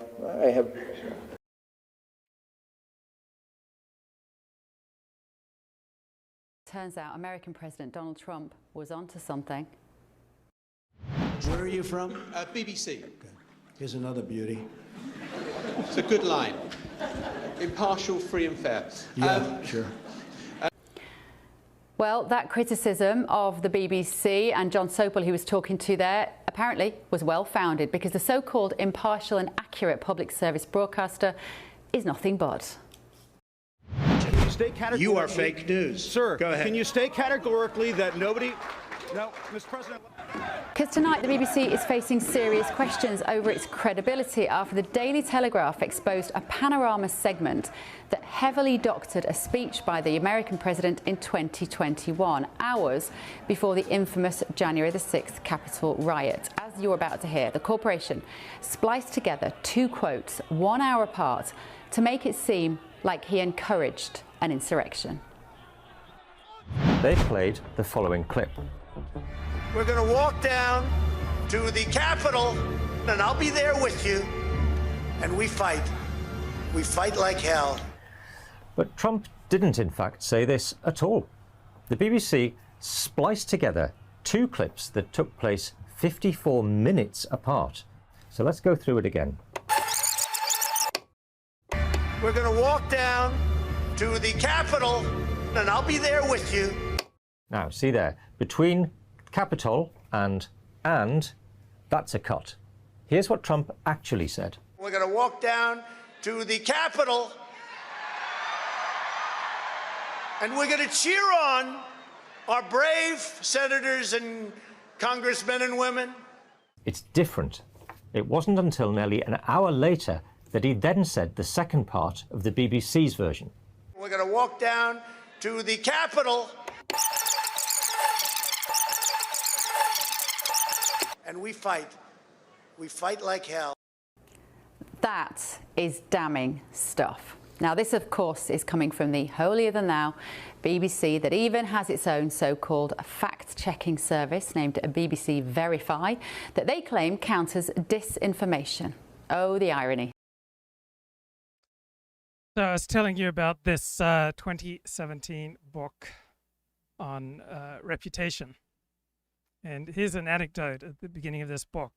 Right, January 9, 1993, in a house between Switzerland and Jura. Never heard of Jura. There was a bloke, Jean-Claude Ramon. He murdered his wife. He murdered his two children, ages 5 and 7. He murdered his parents. He murdered his family's dog. He then tried to kill his mistress. And then he tried to kill himself. So he set his house on fire. He swallowed sleeping pills. He fell asleep. He hoped to never wake up. But contrary to his plan, he regained consciousness. He awakened unexpectedly from a coma. He survived. Then he was charged with committing these atrocious acts. He was convicted and he was imprisoned.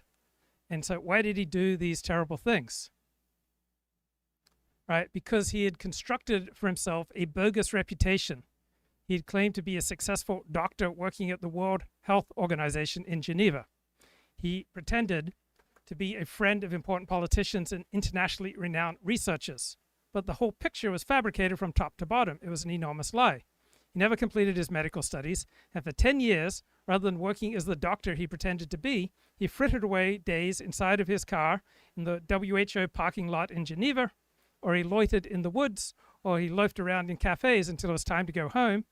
He meticulously cultivated his false identity. He took home flyers and brochures he picked up at the WHO library that was open to the public on the ground floor of the organization's headquarters. So when he would claim he was away on business, he stayed at a modest hotel near his home where he'd watch TV, he'd peruse guidebooks describing whatever country he was supposed to be visiting. He never neglected to call his family every day to tell them what time it was in Tokyo, Brazil. He always returned from these absences with gifts that seemed to come from the countries where he'd allegedly been.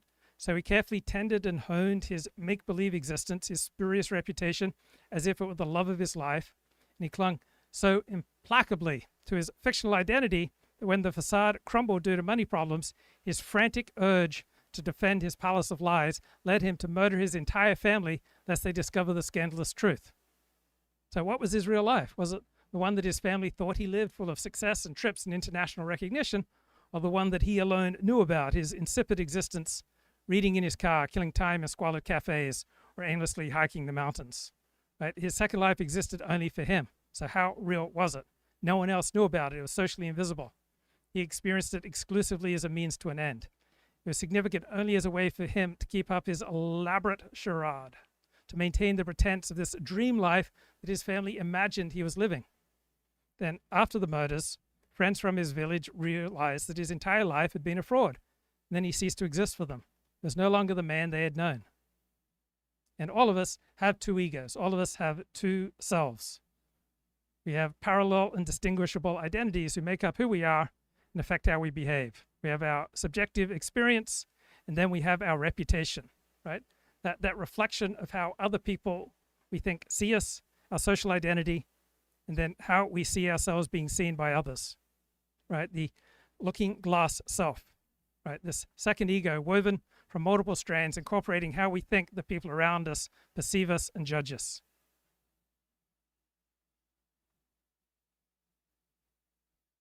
It's a painful, demanding world, and one of the ways that we can more effectively deal with it is by listening to people like Fred Lusker.